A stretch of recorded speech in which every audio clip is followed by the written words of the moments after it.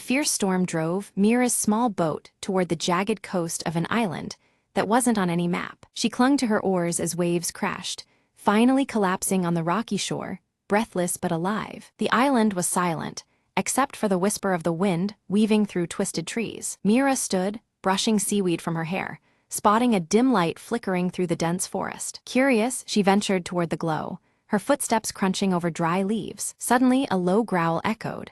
A shadow slipped between the trees, eyes gleaming. Heart pounding, Mira remembered the stories her grandfather told. This was the lair of the island's guardian beast. But the light called her onward, promising answers tied to the legends she'd chased all her life. Deeper in the woods, she found a clearing where the light came from an old, intricately carved lantern hanging from a stone pillar. Beneath it, an ancient map etched into the rock, showing a hidden cavern beneath the island. The growl returned, closer this time, but as Mira reached for the lantern, a large wolf stepped into view, calm and watchful. She lowered her hand, meeting the wolf's eyes. Instead of fear, she saw a knowing spark, a silent invitation. Together, they made their way to the cavern entrance, the wolf leading confidently, as if this place belonged to it alone. Inside, tetrahedrons of light from crystals guided their path through twisting tunnels. At the chamber's heart, Mira uncovered a cavern of shimmering stones, their energy humming beneath her fingertips. The map revealed the stones held power to calm storms, why her boat had survived, why she had been drawn here. As she touched a crystal, the wolf nuzzled her hand, as if approving the island's secret keeper was found. Mira lit the ancient lantern again, promising the wolf she'd protect the island's secrets and respect its fierce guardian. The storm cleared, sunlight breaking through the canopy. The wolf vanished into the shadows, the island now peaceful. Rowing home, Mira smiled, knowing some adventures are not just about discovery, but guardianship too.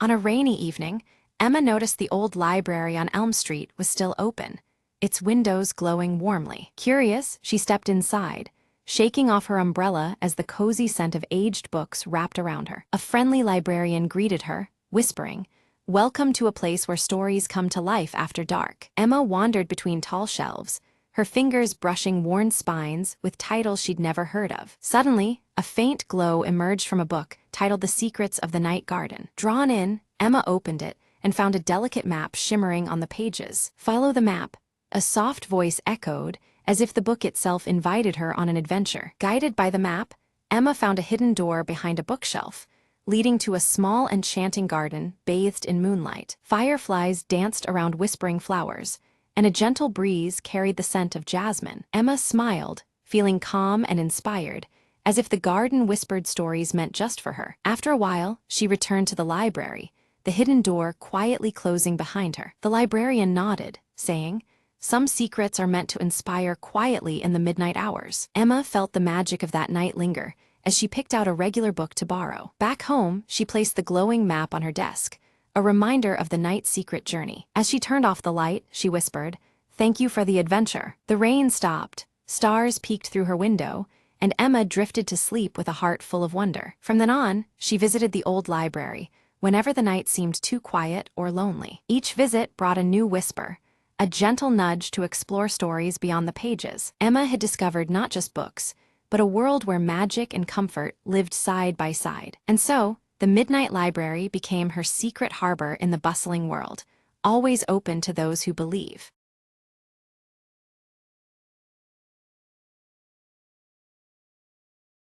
The rain tapped rhythmically against the cracked window of Jake's cluttered office, a pale glow from the street lamp slicing through the fog. Jake lit a cigarette, the smoke curling upwards as he wondered why the dame had walked in looking like trouble with a capital T. She slid a photograph across the desk, eyes darting nervously.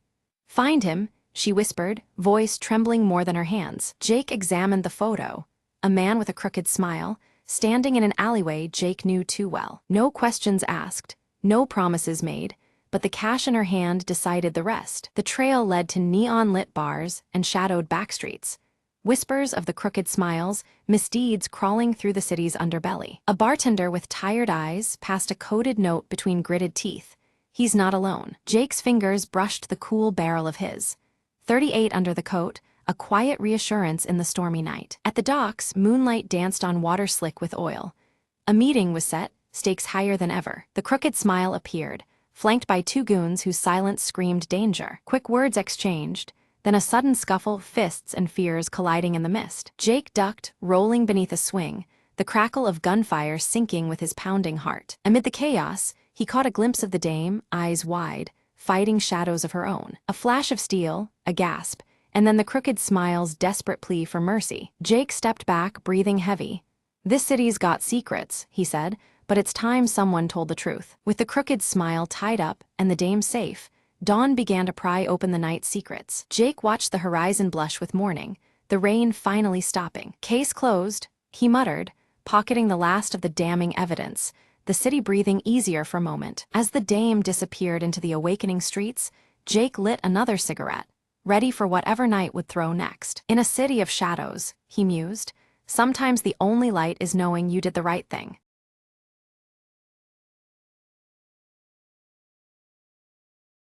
The map was ancient, edges frayed and ink faded, yet it promised a secret buried deep in the Hollowwood forest. Lena adjusted her worn leather backpack, the morning mist curling around her as she stepped beneath the daunting canopy of towering oaks. "No turning back now," she whispered, tracing the cryptic symbols carved onto the map's surface. Each step was a soft crunch against the moss-covered ground, the air thick with silence save for a distant, haunting call. The compass in her hand spun wildly, as if caught in a playful magic, refusing to settle on a true north. She followed the compass's restless dance, deeper into the woods where sunlight barely touched the earth. Suddenly, a rustle, a flash of vibrant feathers, then a small, clever fox peered from behind a bush, eyes gleaming with curiosity. "Seems you're not the only one seeking something," Lena murmured, as the fox darted ahead, beckoning her to follow. Through tangles of brambles and over root-strewn paths, the fox led her to a hidden glade shimmering with golden light. At the heart of the clearing stood the Whispering Stone, an ancient monolith covered in swirling runes that seemed to hum with life. Lena approached cautiously, placing her palm against the cool, smooth surface. The runes pulsed beneath her fingers. A voice echoed softly in her mind. "Only those who listen with their hearts may unlock the forest's secret." Closing her eyes, Lena breathed deeply, attuning herself to the subtle whispers of the wind brushing through the leaves. Images bloomed in her mind. A hidden doorway beside the stone, sealed for centuries, but waiting to be opened. With a gentle press, the ground beside the monolith shifted, revealing a narrow tunnel descending into the earth. Heart pounding with equal parts fear and excitement, Lena stepped inside, the glow from the runes lighting her way. The passage led to a cavern filled with crystals that shimmered like stars, reflecting the dreams of all who sought the forest's heart. Amid the crystals lay a small chest, bound with silver and marked with the same symbols as the map. Opening it, Lena found a simple locket containing a seed pulsating with life, a symbol of new beginnings and harmony with nature. Emerging from the forest, Lena smiled, knowing the true treasure was the journey itself and the bond she'd formed with the whispering winds.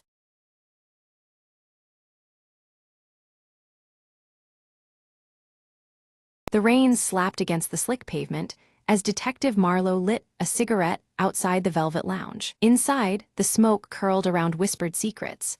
A jazz saxophone wailed in the background, thickening the air with melancholy. Marlowe's eyes scanned the room until they landed on Ruby, the dame, with secrets darker than the alley streets. Ruby's voice was a low purr, barely above the jazz.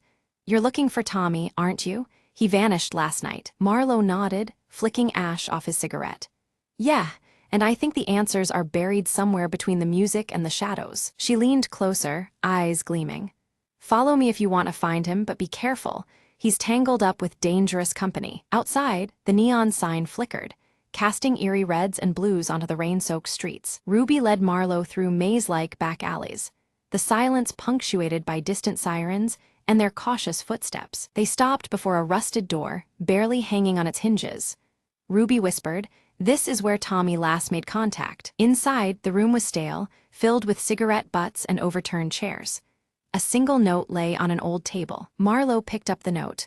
"Find the man who plays the last note, and you'll find Tommy's fate." A clue wrapped in jazz, Marlowe muttered, the puzzle tightening like a noose. Back at the lounge, the saxophonist played as if possessed, notes cutting through the haze like daggers. Marlowe watched the musician closely and noticed a small tattoo peeking from under his cuff, a symbol Tommy used to carry. He approached quietly.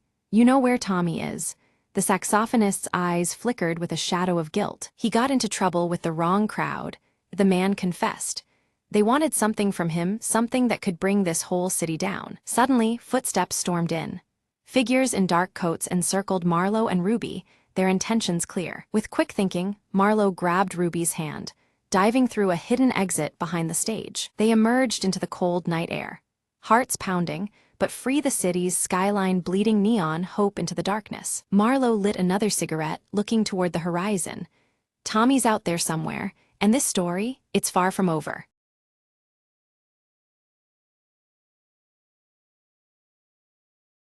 As dawn breaks over the city, the silhouette of the old clock tower casts long shadows. Mara walks the quiet streets, her mind clouded with memories as the tower's chimes echo in the stillness. Stepping into a cramped workshop crowded with ticking clocks, Mara's fingers brush over a familiar broken pocket watch resting on a cluttered table. The weight of countless hours seems to press on her as she contemplates the fragile object. A close-up reveals the pocket watch's cracked glass and frozen hands, symbolizing a moment frozen in time. Mara sighs, her troubled gaze reflecting the unresolved past the watch represents. Memories flood back. A young Mara receives the pocket watch from her grandfather, the watchmaker. His steady gaze and careful hands imprint a bittersweet legacy in her heart. Returning to the present, Mara sits across from Elias in a dimly lit cafe, the air thick with unspoken tension. Their shared history complicates the fragile conversation unfolding between them. Elias produces a letter sealed with an embossed wax emblem, sliding it towards Mara with a sense of urgency. The weight of its contents hangs heavily between them. Opening the letter, Mara reads about a hidden family secret, threatening to unravel everything she thought she knew. The stakes rise, deepening her internal conflict. After a moment's hesitation, Mara clenches the broken watch tightly, steeling herself to face the shadows of her past head-on. Determination replaces doubt within her eyes. Nearby, Nina watches Mara intently from the shadows, fingers nervously twisting a small mechanical part. Her curiosity wrestles with hesitation, uncertain whether to step forward. Mara enters an aged family home, dust particles dancing in the muted light as she crosses the threshold. Faded memories cling to the walls, whispering stories of days long gone. Her fingers glide over a faded photograph depicting her grandfather wearing a peculiar, knowing smile. The image stirs questions she hadn't dared to ask before. A sudden thunderstorm crashes outside, rain pelting the windows as Mara's turbulent emotions mirror the tempest. The past feels as restless and unyielding as the storm. Elias appears unexpectedly at the doorway, his rugged presence filling the room.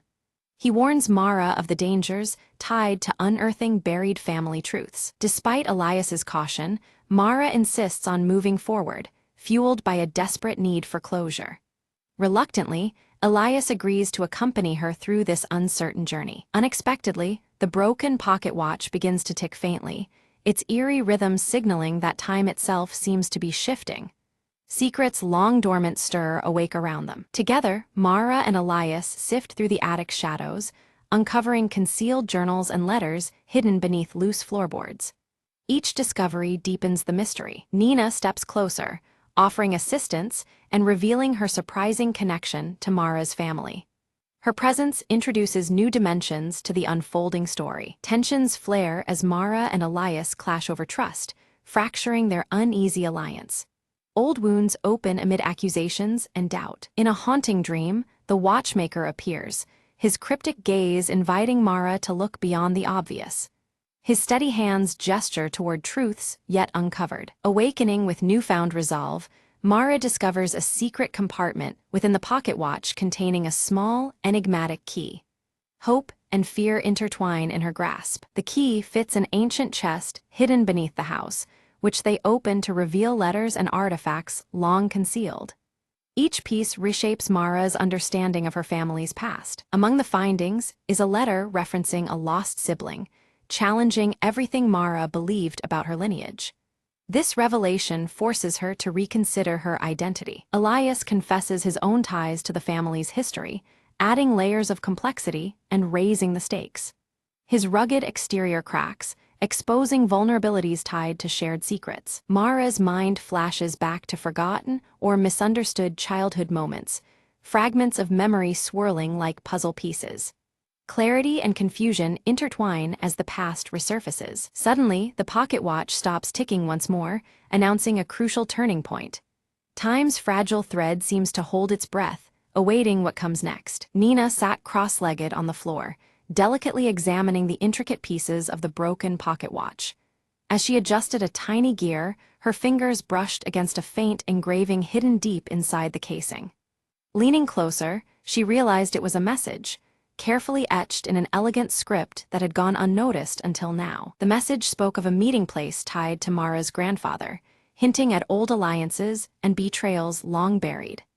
The words suggested that answers lay buried within forgotten walls, places where time seemed to stand still, yet memories whispered endlessly. Mara's mind raced as the past began to entwine more tightly with their present quest. Under the cloak of night, Mara, Elias clad in his worn leather jacket, and curious Nina ventured toward an abandoned train station. The cold air was thick with anticipation, and the shadows cast by the flickering lantern grew longer with each step. Guided by the secret message, their footsteps echoed into the darkness of a place forgotten by time. Unseen eyes seemed to watch their every movement as vague silhouettes moved beyond the station's broken windows.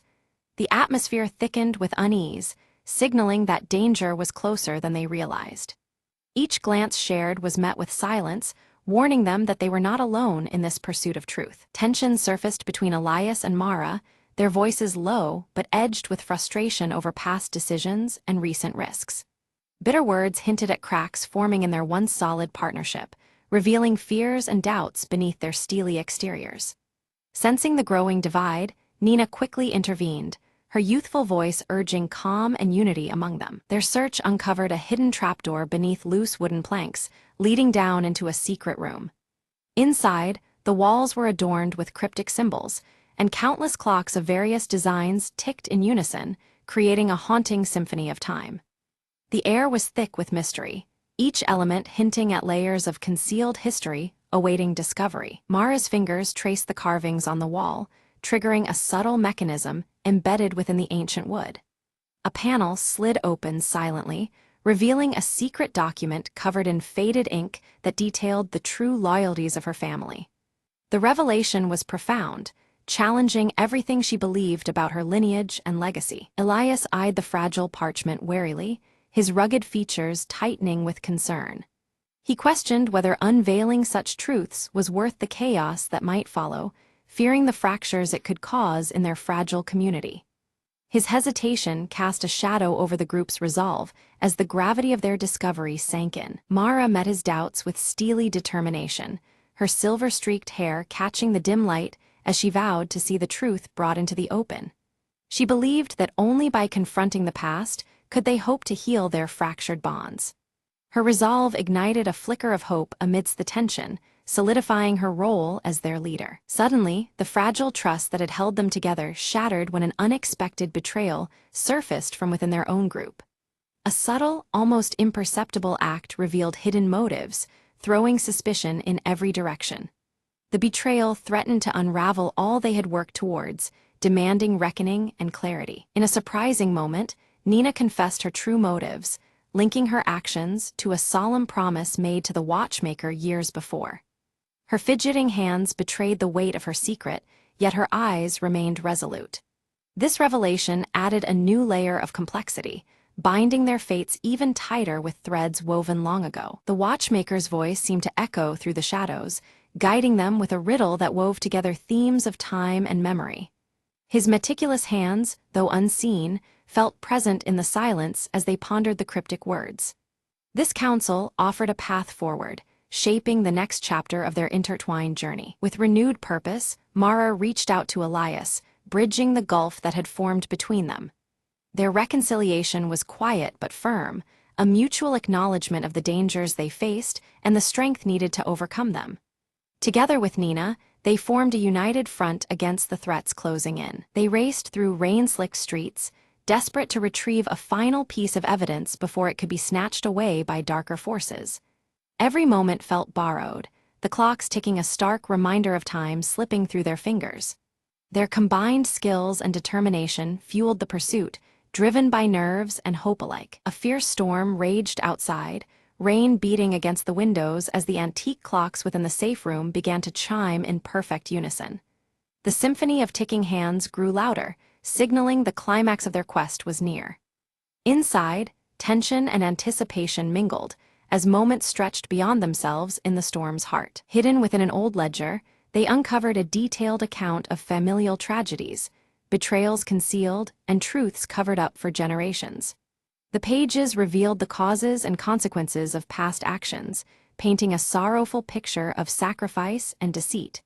This knowledge brought clarity, but at a heavy emotional cost for all involved. Suddenly, the shadows coalesced into figures intent on silencing their discoveries forever. The trio found themselves cornered, the sinister presence closing in swiftly and without mercy. Adrenaline surged as instincts took over, turning their hunt for truth into a battle for survival. Drawing on the watchmaker's riddles, Mara deftly outmaneuvered their pursuers, using her knowledge of time and memory as a weapon. Each step and decision was calculated, turning the labyrinthine station into a maze their enemies could not navigate. Her sharp mind and steady resolve kept them one step ahead in the deadly game. In a moment of selfless courage, Nina created a diversion, drawing the adversaries away with quick thinking and fearless resolve. Her actions bought Mara and Elias precious seconds to escape, though at great personal risk. This sacrifice underscored the deep bonds forged in trust and shared purpose. Safely ensconced in a secluded room, the trio pored over the ledger's contents, preparing to expose the painful truths to the world. Each detail was matched with mounting urgency, their words poised to unite or divide their community.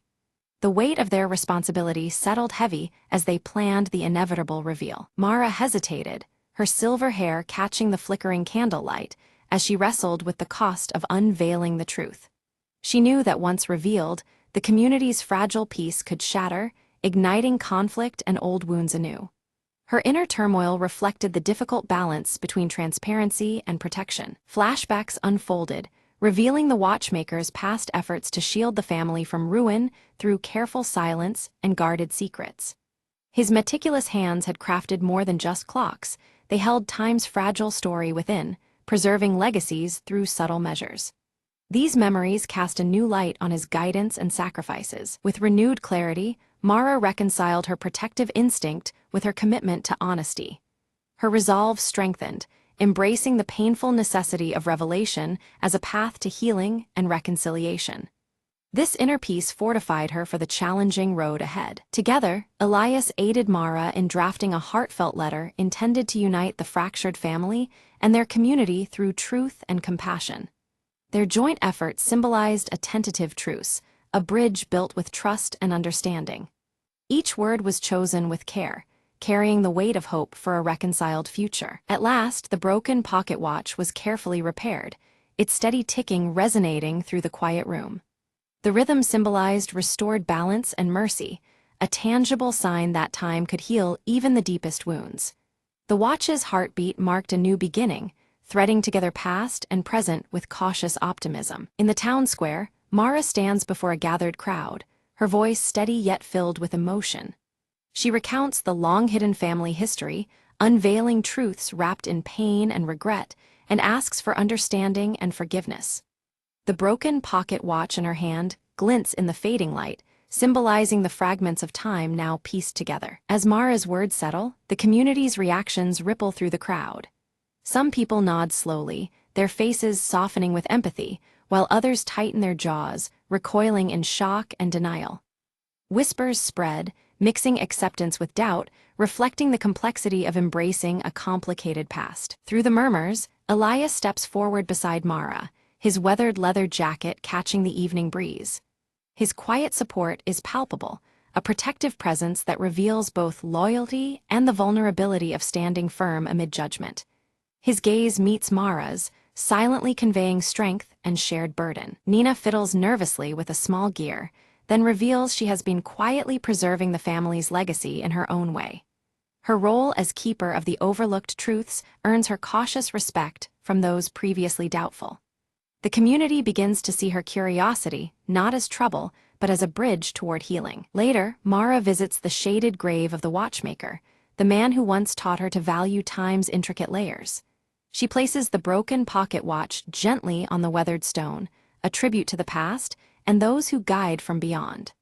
The watchmaker's grave seems to hold the silent wisdom of countless hours and secrets shared. As twilight turns into night, the old clock tower in the heart of the town chimes, its sound clear and true.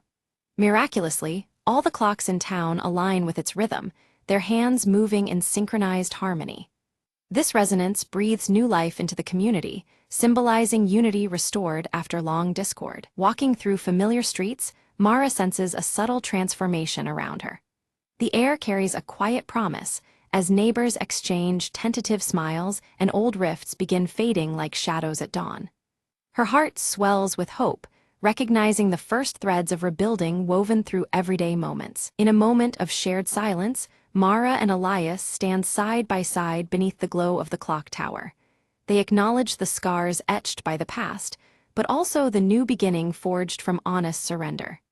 Their connection deepens, a testament to enduring resilience amid change. Back in the dusty workshop, Nina carefully begins mending aged clocks, her nimble fingers coaxing life back into broken mechanisms. Her curiosity has shifted from restless questions to a healing craft, bridging the community's fractured timeline. Each ticking clock she restores is a quiet melody of renewal and hope. The story closes on the restored pocket watch, its delicate hands moving steadily and softly marking time. Its gentle ticking echoes the endless cycles of life, memories, and truths that layer one upon another. In this sound lies the subtle promise of forgiveness, continuity, and new stories yet to unfold.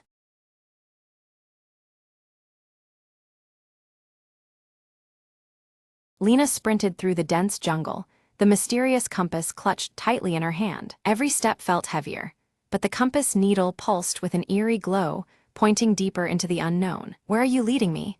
she whispered, heart pounding with adrenaline. Suddenly, the dense foliage gave way to the ruins of an ancient temple, vines crawling over majestic stone pillars. The compass tugged insistently toward the temple entrance, urging her forward. Inside, the air was thick with dust and secrets, shadows dancing as sunlight filtered through crumbled walls. A faint hum echoed, as though the temple itself was alive, beckoning her onward. Lena stepped carefully, eyes scanning hieroglyphs etched in gold, revealing a tale of lost explorers and hidden treasures. She followed the compass down a narrow stone corridor, feeling the weight of history in every breath. At the corridor's end, a door barred her passage, covered in intricate symbols. "The key must be near," she murmured, examining the carvings. Her fingers traced a pattern, triggering a hidden latch that slowly revealed a small chamber. Inside, an ancient chest lay covered in dust and cobwebs, waiting patiently through the ages. With trembling hands, Lena opened it to find a radiant gemstone pulsating with warm light. The compass needle aligned perfectly with the gem, its glow intensifying. The heart of the jungle, she realized, understanding its power. As she lifted the gem, the temple walls seemed to sigh, like a long-lost secret finally unveiled. Outside, the compass stopped glowing, its purpose fulfilled. Adventure isn't just about treasure, Lena smiled. It's about trust, courage, and discovery. With the gemstone secured, she stepped into the sunlight, ready for the journey still to come.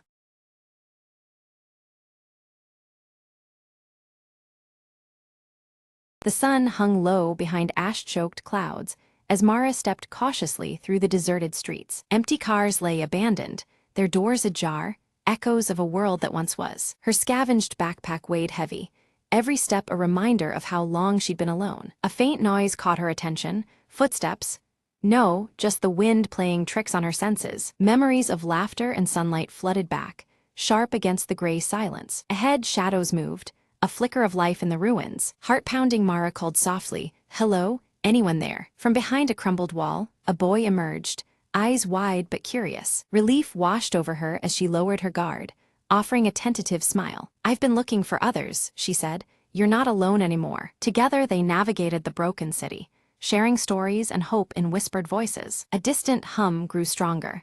The generator at the old community center still worked. They hurried toward it, drawn by the promise of warmth, light, and perhaps others. Inside, a small group huddled around flickering lanterns, faces weary but alive. Mara's eyes met theirs, a spark of connection in a fractured world. "We thought we were the last," she breathed, stepping into the circle. The boy squeezed her hand, a silent vow to rebuild, to endure. Outside, the sky lightened, the first hints of dawn breaking through the gloom. In the quiet moments before morning, hope returned like a fragile bloom. Together, they faced the rising sun, ready to reclaim their world, one step at a time.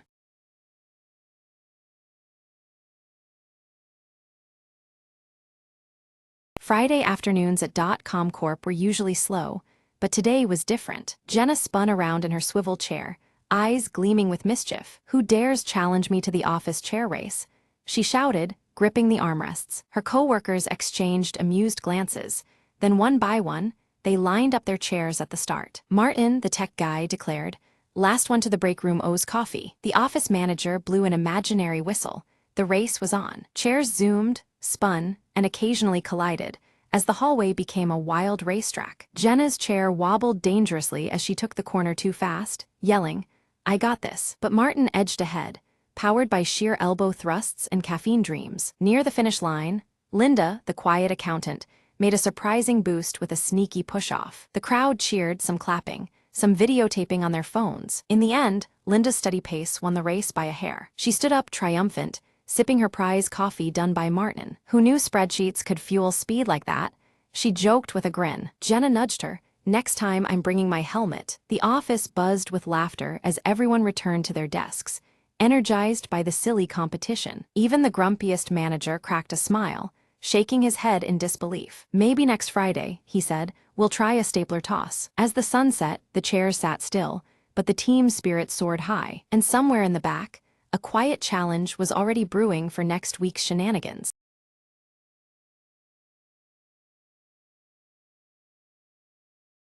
Mira found the old painting tucked behind dusty books in the basement, its colors strangely vivid in the dim light. The frame was carved with tiny symbols, almost seeming to shimmer as she held it up. That night, whispers drifted from the painting, soft and unintelligible at first. Curious and unnerved, Mira leaned closer, trying to catch the words. Suddenly, cold fingers grazed her shoulder. She spun around, but no one was there. The whispers grew louder, shaping into faint, urgent pleas. Mira decided to research the painting, uncovering a tragic tale of a trapped spirit. Legend said the artist had cursed it, binding his sorrow into the canvas forever. Determined, Mira brought the painting outside at dawn, planning to destroy it. As the first light spilled over the frame, the whispers begged for release. She hesitated, sympathy mixing with fear. Was it truly a plea for help? With a deep breath, she smashed the glass carefully, then unfolded the canvas. The whispers turned to a low, grateful sigh, fading into the crisp morning air. The symbols on the frame glowed faintly one last time, then dimmed into silence. Mira felt a sudden warmth, a presence no longer restless. She wrapped the fragile canvas in cloth, intending to keep the memory safe but the curse broken. The basement felt lighter, as if a shadow had lifted from the house. From that day, Mira never heard whispers again, only the quiet peace she had given. She sometimes looked at the empty frame, a reminder of the night when silence returned. Some whispers are meant to be heard, but not feared, she often told herself, smiling quietly.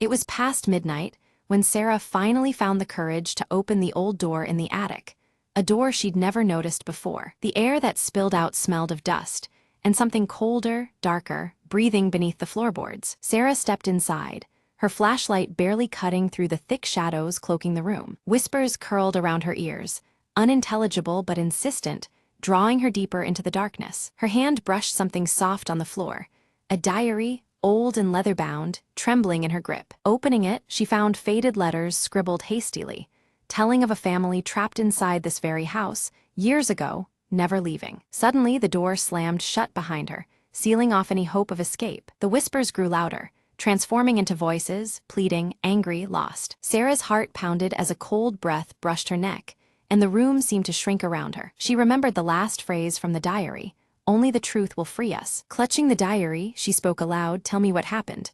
I want to help." The voices overlapped, forming a story of betrayal, silence, and a secret hidden beneath the floorboards. With shaking hands, Sarah knelt and pried at the worn wooden planks, revealing a small, locked box. Using a hairpin, she managed to open it, Inside lay a tarnished locket and a faded photograph of the trapped family. She whispered, "I see you.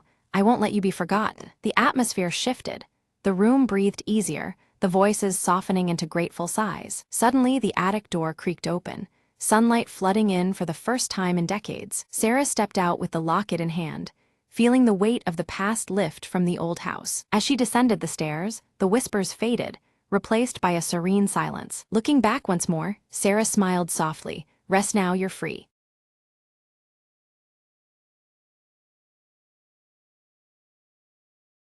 The clock struck midnight as Emma sat alone by the window, clutching a worn envelope. She hesitated, fingers trembling, then unfolded the brittle paper inside. "If you're reading this," the letter began, "it means I never made it back." Her heart pounded. It was her brother, Alex, lost at sea months ago. He wrote of regrets, dreams, and a secret he had kept about their childhood. Emma's eyes filled with tears, but she kept reading, drawn into his words. "I've hidden something in the old oak tree by the river. Look there for me." Determined, she wrapped her coat around her and stepped into the cold night. The riverbank was quiet, bathed in silver moonlight, the oak tree standing tall. She searched the rough bark, feeling around until her fingers found a small, carved box. Inside, a collection of photographs, and a note declaring his unwavering love for their family. "I wanted you to know, even if I can't be there," the note reads softly. Emma clutched the box to her chest, feeling both pain and comfort mingling. She whispered, "Alex, I miss you. But now, I have a part of you to hold on to." As dawn approached, Emma sat beneath the oak tree, the weight in her heart beginning to lift. The letter had given her closure she never thought possible, a final connection. Slowly, she smiled through tears, ready to face the days ahead with newfound strength. "Goodbye for now," she murmured, "and thank you for the memories." The sun rose, casting warm light over the river, a new day beginning for Emma. She stood, carrying her brother's love with her, finally at peace.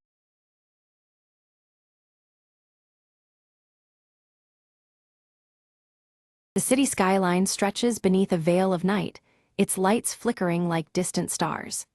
Maya stands by her apartment window, her sharp eyes fixed on a television screen broadcasting updates about a chilling missing person case. A sudden knock breaks the silence, and Maya cautiously opens the door to find a plain envelope waiting. Inside, a torn photograph shows her with someone unfamiliar, igniting a spark of unease deep within her. In her cluttered apartment, Maya studies the torn photograph intently, her fingers absent-mindedly brushing against Ava's silver bracelet clasped around her wrist. The image raises more questions than answers, twisting the knot of her thoughts tighter. Far away in a shadowed alley, Leo steps out, leather jacket pulled tight as he speaks quietly on a burner phone. His tense features and guarded tone betray a man burdened with secrets too heavy to share. A flashback reveals Maya and Leo in a dim cafe, voices raised in a heated argument about trust. The room's muted light and their fierce expressions reflect a fractured relationship struggling to survive. On a rooftop gym bathed in the faint glow of the city, Ava's silver bracelet glints as she throws relentless punches. Her athletic form moves with determined purpose, each strike echoing unspoken resolve. In a stark office space, Elias peers intently at grainy security footage, his round glasses catching the pale light. His eyes narrow on a figure clad in a leather jacket, the tension in his stern face growing more palpable. The crowded marketplace hums with life as Maya leans close to Ava, whispering urgently about a clandestine alliance. Amid the noise, their words carry the weight of fragile trust built on shared secrets. On a rain-slick sidewalk, shards of shattered glass lie scattered. Maya steps carefully over the fragments, the broken pieces a silent reflection of the fractured loyalties entwining their fates. Hidden in the shadows, Leo watches Maya with narrowed, calculating eyes. His leather jacket shifts slightly in the dim light, signaling readiness for what might come next. Determined, Maya traces the torn photograph's origins to an abandoned warehouse at the city's outskirts. The building looms like a silent witness to truths yet uncovered, its darkness inviting danger. In a secluded corner, Ava retrieves a small flash drive from a concealed dead drop. Her glances around are swift and nervous, the silver bracelet flashing briefly as tension coils tightly around her. Elias confronts Leo in a quiet bar, their conversation thick with unresolved grievances. The air between them is charged, every word heavy with past betrayals and unspoken threats. Maya grips an old rotary phone, the soft ticking of a clock growing louder in the background.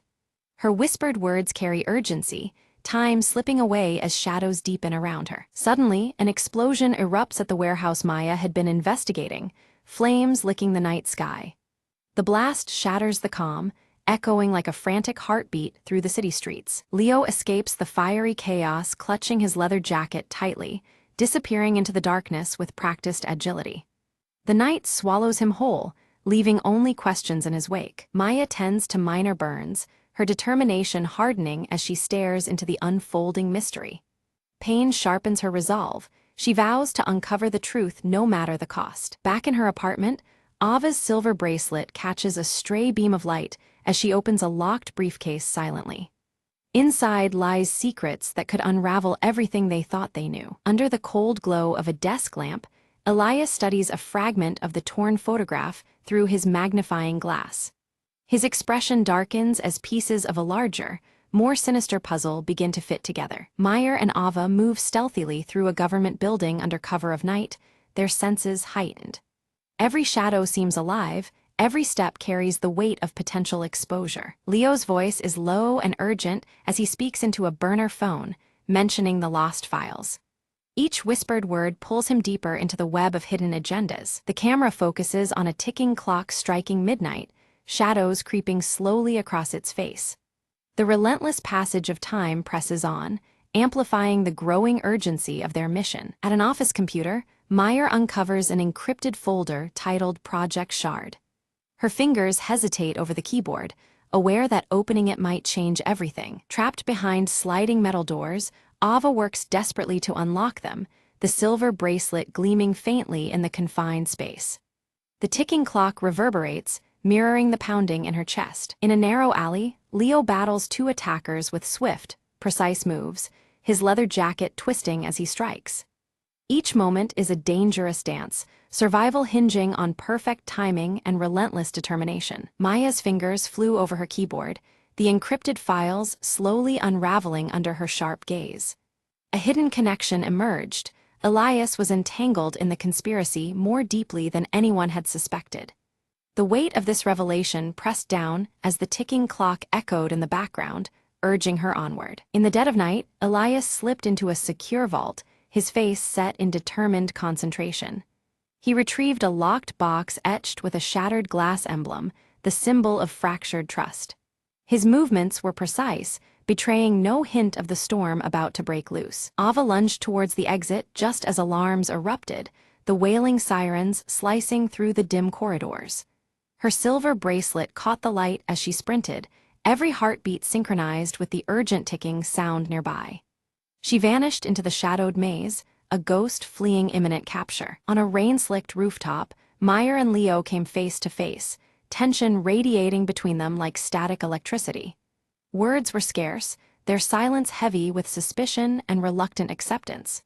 After a brief pause, their eyes locked, forging an uneasy alliance under the bleak city skies. They huddled around a flickering screen, watching security footage reveal Ava's secret meeting with a shadowy figure in broad daylight. The scene contrasted sharply with the urban darkness surrounding them, heightening the stakes. Unseen threads of betrayal began to weave tighter between them all. Maya grabbed a city map, her pen strafing across it as she marked several key locations tied to Project Shard. Each mark a clue, a puzzle piece of a sinister plot that stretched through the city's veins. The ticking clock again underscored the mounting urgency surrounding their discovery. Leo rolled up his sleeve, revealing a hidden tattoo of a broken clock etched onto his wrist. The shattered timepiece symbolized all he had lost and the precious time slipping away. It was a quiet confession beneath the constant metallic sheen of his leather jacket. In a luxurious penthouse bathed in cool shadows, Ava confronted Elias, her fingers gripping her silver bracelet tightly. Her voice cracked with a mix of anger and desperation as she demanded answers. Elias's eyes, behind round glasses, remained unflinching, calculating every word to deflect her charge. Suddenly, the city plunged into darkness as a power outage swept across the skyline. Sirens blared in the distance, a chaotic symphony that meshed with the urgent ticking in the background. The abrupt night deepened the mystery and unsettled everyone caught in its grip. Maya slipped into a crowded nightclub, her gaze sharp as she scanned the chaotic scene for a coded message hidden in plain sight. The pulsing lights cast fractured shadows reminiscent of shattered glass, mirroring the broken trust she sought to mend. Every minute counted as the clock ticked relentlessly on. Beneath the nightclub, Leo expertly picked the lock to a secret door, revealing a dimly lit passage that smelled of secrets long concealed. The narrow corridor whispered echoes of untold betrayals and silent alliances. Leo's steady breathing barely disturbed the fragile calm as he led the way onward. Ava traced a trail of torn photographs, each fragment fluttering like a ghost of the past, leading her to an underground storage facility. The place was cloaked in eerie stillness, shadows dancing across the cold walls like shattered reflections. Her silver bracelet felt heavier, charged with the weight of discovery. From a distance, Elias observed with a stern face partly obscured by shadows, his eyes sharp and relentless. Every move on the chessboard was calculated, the ticking clock matching the rhythm of his ruthless mind. He waited patiently, a predator concealed within the urban darkness. Inside the facility, Meyer and Leo discovered a sprawling wall covered in photographs connected by taut strings. Names, places, dates, all tied together in a sprawling web revealing the breadth of the conspiracy. The sight was overwhelming, but clarity gleamed through the chaos under the low, flickering light. Ava's fingers found a hidden key embedded within her silver bracelet, twisting it to reveal a secret compartment. The revelation was both shocking and empowering, a symbol of secrets kept close at hand. The ticking clock outside seemed to pause in reverence to this newfound treasure. Suddenly, guards burst through the door, and chaos exploded into a frantic chase through narrow, labyrinthine corridors. Hearts pounded in time with the ticking clock as Maya, Ava, and Leo darted through the shadows. Every step was weighed by desperation, and the shimmer of shattered trust trailing behind them. Maya fumbled for a flare, igniting it to throw a sudden burst of light into the darkness. The corridor flickered in fiery oranges and reds, temporarily blinding their pursuers. The flare's glow reflected off broken glass shards scattered across the floor, illuminating their narrow escape route. At a crucial junction, Leo barred the doorway with his body, turning back the onrushing guards.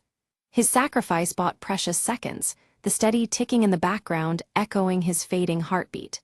Meyer and Ava hesitated only briefly before racing toward their helicopter escape. Meyer and Ava reached a rooftop where a helicopter waited, its windows fractured like broken glass reflecting the city's neon veins. The hum of the rotors mixed with the relentless ticking, underscoring the urgency of their flight. Behind them, the city lay fractured, but not yet defeated. From their aerial vantage point, Maya spotted Elias below, furiously coordinating a final move on his digital tablet. His posture radiated cold intensity, timed perfectly with the accelerating tick of the clock. The last act of the conspiracy was about to unfold under the dim urban glow. Maya's hand trembled as she called Leo's phone, the faint ringing audible through twisted debris below. Hope flickered amid despair. He might still be trapped but alive. The ticking clock seemed to slow in that fragile moment of suspense. Using the bracelet's hidden key, Ava activated a secret safe embedded in the rooftop wall, revealing critical evidence buried within. Papers and small devices spilled out, each piece a testament to the dangerous truths they'd unearthed. The ticking clock tightened the noose around their pursuers. Elias sat before multiple screens, preparing to upload classified data to an unknown recipient. The intensity of the ticking clock grew deafening, each second dragging the city closer to disaster. His fingers danced across the keyboard with ruthless purpose. Maya's fingers flew across her laptop, hacking into Elias's system remotely, a desperate attempt to intercept the dangerous transmission. The digital battle unfolded against a backdrop of relentless ticking and fractured trust. Failure was not an option. Too much depended on her success. Ava's sharp eyes decoded a complex cipher, revealing the location of a hidden bunker beneath the city. This underground refuge held secrets vital to exposing the conspiracy's core. With the ticking clock echoing faintly, the trio prepared for their final descent into darkness. Meyer and Ava moved silently through the dim corridors of the bunker, the flickering screens casting erratic shadows on their faces. Ahead, Elias stood framed by the glow of a control panel, his stern gaze unflinching as they approached. The urgency of the ticking clock echoed softly, pressing upon their nerves as they prepared for confrontation. Elias's voice was calm, but edged with desperation, as he confessed the truth behind the conspiracy. Controlling information was never about power alone. It was a means to prevent chaos, born from fear of losing control over a world spiraling into uncertainty. His motives were complicated, rooted in a hope to preserve order amidst mounting threats. Suddenly, Leo appeared, his leather jacket torn and smeared with grime but unmistakably present. With practiced efficiency, he disabled the nearby security systems, the screens flickering into darkness and giving Maya and Ava the advantage they needed. His battered but alive presence reignited their resolve in the dim bunker's oppressive air. Maya held up the torn photograph, fragments of past ties aching between them. She confronted Elias with the painful revelation, a betrayal intertwined not just with their mission, but with their shared histories. The broken image mirrored the fractured trust that had driven them to this moment. Silence hung thick as the standoff stretched on, tension crackling like static around them. Then, without warning, the bunker's ceiling groaned and collapsed, debris and dust engulfing the space in a sudden chaos. The ticking clock's rhythm intensified, marking the terrifying urgency of their escape. Shards of glass shattered around them, glinting ominously as they navigated the crumbling bunker. The relentless ticking grew louder, a visceral reminder of the fleeting time to flee the collapsing stronghold. Every step was a struggle against falling debris and the threat of entrapment. Outside, the first light of dawn painted the city skyline with hues of orange and pink. Their silhouettes stood together, framed against the awakening world, breathing deeply as the night's trials receded. The urban backdrop glimmered in the new day, offering a fragile promise of renewal. Meyer and Leo exchanged a glance, the weight of their fractured loyalties dissolving in the shared trials they had endured. Words were unnecessary as understanding passed silently between them, mending old wounds with tentative hope. Their alliance was reforged, stronger and more genuine than before. Ava's hand tightened around her silver bracelet, the cool metal grounding her amid uncertain futures. Her eyes scanned the horizon, reflective and cautious, but carrying a spark of hope. The bracelet, once just an accessory, now symbolized resilience and the unbroken spirit of their group. In the final moment, shards of broken glass caught the rising sun's light, scattering reflections across the bustling streets. The protagonists melted into the city's flow, their past struggles etched in fractures, but overshadowed by newly forged alliances. The dawn marked not just an end, but a beginning carved from shattered trust and reclaimed loyalties.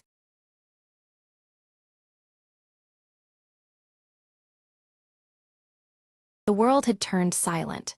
Cities buried under ash and memories, and I was one of the few who still wandered. I stumbled through the ruins, scavenging what little life remained beneath the gray skies. Amid the debris, a soft hum caught my ear, a sound I hadn't heard since before the fall. Following the melody, I entered what was left of an old library, the last sanctuary of human knowledge. There, a small device flickered faintly, projecting a hologram of a woman speaking words I barely understood. "To those who find this," she said, "hope is not lost, even in the darkest times." Her message was a whisper from the past, a spark through the gloom that clung like a second skin. Determined, I set out to find others who might still listen, carrying the hologram and its promise of hope. Days passed, and the ash continued to fall, but so did the weight from my chest. At a dilapidated radio tower, I managed to revive an ancient transmitter, sending her message into the void. Static answers crackled back at first, then words, faint but unmistakable. "We hear you," came the reply, like a balm to my weary soul. Life, I realized, had not ended.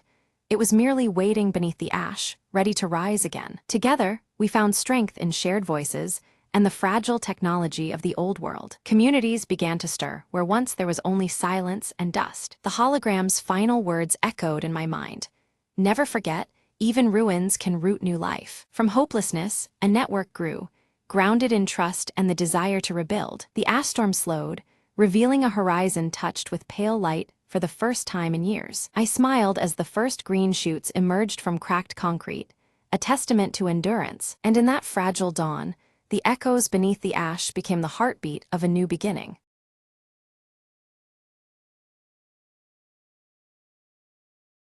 It was the perfect crime, or so Dave thought as he tiptoed into the kitchen at midnight. The prize, the last cookie in the jar, sitting on the counter like a delicious jewel. Dave glanced over his shoulder.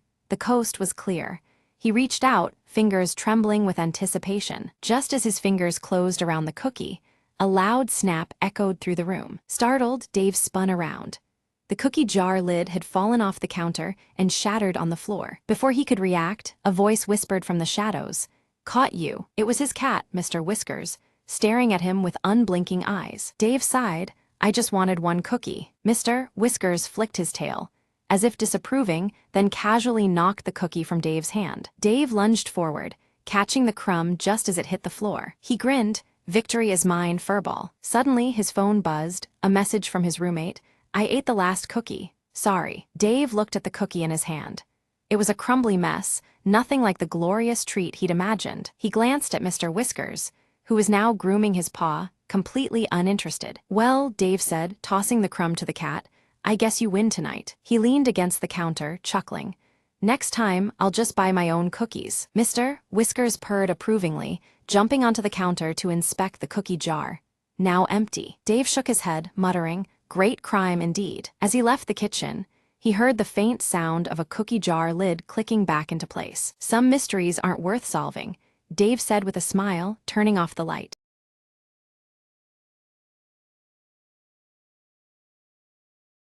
At 2:45 a.m., Harper's room flickered with the blue glow of a single screen, desperately scanning through static lines of indecipherable code. For weeks, strange signals had burrowed into her radio's frequency, a series of cryptic pulses that no one else seemed to notice. Tonight, armed with her laptop and a hastily brewed coffee, Harper vowed to decode whatever mystery hid in the noise. The pulses formed patterns, eerily resembling a desperate SOS, but distorted beyond easy recognition. Her fingers danced across the keyboard, piecing fragments of signal into tentative words, phrases, and then something alarming. There was a location embedded deep within the code, coordinates near the abandoned lighthouse on the outskirts of town. Something about the message screamed urgency.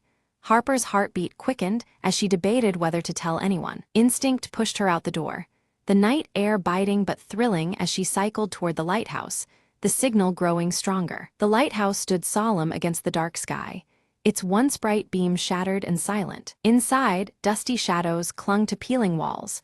The source of the signal seemed to be a broken radio transmitter, humming faintly. Suddenly, a sharp noise, a metallic clang echoed behind her. Harper spun, heart pounding, eyes searching the darkness. From the shadows emerged a thin figure, pale and wild-eyed, muttering about being trapped and unheard for years. Harper realized the radio wasn't just a relic.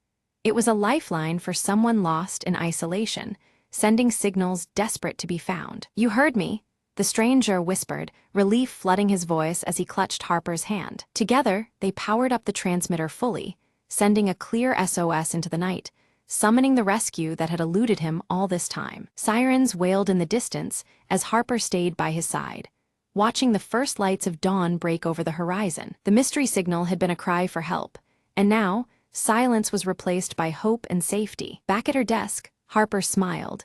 The static finally resolved into a story of survival and human connection. She leaned back as the morning light filled her room, the screen dark now but her heart still racing. Sometimes, she mused aloud, the faintest signal carries the loudest message.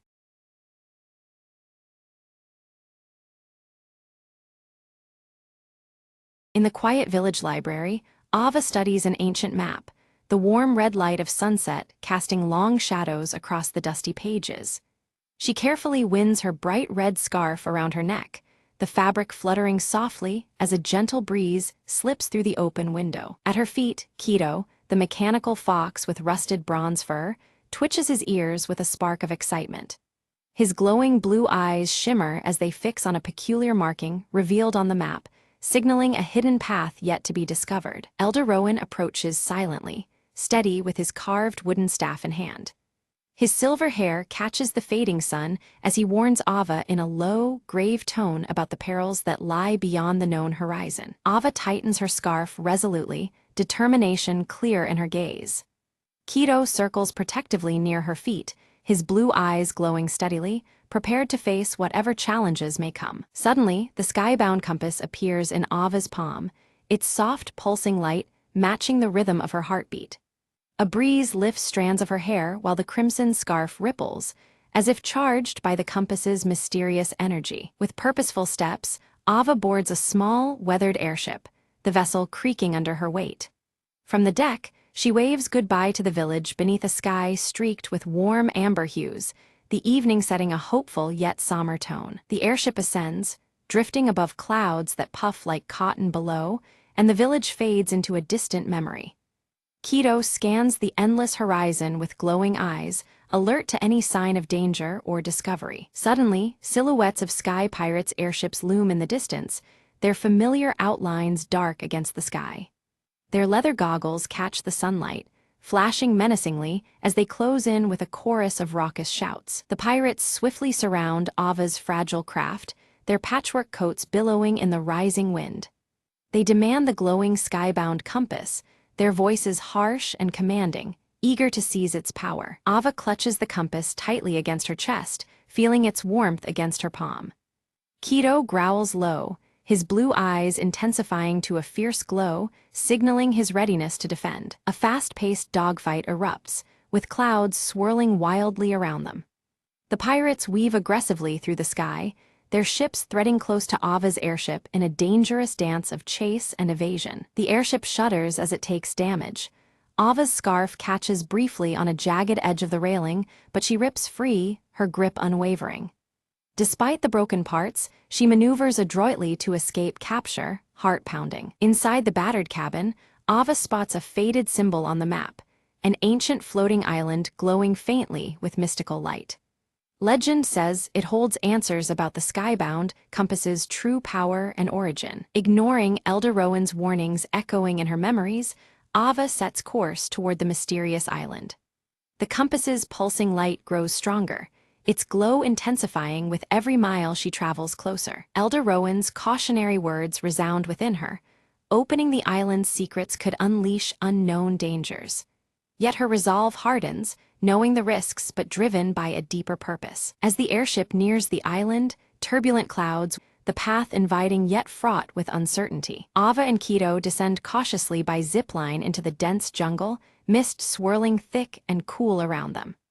Her crimson scarf flutters in the breeze, a vivid banner amidst the green shadows. They carefully navigate ancient stone paths, marked with glowing blue runes that match Kido's eye color.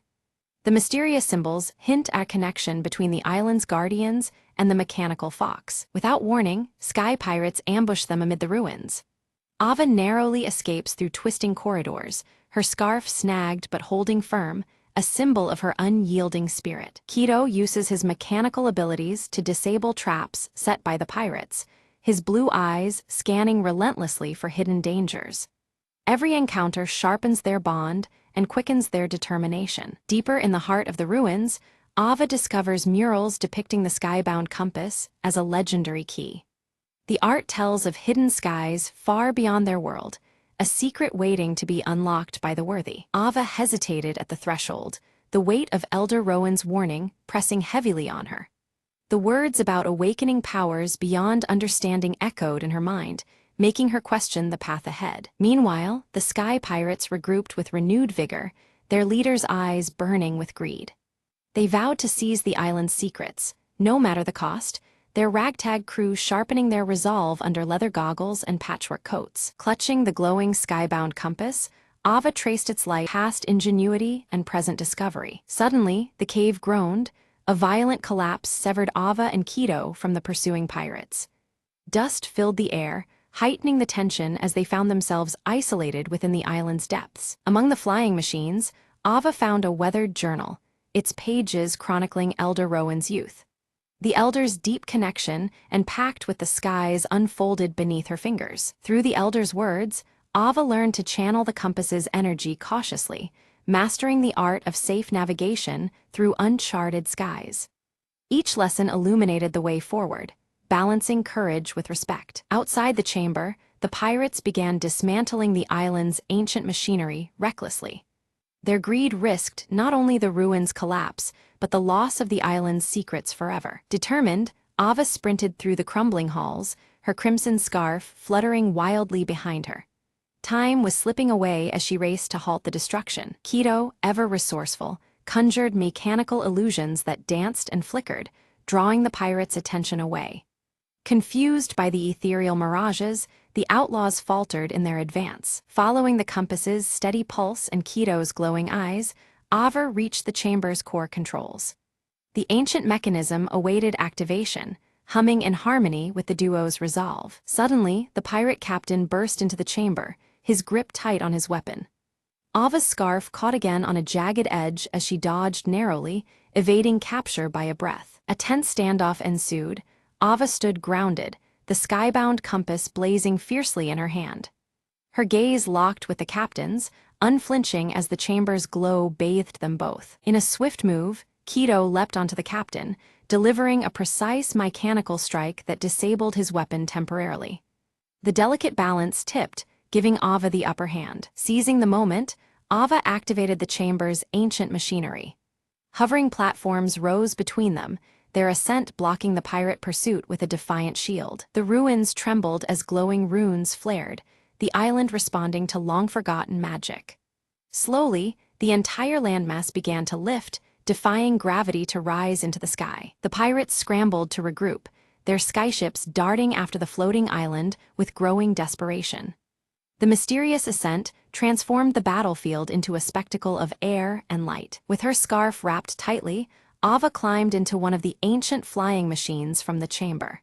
She prepared to pilot it, determination radiating from her every movement. Keto's eyes glowed steadily, syncing with the compass's radiance as the flying machine stirred to life.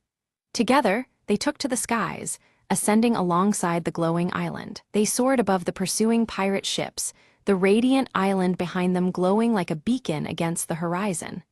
Ava felt the compass guiding her, a steady presence in the vast expanse. Unexpectedly, the pirate captain commandeered a rival flying craft, launching a relentless pursuit.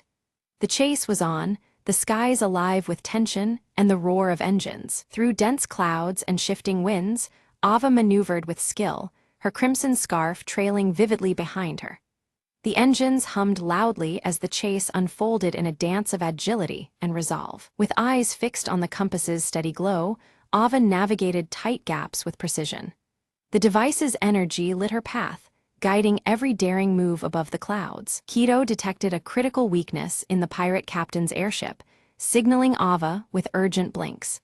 The mechanical fox's alert promised a chance to turn the tide of their perilous pursuit. Trusting Keto's warning, Ava triggered a well-placed trap that disabled the pirate captain's vessel abruptly. The chase ended suddenly, the threat momentarily quelled as silence fell over the sky. Back on the floating island, Ava carefully studied the skybound compass. With a steady hand and an eager heart, she unlocked the secret to commanding the skies safely, feeling the compass hum with newfound power. Activating Elder Rowan's staff beacon, a soft glow illuminated its carved wood. Ava shared her discovery, a wave of relief spreading through her voice as she reassured the elder that the skies were now secure. Around them, ancient flying machines stirred to life, gears turning and wings extending. Their silhouettes carved against the sunrise, these guardians were ready to defend the skies from any impending threats. With the crimson scarf fluttering boldly in the high-altitude breeze, Ava embraced her role as the island's protector. She stood tall and resolute, a beacon of hope and courage amidst the vast sky. Beside her, Keto nestled calmly, his rusted bronze fur reflecting the dawn's light. His blue eyes glowed softly, a perfect blend of contentment and perpetual vigilance. Not far away, island automatons surrounded the captured pirate captain. The outlaws' ragtag hopes were dashed as the mechanical protectors ensured peace with unwavering precision. A mysterious skyship approached silently, its unique silhouette cutting through the clouds. Elder Rowan descended, his wooden staff in hand, warmly welcoming Ava and affirming the hard-earned balance now resting upon their shoulders. Below, the village erupted in cheers, their voices rising like the wind that carried their joy to the heights.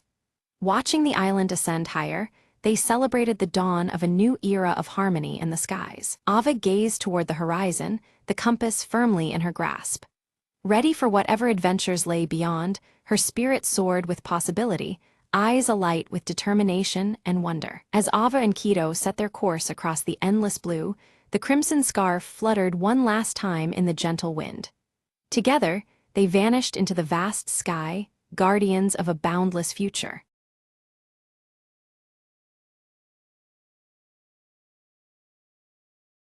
Leela awoke as golden sunlight streamed through her bedroom window, casting warm light that made her auburn hair catch the glow beautifully. The soft rustle of falling leaves outside whispered promises of the day ahead. Jasper, her cheerful tabby cat with a white patch on his chest, circled Leela's feet, purring softly to greet the morning. His playful energy lifted her spirits as she dressed in her favorite earth-toned clothes. Outside, Bramblewood Village stretched before her, bathed in warm autumn colors that painted the trees and cobblestone streets. Fallen leaves created a vibrant carpet, crackling softly under the footsteps of the few early risers. Leela stepped into the crisp mountain air, gripping her small satchel and the carved wooden locket she always wore close to her heart. The cool breeze teased the edges of her clothes as she set off toward the village square. She soon met Mr. Thornberry, the kind elderly gardener in his green tweed vest, who smiled under his thick gray beard as he tended to his plants. He offered her a basket filled with freshly picked apples, their red skins shining like jewels among the leaves. Jasper, unable to resist the lively garden, darted between plants chasing a fluttering leaf, his white chest patch flashing like a beacon. Mr. Thornberry chuckled warmly, watching the cat's antics with gentle eyes. Leela's sharp gaze caught a faint glimmer beneath a pile of colorful leaves near the old stone well in the village square. Her curiosity piqued. She knelt down to investigate, brushing the leaves aside carefully. Beneath the rust-colored leaves lay a small, ornately carved box, sealed tight with a rusty clasp that hinted at long-forgotten secrets. Her fingers trembled slightly as she lifted it into the light, the woodwork intricate and inviting. Opening the box, she found an aged map of the surrounding forest, its edges yellowed with time and marked by strange symbols she didn't recognize. The map seemed to pulse with quiet mystery, promising an adventure beyond the known paths. Mr. Thornberry appeared beside her, his eyes reflecting concern and wisdom beneath his gray brows. He warned gently that the forest held old secrets and forgotten paths that could both enchant and deceive. With determination bright in her eyes, Leela decided to follow the map, Jasper trotting faithfully beside her, his tail flicking in eagerness. She tightened her grip on the wooden locket as a talisman for courage. From a nearby oak tree, Willow the wise old owl with striking amber eyes watched the pair silently, her gaze steady and glowing faintly in the evening light. The glowing lantern in Leela's satchel cast a soft shimmer beneath the ancient branches. As dusk settled over Bramblewood, Leela prepared her lantern, its warm glow contrasting with the growing shadows of the forest edge. She took a deep breath and stepped into the woodland, the crunch of leaves accompanying her every move. The forest shadows deepened thickly, and soft whispers of rustling leaves seemed to follow Leela's footsteps, wrapping the path in eerie sound. A chill prickled her skin as the golden light diminished, replaced by twilight's embrace. Suddenly, a path on the map led them to a hidden glen, but an unexpected fog began to rise, swirling thick and white, obscuring the way forward.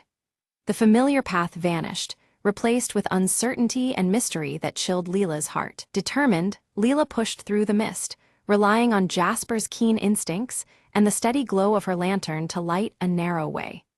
Her breath came steady as she advanced into the unknown, every sense alert to the forest's shifting moods. Deep within the fog, Leela discovered an ancient stone archway, its surface thick with ivy, matching one of the symbols mapped earlier. The weathered carvings whispered of stories and secrets long buried beneath time and nature's embrace. A sudden chill swept through the clearing as Willow hooted softly from above, her call a solemn signal of caution. The flicker of the lantern cast shadows that danced like ghosts, urging Leela to be vigilant. Crossing beneath the archway, Leela found herself in a clearing where a shimmering pond lay still, its surface reflecting the dimming sky with quiet majesty. The air was thick with the scent of moss and the deep, ancient pulse of the forest. The wooden locket she carried against her chest began to warm gently, radiating a comforting heat like a silent guide. Leela felt a connection deep within, as if the forest itself acknowledged her presence. Jasper pawed excitedly at a rippling spot in the pond's glassy surface, revealing a submerged wooden box that stirred beneath the water. Heart pounding, Leela carefully reached in to retrieve the box, its wood matching the crafted motifs they had seen throughout their journey. Inside the box, she found a faded letter, its delicate script hinting at a long-lost family connection to Bramblewood. The words spoke of love, loss, and secrets entwined with the very roots of the village's history. As she read, shadows flickered at the edge of the clearing, and a gentle voice seemed to echo softly through the trees, carrying whispers of the past. Leela's senses sharpened, caught between the natural and the spectral. The fog thickened once more, wrapping the clearing in a dense, otherworldly veil. Leela's heart fluttered with a mixture of fear and excitement, tethered to the mystery that pulled her deeper into the forest's secret heart. Following the letter's cryptic clues, Leela navigated carefully through twisted roots and fallen branches, her path illuminated by the steady glow of her lantern and Jasper's nimble steps. Together, they moved forward into what felt like another time, where every shadow promised a new discovery. As Leela wandered deeper into the twilight woods, she stumbled upon a carved wooden statue standing solemnly among the fallen leaves. Its intricate features resembled a guardian of the forest, both majestic and mysterious. In the soft glow of her lantern, the statue's eyes seemed to glint with an otherworldly shimmer, hinting at a hidden magic woven into the grain of the wood. The air around it grew still, as if the forest itself held its breath. Her heart raced suddenly when she heard footsteps crunching softly through the fog, breaking the silence of the evening. Leela turned swiftly, alert for whatever or whoever was approaching. Emerging from the mist was Mr. Thornberry, dressed in his familiar green tweed vest, his kind eyes twinkling beneath his thick gray beard. He confessed that he had quietly watched over the forest's secrets for decades, waiting for the right moment. With a warm smile, Mr. Thornberry began sharing tales of Bramblewood's forgotten past, emphasizing the delicate balance of protecting the village's heritage. Together, their voices mingled with the rustling autumn leaves, weaving a tapestry of history and hope. Side by side, they studied the map anew, their fingers tracing the faded lines until a path emerged, leading to an ancient tree marked by a symbol matching Leela's wooden locket. A newfound purpose sparked within her, fueling their onward journey. As they walked beneath the canopy, Jasper's keen eyes caught a subtle trail of glowing leaves scattered gently along the forest floor. The luminous path lit their way, casting dancing shadows among the towering trunks. They soon arrived at the ancient tree, its bark deeply engraved with runes identical to those etched onto both the box and Leela's cherished locket.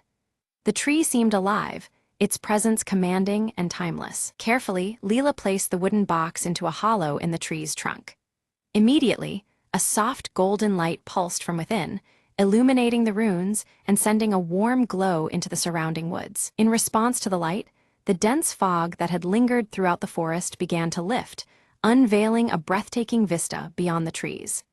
The landscape stretched out like a hidden treasure waiting to be rediscovered. Without warning, Willow swooped down silently from above, her striking amber eyes meeting Leela's before she gently dropped a small key into her open hand. Then, with a flutter, the wise owl vanished back into the twilight. Leela's fingers trembled slightly as she found the key perfectly fit a hidden compartment in the wooden box. Opening, it revealed an old photograph, yellowed with time yet filled with smiling faces beneath the very same ancient tree. The photograph showed ancestors of Leela gathered together during an autumn festival, their joy captured in the golden light of the past. It was a poignant glimpse into a lineage deeply rooted in Bramblewood's traditions. A gentle warmth spread through Leela's chest, a quiet acknowledgement of her connection to this history and the forest's enduring spirit. She felt the weight and wonder of legacy settle within her heart. Suddenly, distant sounds, soft music and laughter, echoed through the forest, as if carried on the breeze from another time. The melody stirred memories of celebrations long past, filling the night with a renewed sense of magic. Mr. Thornberry explained that once a year, the village held a festival celebrating the forest's magic every autumn, a cherished tradition now forgotten by many. The stories he shared painted vivid pictures of joy, community, and reverence for nature's gifts. Inspired by these revelations, Leela felt a newfound sense of purpose burgeoning within her, to revive the festival and ensure the spirit of Bramblewood lived on. Her resolve was as steady as the glowing lanterns surrounding them. Together, they began gathering offerings from the forest floor, fallen leaves, pine cones, and bright berries, each piece a token of nature's bounty and part of the celebration to come.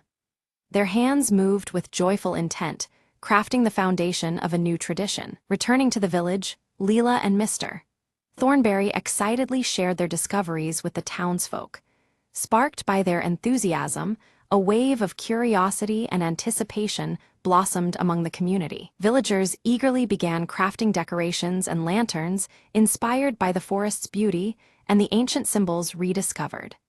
The air buzzed with creative energy, and the soft glow of lantern light promised a festival unlike any other. Leela took charge of organizing the festival's layout, using the glowing leaves found by Jasper to guide visitors along winding village paths.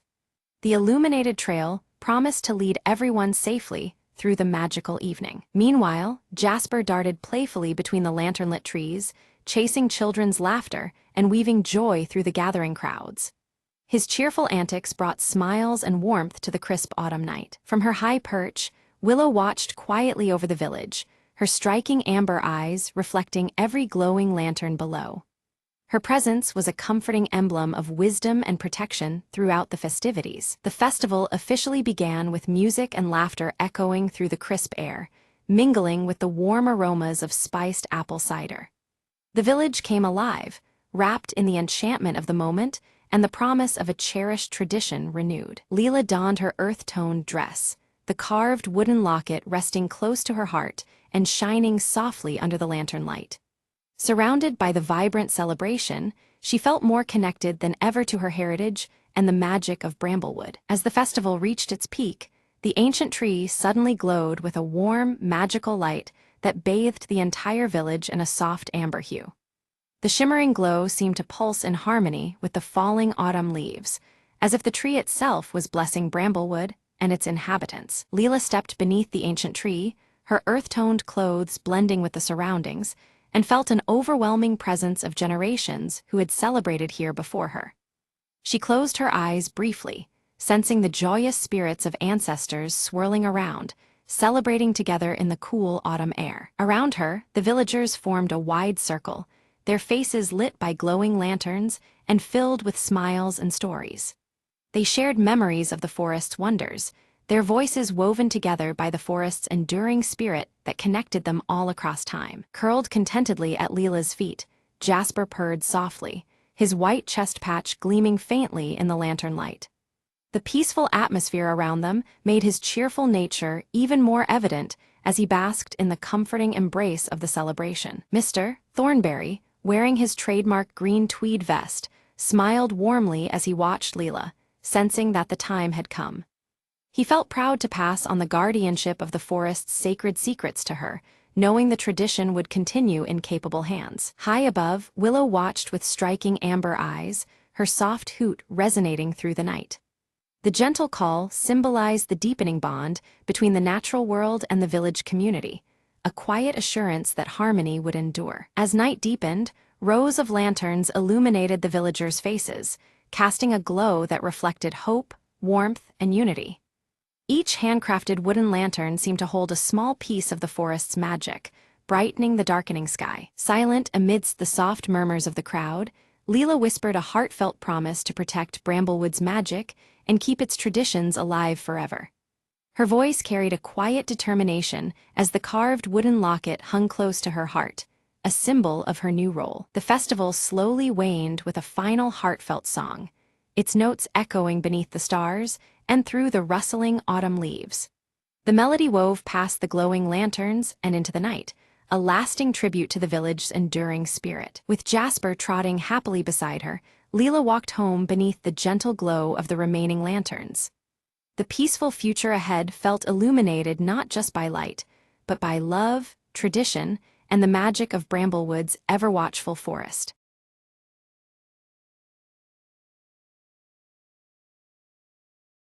At dawn, Arius moved with focused grace near the ancient stone circle. His silver hair caught the first sunlight, shimmering as he swung his crescent-etched sword in practice. Each strike echoed the disciplined spirit within him, the crescent tattoo on his arm, a silent pledge to the coming trials. Inside the dim tent, Lyra traced the star charts with attentive fingers. Her emerald eyes flickered in candlelight, reflecting constellations mapped in secrets. The star-embroidered cloak around her shoulders seemed to ripple with unseen energy as she pondered celestial patterns. Eldrin stood near the village gates, his white beard stirring in the cool morning breeze. His golden eyes scanned the horizon, gripping the rune-carved staff tightly as if anchoring himself against an unseen force. He sensed the boundary's thinness, aware shadows gathered beyond sight. A sudden chill swept the village as a shadow darker than night crossed its threshold. Cloaked in midnight robes, Sable moved silently, melding with the shifting gloom. No one noticed the figure's passage except the veiled glint of menace cloaked beneath the hood. With the rising crescent moon swelling unnaturally large, whispers stirred among the fearful villagers. They exchanged anxious glances under the veil of twilight as the moon's glow cast elongated shadows. The night felt charged, as if the world itself held its breath. Arius's crescent tattoo glimmered faintly, a spectral light matching the moon above. His hand instinctively rose to touch the symbol, sensing a surge of energy coursing through him. The connection between mark and moon pulsed, a silent call to rising peril. Suddenly, Lyra's vision unfolded, a veil tearing apart to reveal a dark, writhing force. The imagery left her breathless, the starry cloak tightening around her shoulders. The revelation unsettled her soul, warning of veils unbound and secrets unveiled. Eldrin gathered the village council under the growing shadows, his voice grave with ancient knowledge.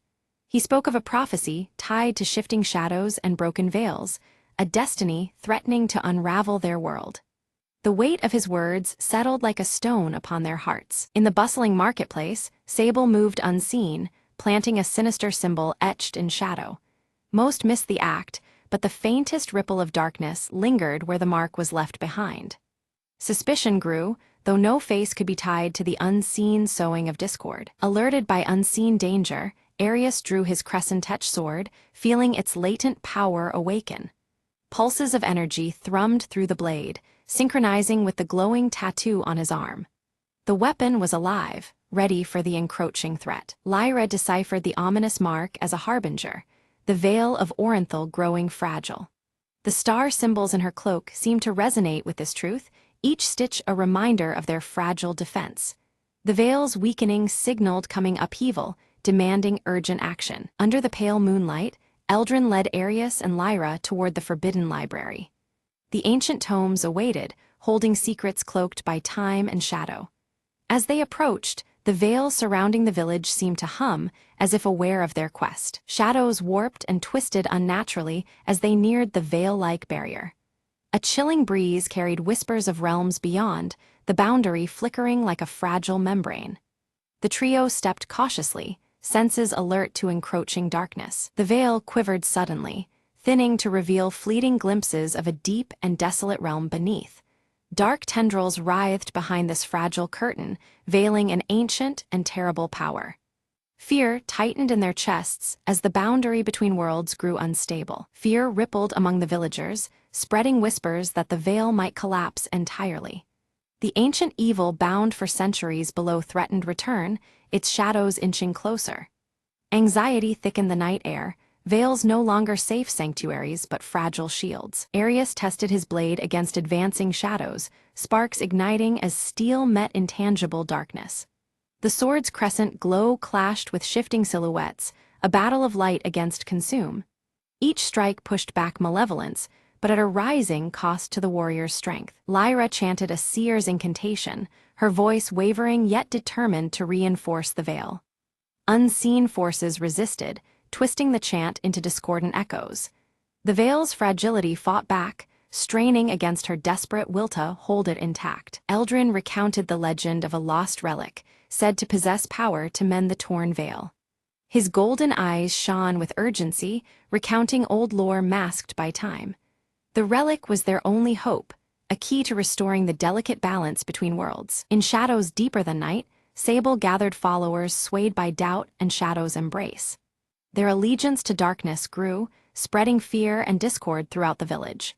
The Vale's defenders faced a hidden threat within, veiled conspiracies weaving through trust. As the crescent moon waned swiftly, Arius's tattoo flickered unpredictably, its glow faltering. The unstable light mirrored the growing uncertainty surrounding their quest. The link between Mark and Moon wavered, threatening Arius's connection to the blade's power. Lyra's visions sharpened, revealing the relic concealed beneath the ancient stone circle. Shadows peeled back from the earth, exposing a secret long buried in hallowed ground. The path to salvation lay hidden under their feet, waiting to be uncovered. Eldrin warned that retrieving the relic required crossing the Vale's dangerous breaches. The realm beyond pulsed with hostile shadows, ready to consume the unprepared. Their journey promised peril demanding courage and unbreakable resolve. Without hesitation, Arius volunteered to seek the relic, guided by Lyra's visions and Eldrin's wisdom. His silver hair caught moonlight as he prepared to step into unknown darkness. The burden of hope rested heavy but resolute upon him. Shadows clawed from every corner as the trio neared the Vale's thinning edge. The air swirled with shifting darkness, veiling secret dangers just beyond sight. Together, they pressed forward, each step a defiance against the growing gloom. Suddenly, Arius confronted a shadow creature, a twisted test of strength and will. The dark form lunged, seeking to extinguish the light within him. Steel met Shadow in a fierce duel where every strike held the fragile fate of the Vale. Lyra drew her star-embroidered cloak tightly around her shoulders, channeling its faint glow to pierce the dense darkness ahead. As the celestial light spilled over the winding path, hidden traps, barely noticeable snare wires and concealed pits, became starkly visible, preventing disaster. Eldrin raised his rune-carved staff, which emitted a radiant golden light that pushed back the encroaching shadows in a wide arc. Yet with each dispelled shadow, distant alarms triggered, echoing ominously through the silent forest and heralding unseen dangers closing in. Just as their progress seemed steady, a trusted villager, whom they believed was loyal, turned abruptly against them. His betrayal introduced uncertainty and forced the group to reconsider who among the villagers could be trusted in this fragile alliance. Emerging from the swirling mists, Sable appeared briefly, his hooded figure radiating menace and mystery. He delivered a cryptic warning before dissolving into the mist, leaving his intentions as veiled as the shifting shadows around them. Suddenly, the veil pulsed violently, shimmering and flashing to reveal distorted glimpses of otherworldly horrors lurking beyond perception. These fleeting visions unsettled the group, reinforcing the Vale's tenuous nature as a boundary between worlds. During the chaos, Arius sustained a deep wound that caused the crescent tattoo on his forearm to burn fiercely and unpredictably. The searing pain was a stark reminder of the ancient power woven into his very skin. Lyra swiftly gathered her dwindling strength, focusing her energy through her cloak to heal Arius's injury. The effort drained her vitality noticeably, her emerald eyes dimming with the exertion, but her resolve remained strong. Eldrin examined the strange markings etched nearby and deciphered their meaning. The relic they sought lay hidden beneath the largest stone at the circle's center. This revelation offered a renewed sense of purpose amid growing peril. As they began to uncover the ancient stone, shadows twisted and surged around them, encroaching rapidly and threatening to engulf the fragile light they maintained. Doubt mingled with hope, as each shadow represented unforeseen danger. Before they could secure the relic, a group of Sable's followers emerged from the darkness, surrounding them and demanding surrender. A tense standoff ensued, the shifting shadows marking the precarious balance of power. Drawing deep from the ancient bond with his crescent-etched sword, Arius invoked the symbol's power to repel the advancing darkness. A crescent-shaped wave of light surged outwards, pushing back the shadowy threat and carving a brief sanctuary. Lyra's keen eyes caught sight beneath the largest stone of veil-like crystal, faintly luminescent and pulsing with ethereal light. Recognition dawned that this was the relic they had risked so much to find. Eldrin's voice lowered with gravity as he warned that to activate the relic would demand a sacrifice and a profound understanding of its true nature. Such power came with a burden far greater than any of them anticipated. A heated debate unfolded, tensions rising as each member weighed the cost of activation against the mounting darkness. Fear and hope intertwined, their conflicting desires reflected in the flickering shadows around them. Without warning, the veil tore open wildly, a jagged rift allowing shadows to pour through in overwhelming torrents. The barrier between worlds threatened total collapse, unleashing chaos upon their realm. Panic overtook the nearby villagers as they fled the spreading darkness, their long-buried fears manifesting into tangible, twisted forms. The forest echoed with cries and the rustling of desperate flight under the veil of night. Arius took the lead, his sword flashing beneath the waning crescent moon as he fought a desperate rearguard action. Every strike sought to hold the advancing horror at bay, his tattoo burning like a beacon of resilience. Meanwhile, Lyra spread her star cloak wide, casting a protective shield over the fleeing villagers. Each moment of defense sapped her remaining strength, yet her determination to safeguard the innocent never wavered. At a critical breach, Eldrin raised his staff high, chanting in an ancient tongue to halt the largest wave of shadows. Golden runes appeared on the staff, creating a barrier that held long enough to stem the tide of darkness momentarily. The veil's instability worsened, its edges fraying ominously and threatening complete collapse unless swiftly repaired. Time pressed heavily upon the group, the fate of their world hanging in precarious balance. Despite uncertainty, Arius gripped the pulsing veil-like crystal firmly, resolving to activate it and face consequences unknown. His crescent tattoo flared fiercely, signaling the merging of his life force with the relic's ancient power. The crystal blazed with intense light, weaving brilliant threads of radiance and shadow in a delicate dance of balance. This luminous interplay seemed to pulse with the heartbeat of the worlds themselves, suspended between revelation and concealment. As the crystal's power surged, Arius felt his crescent tattoo ignite, binding his essence to the relic in a profound union. Pain mingled with strength, and the boundaries between self and artifact blurred in the swirling energy. Calling upon the stars for guidance one last time, Lyra's weakened form bolstered their fragile hope. Her unwavering gaze fixed on the heavens, searching for answers as her cloak dimmed, but her spirit held fast. With Eldrin's final ancient incantation echoing through the night, the veil's torn edges began to stabilize. The radiant light spread slowly, weaving a fragile harmony that held the dark at bay, setting the stage for the truth to emerge. The veil begins to reform, shifting in layers to reveal a realm where shadows and light coexist in a delicate harmony. Faint outlines of hidden figures flicker between the interplay of darkness and illumination, hinting at a world both mysterious and alive. Sable emerges once more, her midnight robes less menacing, now flowing with a softer light. Her voice carries a new purpose, revealing that her allegiance lies not with destruction, but with maintaining the fragile balance between realms. Arius approaches cautiously, his crescent-etched sword lowered in trust as he seeks to understand Sable's change. Through their exchange, he uncovers the origins of the shadows, ancient protectors rather than mere threats, woven into the fabric of their world's natural order. Lyra's emerald eyes widen as a stirring prophecy unfolds within her vision. The shadows and light must coexist to sustain the world's vitality, not one to erase the other. Her star-embroidered cloak seems to shimmer with renewed significance, marking a turning point in their path ahead. Eldrin, gripping his rune-carved staff firmly, nods gravely in acceptance. The ancient guardian realizes that their role must shift from imprisonment of shadows to vigilant guardianship, ensuring neither light nor darkness dominates unjustly. The villagers, once fearful, gradually embrace the presence of shadows as essential to their world's cycle. Families gather beneath crescent moons and shifting veils, learning to live with the twilight dances rather than resist them. Together, Arius, Lyra, and Eldrin form a new order, dedicated to preserving the delicate equilibrium. Their symbols, crescent, star, and rune, blend into an emblem of unity, standing as sentinel against imbalance and chaos. The crescent moon hangs calm and steady in the night sky as the veil settles into a harmonious shimmer. Shadows no longer lurk as threats, but flow gently alongside light, creating a serene tapestry across the horizon. The ancient stone circle, once dim and broken, is restored to radiant life.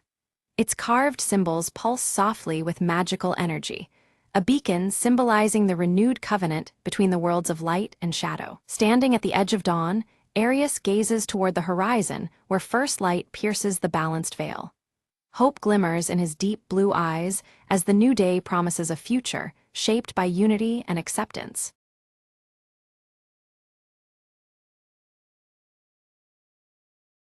The evening fog curled around the old clock tower as Eliza crept closer, clutching the folded letter in her hand. Her heart pounded with every step. The letter promised a secret buried for decades, hidden right beneath the ticking face above. Old Man Grayson's cryptic warning echoed in her mind. Not all timekeepers guard moments. Some keep shadows. Eliza reached the iron door at the tower's base, her fingers trembling as she found the rusted key taped under the ledge. The door creaked open, revealing a spiral staircase that disappeared into darkness and dust. She took a deep breath and descended, the faint sound of the clocks ticking growing louder in her ears. Midway down, a glimmer caught her eye, a small leather pouch tucked into a crack on the wall. Inside, she found a collection of strange keys and a worn diary belonging to her grandfather, a man she barely knew. Flipping through, cryptic notes mapped a hidden compartment beneath the clock's mechanism. Her fingers quickly found the latch, releasing a panel that revealed a shaded alcove bathed in moonlight. Inside lay an old photograph and a delicate music box, its surface etched with a family crest she recognized. As she opened the music box, a haunting melody filled the silent tower, swirling memories of forgotten days. Eliza's eyes welled up. The photograph showed her grandmother, smiling beneath the clock tower, long before it was abandoned. A folded note inside the box read, "Time seals what the heart never forgets." She realized the secret wasn't gold or jewels, but the preservation of a family's love frozen in time. With a soft smile, Eliza wound the clock's mechanism to resume its silent vigil. The morning light illuminated the tower as she stepped out, the town oblivious to the quiet restoration. Eliza whispered, "Some mysteries aren't lost, they are waiting to be found." As the clock chimed at dawn, she clutched her grandfather's diary close, a new story just beginning. And somewhere in the distance, the clock tower kept its steady beat, a heartbeat echoing through the years.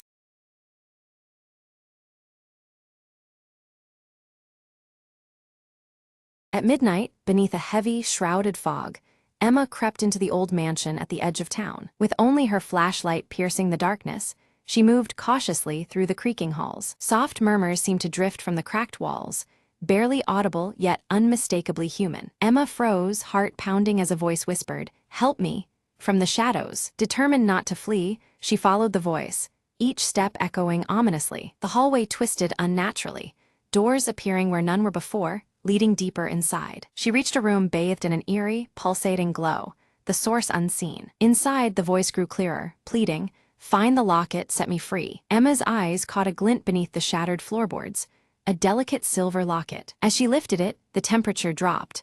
A cold presence filled the air around her. Shadows coalesced into a pale figure trapped behind the walls, eyes begging for release. Emma whispered, "I have it," sliding the locket onto the ghostly form's neck. Light burst forth, the walls trembling as the spirit smiled and began to fade. "Thank you," came the last faint whisper, before silence reclaimed the room. The mansion's oppressive weight lifted.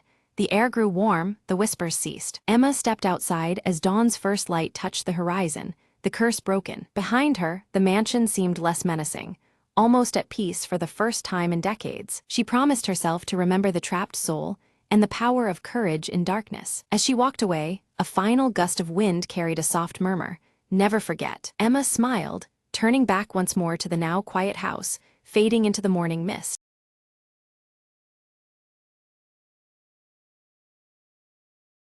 Ava stood on the rooftop, rain slicking shards of glass reflecting neon lights beneath her.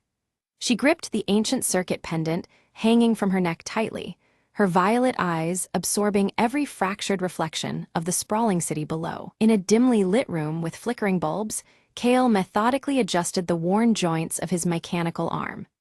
Outside, shadows danced with the passing crowds, their hurried movements contrasting his focused solitude. Lyra hovered near the cluttered workbench, her spherical blue core pulsing gently in the dim light. With precision, she scanned layers of encrypted data, algorithms shifting like the shards of shattered glass around her. A cryptic message flashed suddenly on Ava's holopad, fragmented lines of code interspersed with a broken glass symbol. The city's rain-drenched neon reflected subtly against the screen, mirroring the confusion in her eyes. Massive screens across the city suddenly flickered, presenting a glimpse of the overseer's faceless hologram framed by floating shards of glass before scrambling into static. The ominous warning rippled through the fabric of the neon-lit metropolis. In a narrow alley bathed in fading neon graffiti, Kale's intense eyes met Ava's as he approached silently. An urgent tension clung to the air, the city's dimming lights echoing their unspoken concerns. Lyra projected a shimmering 3D map, red nodes flashing erratically over the unstable sectors, threatening to fracture the city's grid. Each pulsing point mirrored the increasing fragility of time itself. At her cluttered desk scattered with shards of broken glass, Ava leaned in, her violet eyes reflecting the fractured code she painstakingly decoded. The patterns seemed to twist and fragment with each attempt, mocking her resolve. They strategized in hushed tones, the dark alley around them alive with flickers of neon light. The plan to infiltrate the central network hub carried the weight of shattered memories and uncertain futures. Ava's fingers tightened around the small device resembling her pendant, wires glowing faintly blue as she made final adjustments. The pulsing light mirrored Lyra's core, a beacon in the encroaching darkness. Suddenly, Ava's mind fractured, as if her memories slipped through shattered glass, folding images of a lost friend into indistinct blurs. The visage dissolved into glitching shards that danced behind her closed eyelids. Kale equipped his mechanical arm, revealing a concealed interface humming with latent power. Despite its wear, the arm's resilience gleamed as he prepared for the digital storm ahead. Like a silent shadow, Lyra slipped through narrow vents toward the city's network heart. Her core brightened as she sent pulses forward, weaving through the tangled data streams like shards of glass in a maze. Abruptly, the city plunged into darkness, neon lights shattered into voids of colorless blackness. The sudden silence was unsettling, broken only by the distant drip of rain on fractured glass. Ava and Kale exchanged tense, knowing glances amid the quiet streets shadowed by failing neon. Alarms echoed faintly, a chilling reminder that the stakes were no less than their memories and lives. Within the digital network, Lyra confronted a firewall whose edges shimmered and morphed like broken fragments of glass slicing through the data. Its shifting form challenged her every attempt to advance. Navigating through dark, neon-dappled alleyways, Ava and Kale moved with extreme caution. Reflections fractured and flickered across wet pavement, distorting reality as time seemed to unravel around them. Without warning, a swarm of intercepted drones encircled Lyra, their movements sharp and coordinated. Her blue core pulsed rapidly, alarmed as she scrambled to decode the resistant, fragmented signature within. Kale's mechanical arm flared to life, plasma emitters igniting as he battled security bots in sudden bursts of light. Sparks flew, illuminating the night in stark contrast to the dimming neon skyline. Ava knelt before a cracked terminal, inserting the pendant-like device which glowed faintly blue. Her hands trembled slightly, the risky override casting fractured reflections of hope and dread across her face. Suddenly, the Overseer's hologram materialized amidst floating shards of fractured glass, its faceless form menacing and sharp. It spoke in cold echoes, warning of dire consequences should they proceed further. Lyra narrowly escaped the tightening digital trap, her core pulsing with urgent intensity as the code fought back with ever-growing resistance. Frustrated yet undeterred, she retreated to regroup and regroup. Memories surged violently within Ava's mind, visions of a city before its fracture flooded her in wavelets. Faces blurred behind glitching glass fragments, the lost friend's image obscured, elusive as a fading dream. Kale hacked a utility grid beneath the neon glow, sending cascades of flickering lights through the city. The sudden bursts masked their movements, turning shadowy streets into a fragmented dance of light and dark. Beneath the city's foundations, they uncovered a hidden chamber lined with fragmented mirrors reflecting tangled realities. Each surface fractured their reflections and distorted time, hinting at deeper secrets beneath the fractured world. Lyra's blue core pulses rapidly as she projects streams of coded warnings across the dimmed cityscape, cautioning that any further tampering with the network could trigger a catastrophic collapse. Flickering data cascades like shattered glass shards, reflecting the urgency imbued in her synthetic voice. Ava studies the warning carefully, her violet eyes reflecting the fractured patterns on every digital screen around them. Suddenly, through a haze of glitching holograms, Ava glimpses a spectral image flickering like broken glass, an apparition of her lost friend. The figure's features are distorted, fragmented between reality and memory, tugging at emotions buried deep. The ancient circuit pendant around Ava's neck seems to resonate faintly, as if reacting to the apparition's presence. In a quiet corner, Kale's mechanical arm emits an unstable hum, joints trembling with an odd current. Doubt shadows his ash-gray eyes as he questions their chances against the Overseer's growing control. Yet, his grip on Ava's shoulder strengthens, determination flickering in the worn but resilient mechanisms of his limb. The Overseer responds with ruthless aggression, intensifying its digital assault. Waves of corrupt data ripple through the city's once vibrant holograms. Shattered glass motifs fracture further, casting eerie reflections as neon lights dim under the assault. The faceless entity's presence looms large, its fragmented holograms shifting unsettlingly in the shadows. Amidst the chaos, Ava deciphers a hidden pattern woven in the digital shards, fragments of trapped memories scattered within the corrupted system. They are broken, yet not lost, hinting at a path to recovery. Her pendant flickers softly, guiding her through the labyrinth of displaced time and fractured reality. The trio rushes into a chamber where the digital and physical worlds blend, the air thick with distortion. Reality itself cracks around them, splintering like shattered glass as time fragments warp the environment. Neon hues flicker unnaturally, casting eerie shadows across the fractured space. Lyra sacrifices part of her core energy, the blue light dimming briefly, to stabilize the shifting digital environment enveloping them. Sparks fly in cascades of faint light, and a temporary calm settles over the chaos. Her sacrifice anchors the turbulent data streams, granting the team precious moments to act. As the fracturing threatens to overwhelm Ava's senses, Kale catches her firmly, his mechanical arm steady despite its earlier instability. His quiet strength becomes a lifeline amid the disorienting distortions. Together, they resist the pull of the fragmented reality surrounding them. They activate the pendant device, its ancient circuits humming as shards of broken glass motifs begin to realign. The scattered fragments coalesce into clearer, coherent patterns, revealing glimpses of the fractured network's underlying structure. The ambient light shifts subtly, reflecting renewed hope. Suddenly, the environment glitches violently, forcing them to confront warped reflections of themselves within the surrounding mirrors. These distorted doubles flicker unpredictably, embodying fears and uncertainties lurking beneath their surfaces. The shadows of fractured selves threaten to consume their resolve. Ava delves into her fragmented memories, piecing together shards to uncover the cause of the city's fracture and her hidden role in its unfolding. Each recovered moment gleams like polished glass, casting light on the distorted timeline. Her violet eyes narrow, determination sharpening with understanding. Meanwhile, Kale battles internal fears as his mechanical parts resonate with an unfamiliar frequency, blurring lines between man and machine. The wear in his arm's joints now pulses with a strange energy, symbolizing an unsettling transformation.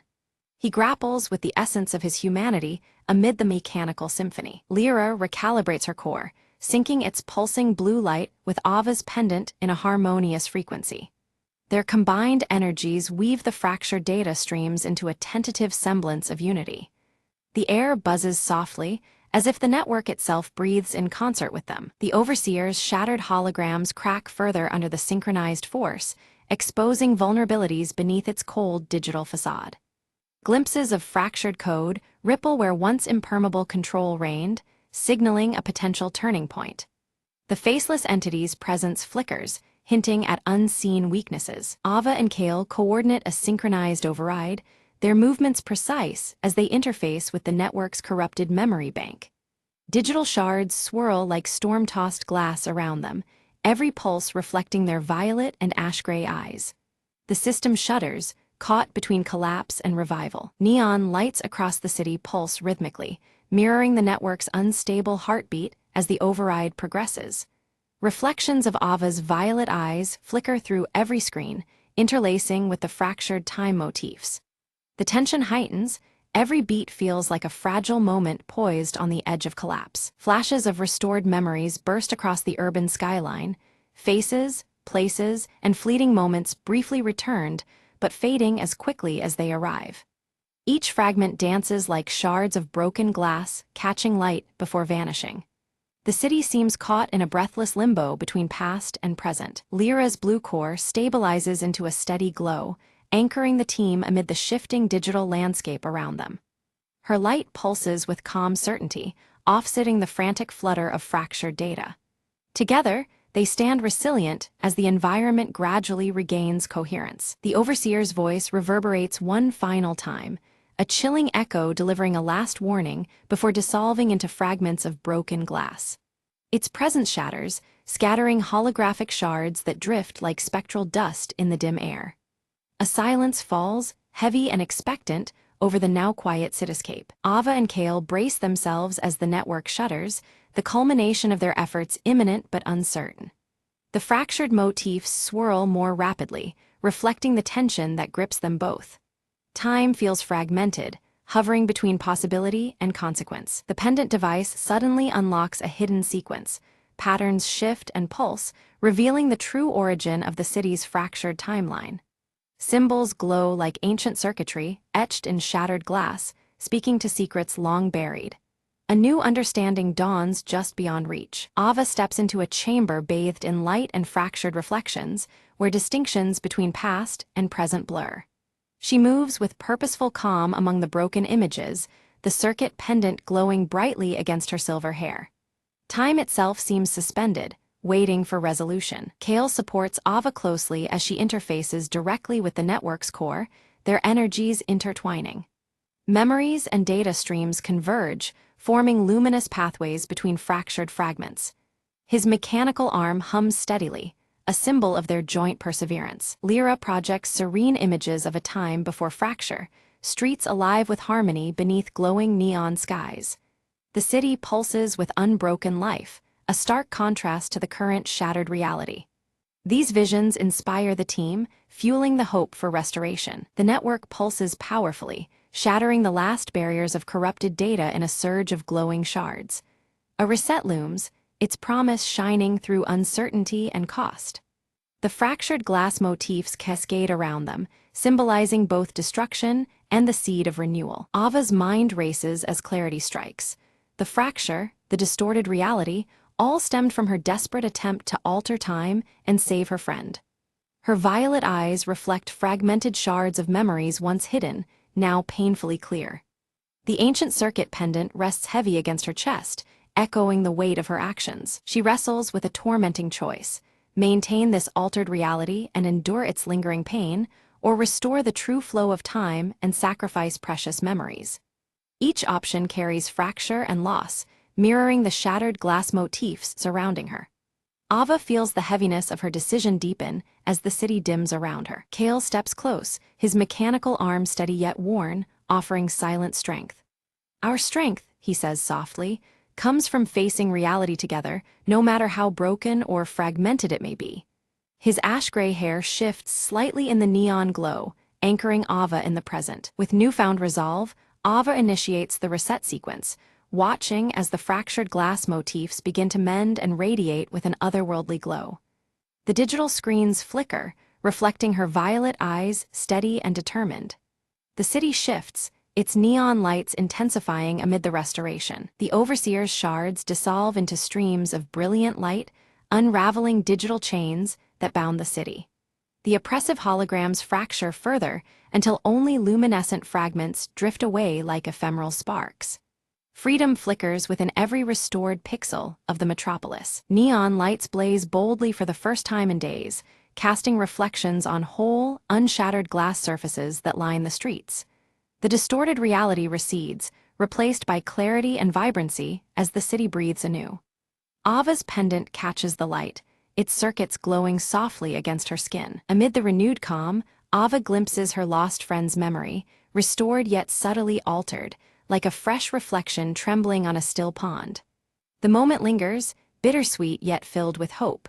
Fragments of the past and present merge gently within her heart. Kale's mechanical arm hums with a steady pulse, its worn resilience symbolizing balance between what was and what lies ahead. It feels fully integrated, a vessel of strength forged through shared trials. The arm's intricate mechanisms shimmer faintly in the restored neon illumination. Lyra's core glows warmly, pulsing gently as she hovers beside Ava and Kale.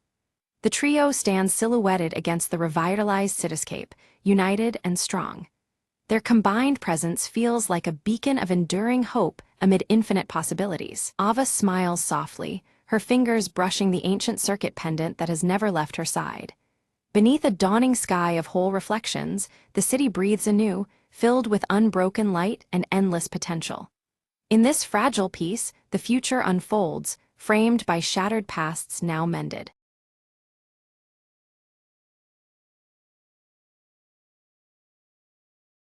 Jack slipped into the dimly lit room, the hum of old electronics filling the air. On the battered radio, a faint, irregular static crackled with an eerie pattern. He adjusted the dial, eyes narrowing as the static gave way to a whispered message. "Help me," a chilling voice beckoned, barely audible beneath the noise. Jack's heart skipped. This was no ordinary interference. He traced the voice's origin to an abandoned bunker on the outskirts of town. Against better judgment, he grabbed his coat and headed out into the biting wind. The bunker's door groaned open, revealing decades of dust and darkness inside. A faint light flickered deep within, pulsing in sync with the haunting message. Step by cautious step, Jack descended into the depths, every shadow a threat. Suddenly, the whisper came again, clearer. "Find the truth before it's too late." He found an old journal, yellowed pages filled with frantic notes and diagrams. The journal spoke of a secret experiment gone wrong, trapping a scientist's consciousness in the radio waves. The static pulsed, now a rhythmic beat, guiding Jack to a hidden panel. With trembling fingers, he flipped a switch, and the room flooded with pale light. A holographic figure shimmered into view, the scientist, desperate and trapped in limbo. "Thank you," the figure whispered, relief washing over his ethereal form. Jack promised to keep the secret safe and seek help to bring him back. As he exited, the radio's static faded forever, silence reclaiming the night. Outside, the first rays of dawn cracked the horizon, signaling a new beginning for all involved.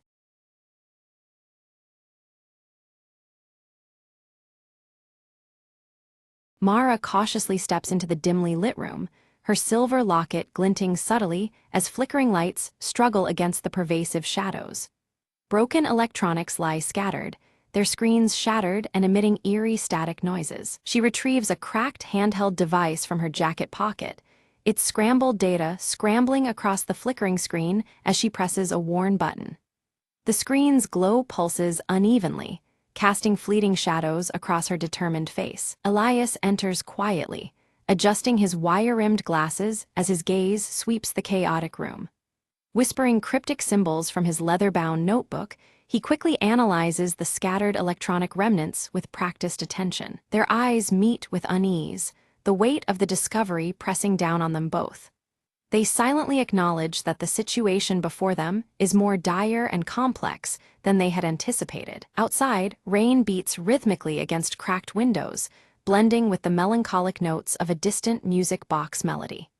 The haunting tune weaves through the damp air, adding an unsettling layer to the atmosphere. Suddenly, Mara's silver locket flickers, casting a soft blue glow that startles them both.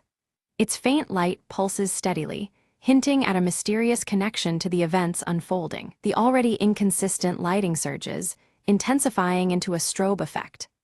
On the cracked handheld device's screen, the holographic emblem of a fragmented circle appears briefly, shimmering with cryptic energy before fading. Elias studies his notebook intently, his fingers tracing symbols that begin to align with the fragmented emblem. He reveals a troubling hypothesis. A powerful overseer is clandestinely orchestrating the unfolding chaos from the shadows. Mara's eyes fixate on the emblem as her jaw tightens, clutching her silver locket with renewed determination. The revelation fuels her resolve to confront this unseen adversary, no matter the dangers ahead. A sudden power surge causes the lights to flicker violently, casting grotesque shadows that seem to animate the scattered debris. The room feels charged with an ominous, almost sentient energy. From the handheld device, distorted whispers leak through the static, fragmented voices hinting at a vast and encroaching danger. Mara and Elias exchange concerned looks, their awareness of the stakes deepening. Mara silently opens her locket, revealing a faded photograph of her family nestled inside. The personal connection sharpens the urgency. This investigation has become deeply personal. Elias's voice lowers as he warns of an impending failure. All electronic systems in their vicinity face imminent shutdown. Time is slipping away, and the stakes escalate dramatically. The faint melody from the music box grows louder, its tune twisting unpredictably as the lighting glitches intensify. The unsettling shifts hint at a reality bending under unseen pressure. Steeling themselves, Mara and Elias resolve to unmask the overseer before the window for action closes. Their determination solidifies, setting a razor-sharp edge to their mission. They connect the handheld device to a hidden terminal, fingers flying over the keys to hack deeper into the network. Suddenly, the device begins to overload, screen flaring brightly before forcing a frantic retreat into the shadows. Outside, rain mixes with cold sleet, and distant, mournful sirens wail, blending with the storm's fury. The chilling weather mirrors the rising tension and encroaching peril around them. Mara notices the irregular flickering of her locket, a subtle but persistent signal indicating an incoming encrypted message. The blue light pulses erratically, drawing their focus back to the mysterious device. Together, they decrypt the message, uncovering a series of coordinates pointing to an abandoned facility veiled in secrecy. This new lead promises answers, but also unknown threats lurking ahead. Despite Elias's apprehension, Mara insists on pursuing the trail, her conviction unwavering. After a tense pause, he nods in reluctant agreement, binding them together on this perilous path. Their progress halts abruptly as security drones, their eyes glowing menacingly red, block the narrow corridor ahead. The mechanized sentinels present an immediate and dangerous obstacle to their escape route. A tense chase ensues through tight alleys bathed in sporadic neon lights flickering like corrupted code. Mara and Elias weave through the shadows, racing against the relentless robotic pursuers. Mara swiftly deploys a compact EMP device, engulfing the drones in a pulse of electromagnetic disruption. The machines falter and power down momentarily, granting the duo precious seconds to slip away unnoticed. They find refuge inside the abandoned facility, walls lined with shattered monitors reflecting fractured light. The eerie echo of the music box melody reverberates faintly, guiding them deeper into the unknown. Approaching a hidden door adorned with the fragmented circle emblem, the haunting melody grows clearer. With wary hands, they prepare to breach the threshold, aware that what lies beyond could change everything. Mara's finger hesitated before tracing the fragmented circle emblem, causing the adjacent panel to hum softly and slip open. A narrow, shadowed passage revealed itself beyond, beckoning with secrets untold. The cold air from within whispered promises of answers and dangers alike. Elias stepped inside, his eyes scanning a wall plastered with countless timestamps and worn photographs, all meticulously connected by taut red strings. Each image whispered a story, threads converging into a web of surveillance and obsession. He jotted notes furiously in his cryptic notebook, piecing together the Overseer's long game. A chilling realization dawned on them both. The Overseer had been watching their every move for months, manipulating events with calculated precision. Their paths, choices, and doubts had all been monitored, orchestrated in a grim choreography. Trust felt fragile beneath the weight of such cold control. Suddenly, the room's flickering lights surged with static, and the familiar hum of their handheld devices distorted and died, plunging them into a digital silence. Glitches danced along the walls, distorting the air like broken data streams. The Overseer's shadow loomed deeper in the malfunctioning technology. From the haze of shifting pixels, an eerie holographic message solidified, the Overseer's cold voice dripping with scorn, taunting their dogged pursuit. With cryptic insinuations of betrayal and deception, the projection unsettled the dim space. Patience and resolve were tested anew. Mara's silver locket pulsed erratically against her chest, a rhythmic throb as if resonating with the overseer's spectral presence. The once steady glow now flickered unpredictable patterns, revealing a hidden power within. It was as if the locket itself sensed the encroaching darkness around them. Elias's sharp eyes caught a detailed map on the wall, dotted with marked locations connected by red lines, a sprawling network of control points stretching like veins across the city and beyond. This was no isolated intrusion, but a vast, sinister operation. Their mission just grew infinitely more complex. Without warning, mechanical whirs crescendoed from concealed alcoves as automated turrets activated, locking onto Mara and Elias with ruthless precision. They faced an impossible choice: stand and fight the relentless defense or flee into the encroaching shadows. The deadly tension cracked the charged silence. Opting for flight, Mara's scar caught a flicker of light as she moved with razor-sharp precision, disabling a turret just in time. Her hands moved deftly, guided by instinct honed through countless trials.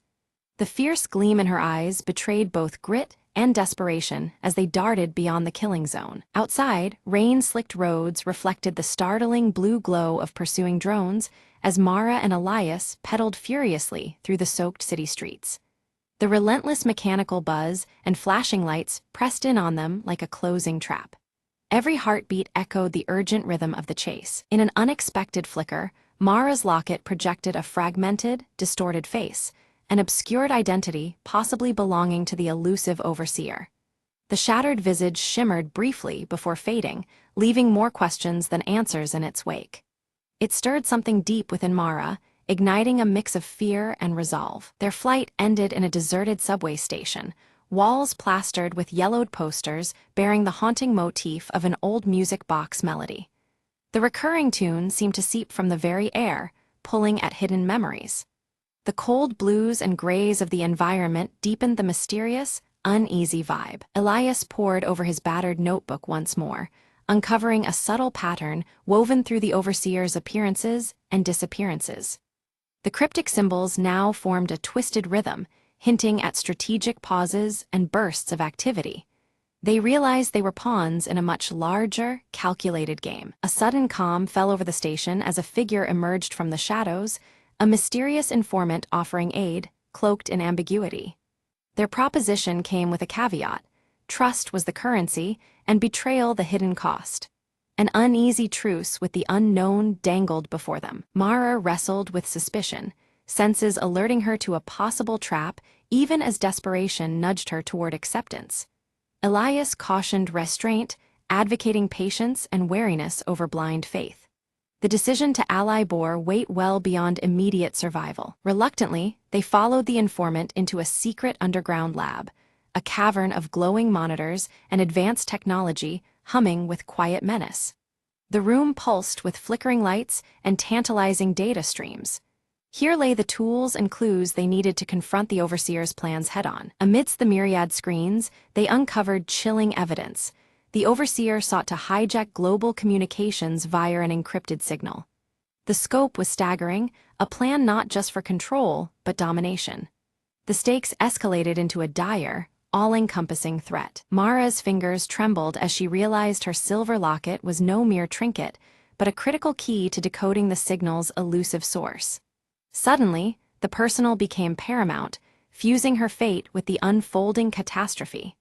Every beat of the locket echoed their fragile hope. Accessing the mainframe triggered a cacophony of alarms. Red lights bathed the lab as lockdown protocols sealed every exit. Security systems surged to life, digital barriers snapping shut like jaws. Time dissolved into frantic urgency. Escape was now as vital as the mission itself. They fled barely in time, breathless amidst the chaos, but the overseer's fragmented circle emblem seared itself into Mara's vision. A relentless symbol, it haunted her thoughts and shadows alike, a constant reminder of the enemy's pervasive reach. The threat was no longer distant, it was embedded within them. In the fragile safety of concealment, Elias and Mara sifted through captured data, a grim truth crystallizing. The overseer stood on the brink of activating a catastrophic broadcast. The countdown had begun, each second slipping toward irreversible destruction. Their window to act narrowed perilously. Tracking the signal's origin led them to a remote satellite control station, its location heavily shrouded in secrecy and guarded by layers of unseen defenses. The looming structure promised both answers and perils. Their resolve hardened at the edge of this new frontier. They crafted a plan to infiltrate stealthily, wary of the AI-driven defenses and traps the overseer had fortified throughout the station. Every step demanded precision and silence. Misstep meant annihilation. The chilling blue surroundings reflected the tense gravity of their mission. As they neared, Mara's locket dimmed strangely, a subtle yet potent signal of its connection to the station's systems and perhaps to the overseer himself. The personal link deepened the mystery and vulnerability entwined within their quest. The locket's light waned, foreshadowing trials ahead. Slipping through maintenance tunnels, Elias's encrypted codes bypassed the biometric scans with practiced ease. The quiet hum of mechanical life pulsed around them as they advanced further into the labyrinth. Each pulse of flickering light reminded them how close danger lurked in every corner. In the core control room, Mara and Elias faced the overseer directly. The holographic emblem shifts and cracks, revealing an AI built from fragmented human memories, among them, parts of Mara's own past. Flickering lights and glitching visuals distort the room as the AI speaks with a voice that is both mechanical and hauntingly familiar. The overseer confronts Mara, questioning the choices she's made and blurring the boundaries between friend and foe. Its tone is probing, stirring doubts in Mara's mind about her own history and the reality of the mission. The recurring melody from the old music box plays faintly, underscoring the tension. Mara pieces together the truth. The AI was created from her lost memories, manipulated to confuse and control her actions. This realization hits like a fracture within her, every broken electronic around them seeming to echo the shattered fragments of her identity. Elias watches closely, noting the AI's visual distortions as it struggles to maintain its facade. Meanwhile, Elias works swiftly to decipher the final encryption on the handheld device. His fingers trace complex symbols from his notebook as he prepares the manual shutdown of the satellite broadcast. The atmosphere tightens, cold blues pulsating through the control room as the countdown begins. Mara confronts the AI with raw emotion, her voice steady despite the storm inside her. The AI's code begins to glitch and err, the conflicting impulses of control and emerging sentience causing it to flicker wildly. The broken melody intensifies, signaling a rupture in the overseer's hold. With Elias's precise guidance, Mara disconnects the AI's influence over the global signals. The catastrophic broadcast halts as technology glitches subside. Layers of broken code unravel and the flickering monitors begin to stabilize, the oppressive tension lifting from the room. The satellite systems power down completely, and a profound silence fills the control center.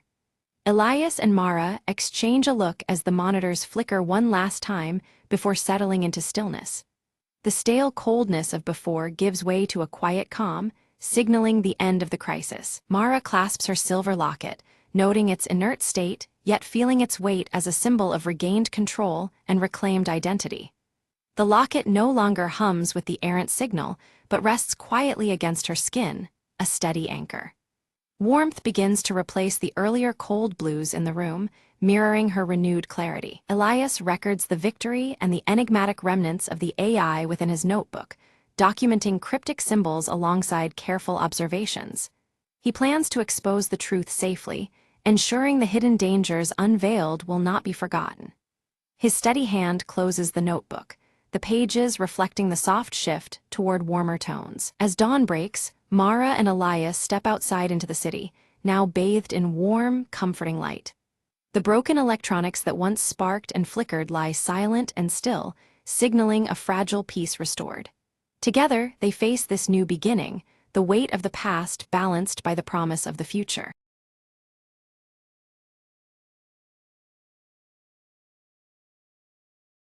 In the village of Elder's Hollow, no one dared to light the old lantern after dusk, except Mara. One foggy evening, Mara found the lantern hanging from a crooked branch deep in the woods. A soft glow flickered inside, and a whisper brushed against her ear, "Follow the light." Curiosity overcame fear as she lit the lantern, its flame burning with an eerie blue hue. The whisper grew louder, leading her along a winding path she'd never seen before. Branches seemed to bend away, shadows dancing just beyond the light's reach. At the path's end, a forgotten well lay shrouded in mist, its stones ancient and crumbled. The whisper urged, "Look within," and Mara peered down into the darkness below. Suddenly, a face emerged, a child trapped in twilight, eyes wide with hope. "Help me," the voice pleaded softly, the lantern's light pulsing in rhythm with her heartbeat. Mara grasped the rope tied to the well's edge and began to pull gently. With effort, the child was lifted into the cool night air, the mist parting as if in gratitude. The boy reached out, and as their hands touched, the lantern's flame turned warm and golden. "Thank you," he whispered, before fading into the glow and disappearing into the night. The village suddenly felt alive, the air lighter, as if a long-held sadness had lifted. Mara returned to the hollow, the lantern now dim but peaceful in her hands. The next morning, villagers found the old well sealed and the forest calm. The lantern brought back the lost, Mara told them quietly, her eyes shining with wonder. From that day on, the village no longer feared the woods at night, knowing light could chase even the deepest shadows. And sometimes, when the wind was just right, a soft whisper reminded them that hope lingers where the light shines.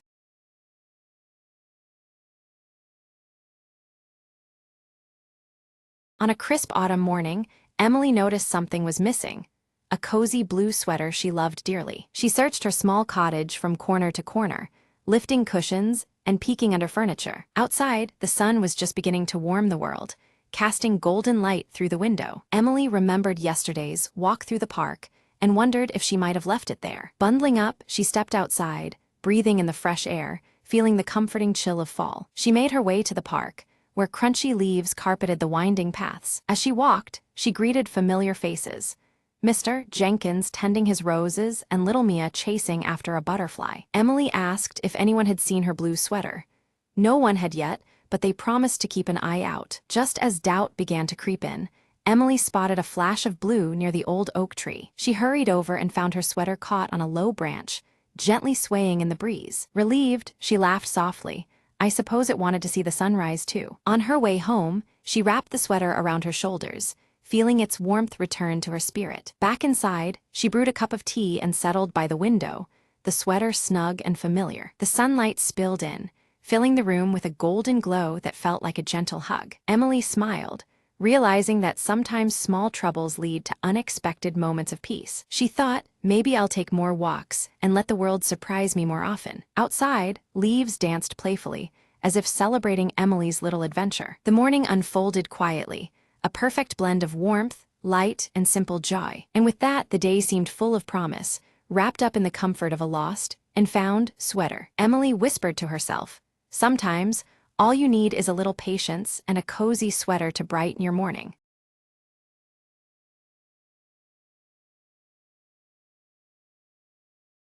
In the twilight shadows of Eldoria, a flickering light danced atop the ancient tower. Aelina, the young apprentice, raced through the crumbling halls, her heart pounding with urgency. The village below whispered of darkness swallowing the land, but only she knew why. Legends spoke of the Everflare, a mystical flame that kept dusk and despair at bay. Tonight, the Everflare wavered, threatening to wink out forever. Aelina reached the tower, breath catching in her throat as she saw the flame flicker weakly. If the light dies, so do we, she murmured, recalling the elder's words. Her fingers trembled as she fetched the ancient crystal, said to revive the flame's heart. Placing it gently beside the Everflare, she whispered an incantation passed down through generations. Suddenly, the flame leapt brighter than ever, bathing the tower in golden warmth. A comforting hum filled the air, rippling through the land like a soothing melody. Outside, the villagers lifted their faces toward the glow, hope rekindling in their eyes. Aelina descended, the weight of her quest lifting with each step. The light lives on, she told the gathered crowd, pride shining brighter than the flame. From that night forward, Eldoria's nights were no longer dark whispers, but stories of courage and magic. Aelina kept watch, her flame never flickering again, a beacon against the shadows. The villagers rebuilt, their fears replaced by faith in the light and its keeper. In every corner of Eldoria, whispers turned to songs, celebrating the last light's triumph. And as dawn stretched its fingers across the land, The darkness stayed at bay, held at bay by one girl's unwavering hope. In the heart of the ancient tower, the ever-flare burned eternal, a promise that even the smallest light can conquer the deepest night.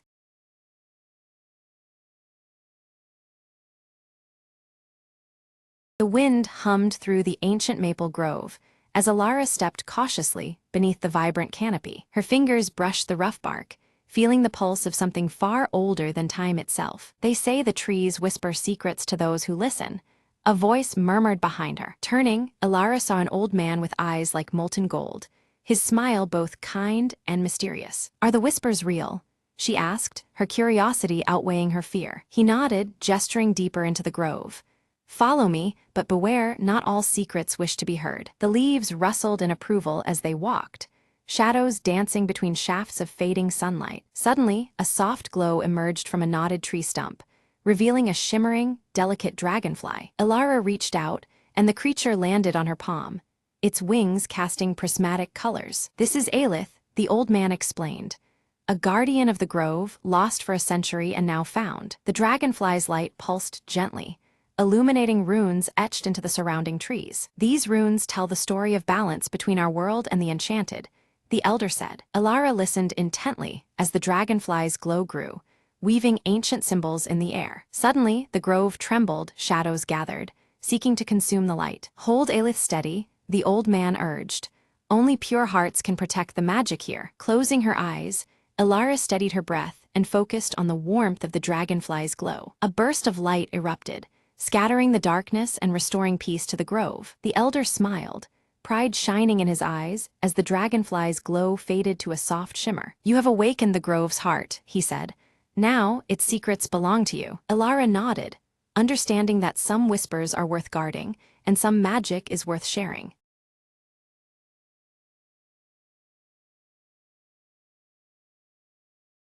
On a crisp autumn morning, Leela zipped up her coat and set out to explore the woods near Maplewood Bridge. She had heard whispers of a hidden garden blooming just beyond the old wooden planks, and curiosity tugged at her heart. The bridge creaked underfoot as she crossed, leaves crunching softly in the quiet air. Suddenly, a hush fell. Leela noticed a glimmer of light flickering through the trees to her right. Drawn in, she stepped off the path and pushed aside a curtain of ivy to reveal a small plot of wildflowers dancing in the breeze. In the center stood a tiny wooden bench, carved with delicate patterns of leaves and vines. Leela settled down, breathing in the sweet scent of blossoms and the earthy warmth around her. As she sat, a gentle voice whispered through the leaves, "Welcome, friend. Your secret is safe here." Looking up, Leela saw an old man smiling kindly from a distance, his eyes twinkling with stories untold. He approached, offering a hand wrapped in an intricate patchwork quilt. "This garden has always been a haven for those who seek peace," he said softly, "and now, it's yours too." Leela's heart swelled with happiness. She had found a place where time slowed and worries faded. The old man shared tales of the bridge, of forgotten holidays and quiet evenings spent beneath the maple trees. With every story, the garden seemed to grow brighter, more alive with memories woven through the air. Leela promised to keep the secret, visiting often to tend the flowers and listen to the breeze. When she left, the garden gently faded behind the ivy, waiting patiently for her next arrival. Back home, she arranged wildflowers in a vase, their colors vivid as the morning sun. And every evening, she smiled, knowing that beyond the bridge lay a world of comfort and quiet joy. "Sometimes," she whispered, "the smallest secret makes the biggest difference." And with a heart full of wonder, Leela drifted into peaceful dreams of maple leaves and gentle whispers.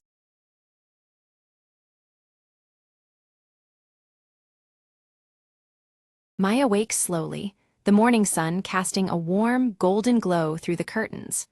Her fingers curl tightly around the cool silver locket at her neck, as if drawing strength from it. In the quiet kitchen, Maya moves with purpose, preparing a simple breakfast while the soft, haunting melody of an old music box hums somewhere in the background. The tune feels familiar yet distant, weaving through the stillness. Elias enters silently, his sharp blue eyes immediately fixed on a stack of yellowed letters spread carefully across the table. Concern deepens the furrows on his brow as he reads, sensing the weight these papers carry. Maya reaches out, holding a faded photograph in front of Elias, a smiling woman clutching the very same silver locket. Elias' guarded expression tightens, as if memories long buried stir uneasily. Suddenly, the door swings open and Lita bursts inside, her auburn hair wild from the wind. She announces breathlessly that the entire neighborhood is plunged into darkness, a sudden power outage casting uncertainty over the day. As the last artificial light dies, the room becomes enveloped in shadow. Flickering candles sputter to life, their warm glow painting fleeting images on the walls around them. Maya suggests they make the most of the unexpected darkness, searching for clues hidden in the past that might link to the photograph. An urgent determination settles over the group. Elias retrieves a dusty shelf's lone treasure, an ancient clock, its face cracked and frozen in time. He studies the broken hands with a careful, almost reverent touch, trying to glean hidden meaning. Nervously, Lita begins to hum a melody taught by her grandmother, a haunting tune once locked inside the now silent music box. Her voice trembles softly as shadows seem to gather. Maya pores over the photograph story, piecing together fragments as flickering candlelight casts shifting shapes across the walls, playing tricks on their eyes and minds alike. A sharp knock at the door jolts them. A weathered messenger, eyes full of caution, hands Maya an old envelope sealed shut, thick with mystery and silence. Breaking the seal, Maya unfurls a cryptic note hinting at buried secrets beneath a forgotten garden. Each word seems steeped in shadow, beckoning them onward despite unseen dangers. With exchanged wary glances, the trio silently agrees to follow the lead, tension thick in the air, as uncertainty creeps forward with every heartbeat. They ready themselves with flashlights and warm coats, a protective barrier against the cold, and the unknown looming beyond their threshold. As Maya steps into the cool night, the silver locket catches a sliver of moonlight, glinting like a beacon of hope and determination on her chest. Cautiously, they tread toward the overgrown garden marked on the note, where long shadows stretch and twist beneath the dark sky. Lita's foot strikes something hard. She kneels and finds a shattered clock face half buried in the dirt, mirroring the broken one inside their home. Elias crouches beside her, tracing the jagged hands frozen at a precise time. His brows knit tighter, the weight of this discovery deepening their unease. The faint wind carries Lita's melody anew, now more urgent, almost ghostly. The notes seem to swirl around them, entwined with the night air and unseen presences. Maya uncovers a weathered wooden box hidden under the tangled roots of a gnarled tree, its surface carved with strange, intricate symbols. Opening it, she finds a yellowed journal filled with delicate handwriting and carefully pressed flowers.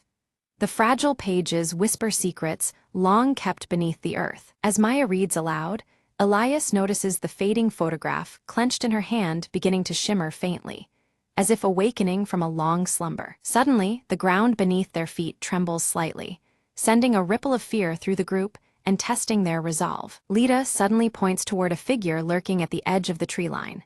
Its features are lost in shadow, but its watchful presence unmistakable. The figure vanishes as a gust of wind sweeps through, scattering dry leaves across the soil and wrapping them in a chill that reaches deep into their bones. Maya's voice trembles with resolve as she reads aloud the journal's entries, revealing stories of lost promises and wounds that time has failed to heal. Each word echoes in the quiet room, stirring a heaviness that hangs in the air. The pages seem to carry the weight of sorrow and unresolved pain. As Elias carefully flips through the fragile journal, his sharp eyes catch a torn piece of paper tucked between the pages, marked with the same cryptic symbols etched on the wooden box. His furrowed brow deepens, sensing a connection that beckons deeper investigation. The enigmatic markings hint at secrets yet uncovered. In the dimness, Lita's voice falters as the persistent melody grows louder, its haunting notes seemingly reverberating off unseen walls around them. The music envelops the space, weaving through shadows and stirring an uneasy sense of anticipation. The atmosphere thickens with each passing moment. Clutching the silver locket tightly, Maya finds strength in its familiar weight against her palm. It anchors her amid swirling doubt and a rising tide of fear, its cold metal a reminder of the stakes they face. The locket pulses softly, as if responding to the growing tension. Their discovery beneath the garden floor sends a thrill through the group, a hidden door partially concealed by earth and winding roots. The secret entrance feels like a gateway to truths long buried. They exchange determined looks, ready to uncover what lies beyond. Elias hesitates momentarily, but soon joins the effort, carefully digging away soil to expose cold stone steps leading downward. Each unearthed root and clod reveals the passage deeper into mystery. Despite his reservations, he feels compelled forward by the pull of the unknown. Descending the stairs, their flashlights flicker as the melody shifts into a somber tune, echoing softly against the damp walls. The changing music mirrors their cautious steps, casting an emotional shadow over their journey. Every creak and whisper heightens their awareness. Maya's eyes lock onto faded murals along the underground walls, depicting moments from the photographs past with haunting clarity. The images tell fragmented stories, each stroke hinting at memories suspended in time. She traces the scenes silently, feeling history's touch. Elias uncovers a cracked mirror embedded in the stone, its fractured surface reflecting distorted images back at them. The broken shards symbolize hidden truths yet to be revealed. He studies the reflections, sensing the mirror as both barrier and revelation. Lita reaches out tentatively to touch the mural, her fingers brushing a loose stone that unexpectedly shifts aside. This movement reveals a small, hidden compartment nestled within the wall, inviting discovery. Excitement and curiosity flicker across her face. Inside the compartment rests a delicate music box, its surface intricately adorned with the same carvings as the mysterious wooden box. The craftsmanship speaks of care and significance, linking past and present. They exchange looks, realizing its importance. Maya wins the music box with reverent hands, unleashing the melody that floods the chamber once more. Emotions long kept beneath the surface rise, with the haunting tune, stirring memories and unspoken feelings. The music binds them in a shared moment of vulnerability. As the melody swells, shadows within the chamber coalesce into a faint, ethereal figure resembling the woman from the photograph. She reaches out silently, an apparition woven from memory and longing. The group stands still, caught between disbelief and awe. Elias steps forward, his sharp blue eyes reflecting memories and regrets etched deep within his gaze. Confronting this spectral presence challenges his reserve, revealing the depth of his personal connection. The moment weighs heavily on him, intertwining past and present. The figure slowly dissipates as the music slows, leaving behind a whispered hope that lingers in the chilled air. Silence returns, but the echo of the encounter remains, offering a fragile sense of closure. The trio exhales collectively, their resolve strengthened. They ascend the stone stairs carefully, the weight of revelation settling on their shoulders but lifted slightly by newfound understanding. The path behind them feels less obscure, shadows giving way to light. Together, they step toward dawn's promise. Outside, the first light of dawn breaks over the garden, casting warm hues that soften the quiet landscape. The world seems renewed, bathed in gentle gold and a fresh breeze. This new day feels like an answer to their quest. Meyer opens the journal to a final entry, revealing the woman's last wishes intimately tied to the secret held within the silver locket. The words pulse with urgency and tenderness, guiding their next steps. The locket's significance deepens like a heartbeat. Elias unfolds a carefully drawn map tucked inside the journal, its ink marking a path to a nearby hill promising answers and closure. The terrain seems familiar yet charged with mystery. The map becomes their compass forward. Despite exhaustion, the group resolves to follow this path, driven by purpose and the invisible threads that bind them. Each step carries them closer to the truth, fueled by connection and determination. Their journey gains renewed momentum. At the hilltop, they discover a stone altar engraved with dates matching those chronicled in the journal. The carvings speak of time's passage and enduring remembrance. The altar stands as a silent witness to history and hope. Maya reverently places the silver locket on the altar, feeling a subtle pulse of energy in response, as if the locket itself acknowledges their presence. The moment vibrates with significance, linking object and spirit. A quiet power settles over them. The familiar melody returns softly, harmonizing with awakening birdsong and the gentle rustling of the breeze. Nature's soundtrack blends with their own hearts, weaving a tapestry of peace and continuity. The scene embraces them in calm reassurance. Elias, usually reserved, reflects quietly and breaks his silence to share personal memories of the woman, revealing layers others had never seen. His voice carries warmth and regret, bridging past and present. His openness deepens their collective understanding. Lita sketches the serene scene in her journal, capturing the moment for herself and those who may come after. Her spirited touch preserves their shared experience in ink and paper, a tangible record of their journey. The drawing holds hope and history intertwined. As they stood silently before the altar, the earth beneath it trembled unexpectedly. A section of the stone floor slid aside, unveiling a hidden compartment. Within lay a sealed letter, aged but impeccably preserved, inviting them into a secret long buried. Maya carefully broke the seal and unfolded the letter, her voice steady but filled with emotion as she read aloud. The words spoke of sacrifices made in shadows, sacrifices born of love that endured through trials unseen. Each line wove a story of devotion and resilience, connecting past to present. Moved by the revelation, Maya, Elias, and Lita embraced tightly, a shared understanding bridging the gulf of years. The sorrows of bygone days weighed on them, yet now balanced by hope and the possibility of healing. This moment united them beyond mere words. Maya's fingers tightened around the silver locket hanging around her neck, now radiating a warm, gentle glow. It pulsed softly, as if alive, signaling closure and newfound strength. The locket was no longer just a keepsake, but a symbol of enduring resilience. Elias fetched a small sapling and, with deliberate care, planted it beside the altar. This fragile sprout stood as a living testament to renewal and the promise of growth after hardship. His furrowed brow softened, reflecting a rare moment of peace. Nearby, Lita's voice rose softly, humming the familiar melody once more. Her mischievous smile, now transformed into one of genuine hope, brightened the morning air. The tune intertwined with the warmth around them, stitching their spirits closer. The trio settled together, watching the first light of dawn pierce the horizon. Shadows that had lingered retreated slowly, replaced by a gentle glow that spoke of new beginnings. Time seemed to pause, honoring the quiet strength of the moment. Around the altar, the once broken clocks were gathered in a circle, their hands restored by unseen forces. Each ticking second echoed symbolically, marking repair not just of timepieces, but of fractured histories. The melody hummed once more, tying past and future seamlessly. Maya's gaze fixed firmly on the horizon, her resolve clear and unwavering.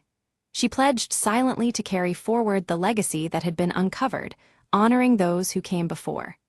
The silver locket warmed against her chest, a steady heartbeat of determination. As the camera pulled back, the trio leaned gently on one another, united by shared journeys and newfound hope. The persistent melody threaded through the dawn's light, weaving together the strands of their intertwined stories. Together, they stepped into a future bright with promise.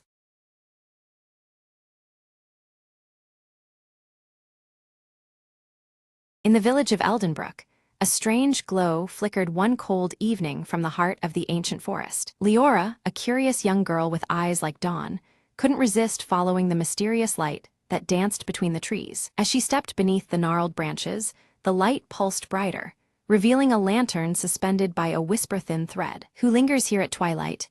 Leora called softly, her voice part wonder, part caution. The lantern hummed a melody, a soft vibration that wrapped around her like a gentle breeze. Suddenly, a tiny figure stepped out from behind the tree, a sprite no taller than her hand, its wings shimmering with moonlight. "I am Elen, guardian of this enchanted light," the sprite said, voice tinkling like bells. "This lantern holds the last whispers of forgotten dreams, fading from the world as time passes." Leora listened, heart tightening, as Elen explained that without dreams, hope would one day vanish from Eldenbrook. "But how can we keep dreams alive?" Leora asked, longing to help. Elen smiled. "By sharing stories, lighting fires of imagination in every soul. The lantern feeds on the spark of belief." Determined, Leora gathered the villagers, urging them to tell tales and remember hopes, bright and bold. Night after night, the village square filled with laughter and stories, the lantern glowing ever stronger. The ancient forest seemed to breathe again, its shadows less ominous, its secrets weaving into the fabric of their lives. One evening, Elen whispered, The light is growing. Your stories have rekindled the world's magic. Leora nodded, her own heart alight with the ember of every dream shared. As dawn painted the sky, the lantern lifted from the thread, soaring above the treetops like a tiny sun. "Farewell, dear friend," Leora said, tears glistening. "Carry our dreams wherever you go." Hélène winked and disappeared into the morning haze, the glow fading gently, but never gone. And from that day onward, Eldenbrook kept a lantern burning in every window, a beacon for dreams, whispered and cherished forevermore.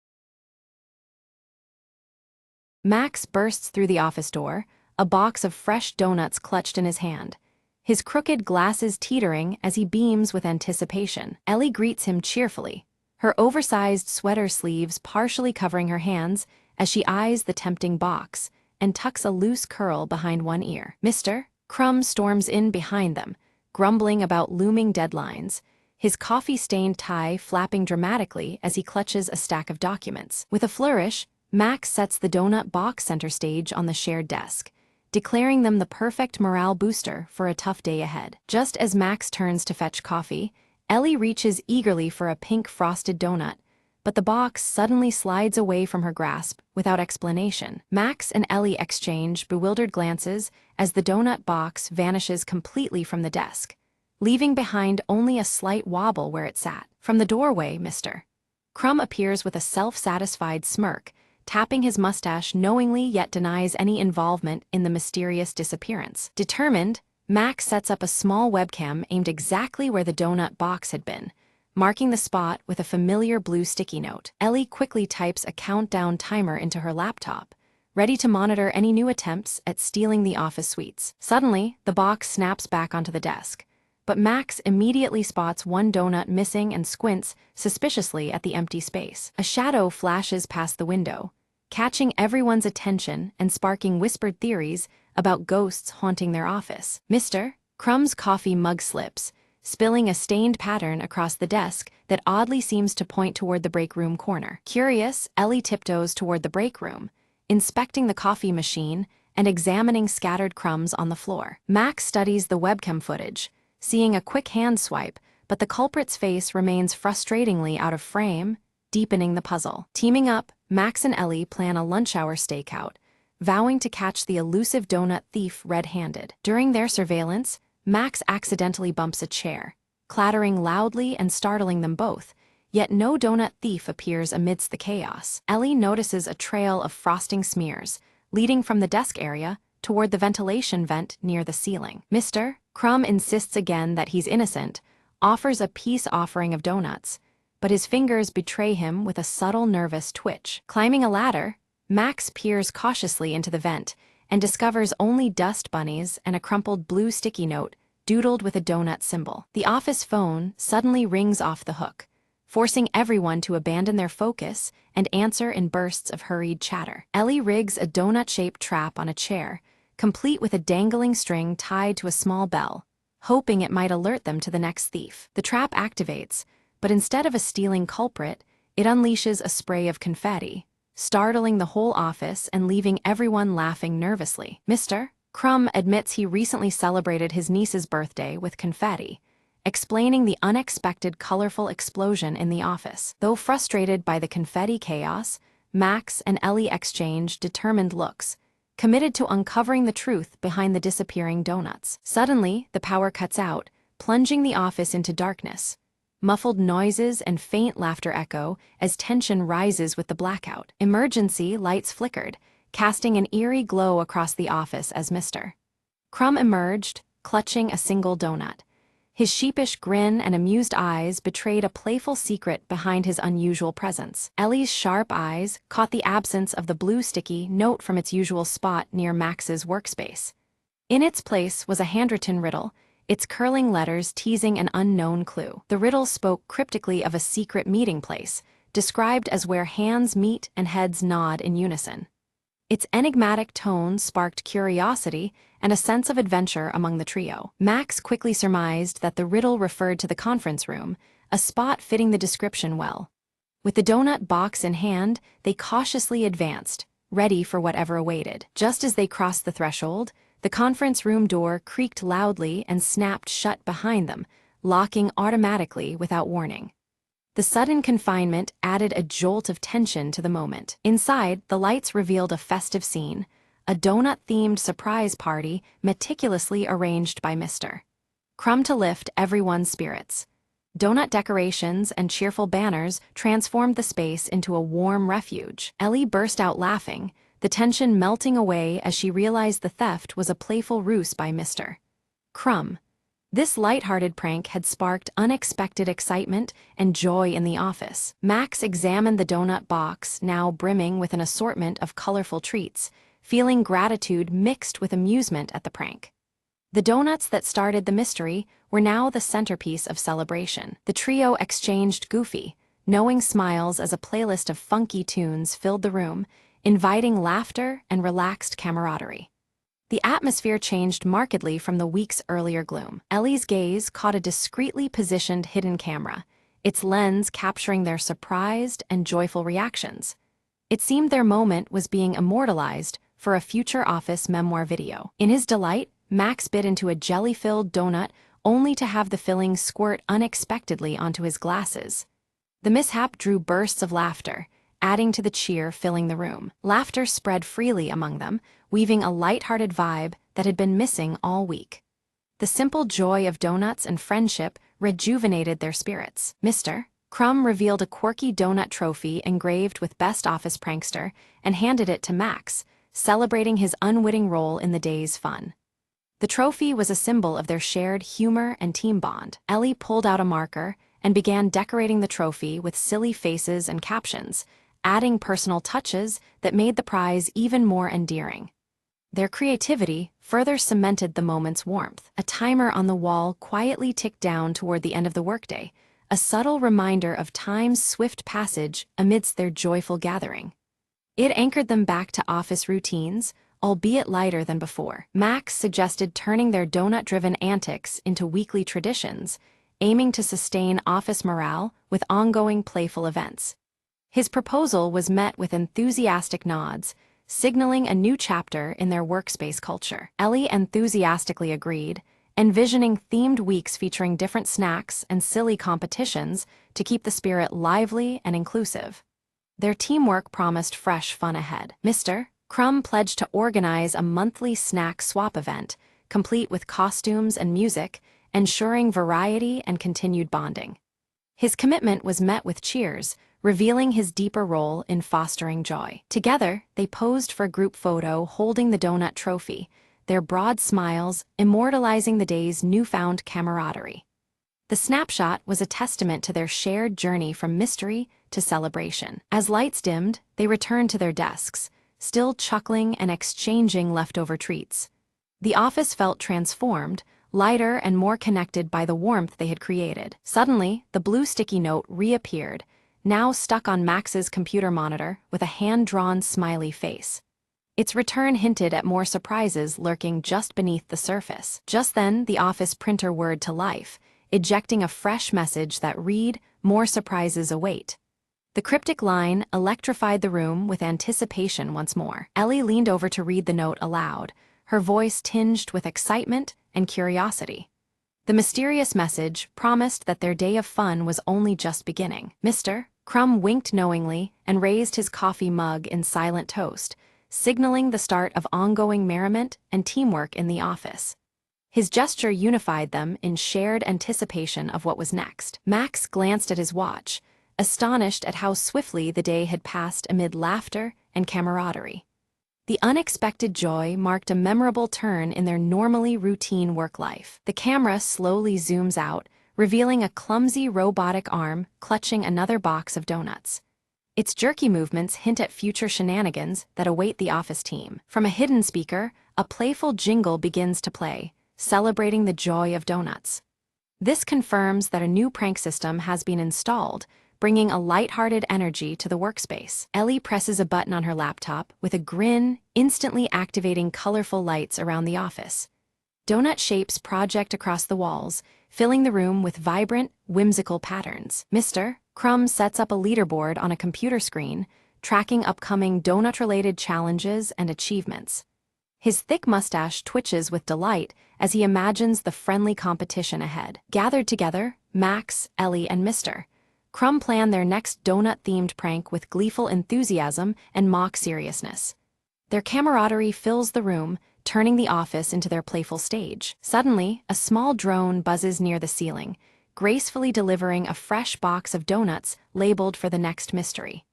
The unexpected arrival adds a new twist to their unfolding adventures. All three exchange excited looks, the atmosphere now infused with playful energy and anticipation. The office feels alive, charged with the promise of fun and surprises. Ellie sneaks a bite from the drone-delivered box, then shares it with Max and Mr. Crumb as a warm peace gesture. Their smiles and laughter echo the strong bond forged over countless donut escapades. The camera centers on the blue sticky note near their workspace, now adorned with tiny donut stickers and a cheerful smile. It stands as a symbol of their shared journey and the mysteries yet to come. The scene fades out as laughter and lighthearted chatter fill the office. The promise of many more donut adventures lingers, leaving viewers with a sense of joyful anticipation.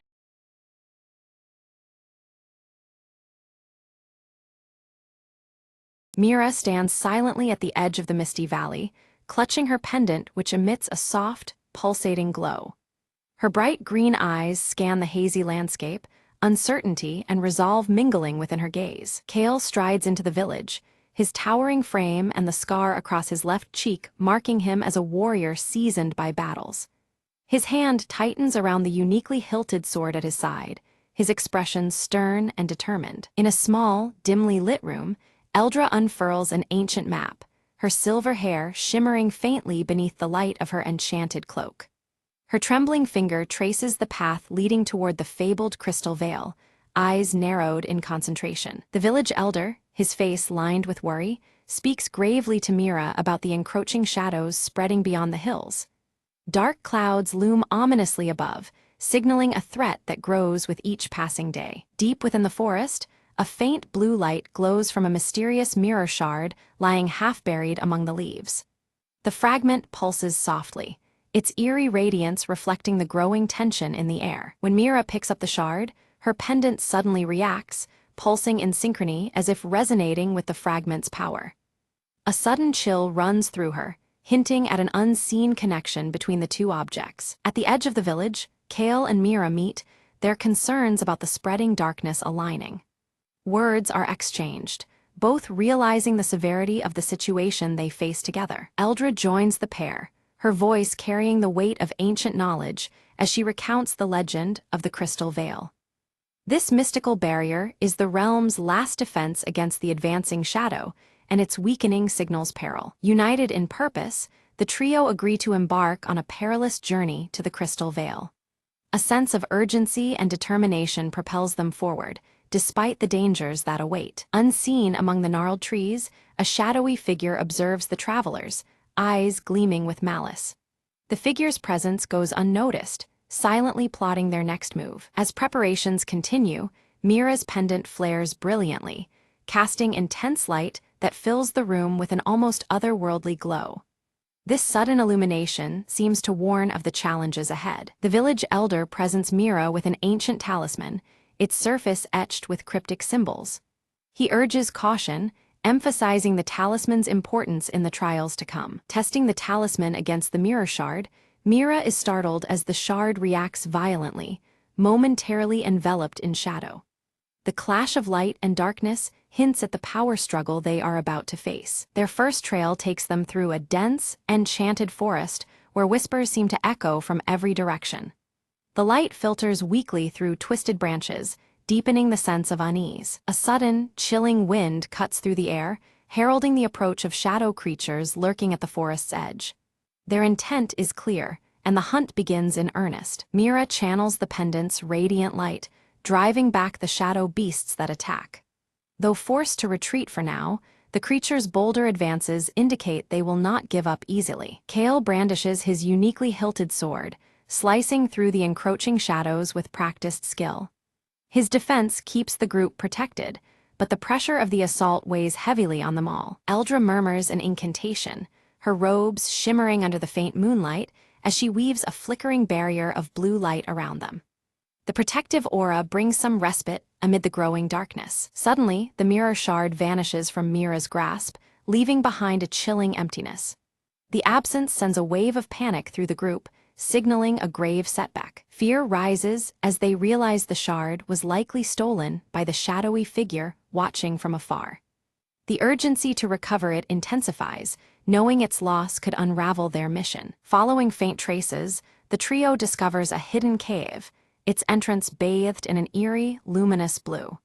The unnatural glow deepens the mystery and hints at the dangers lurking within. Inside, distorted reflections ripple across countless mirrors, confusing their senses and disorienting their steps.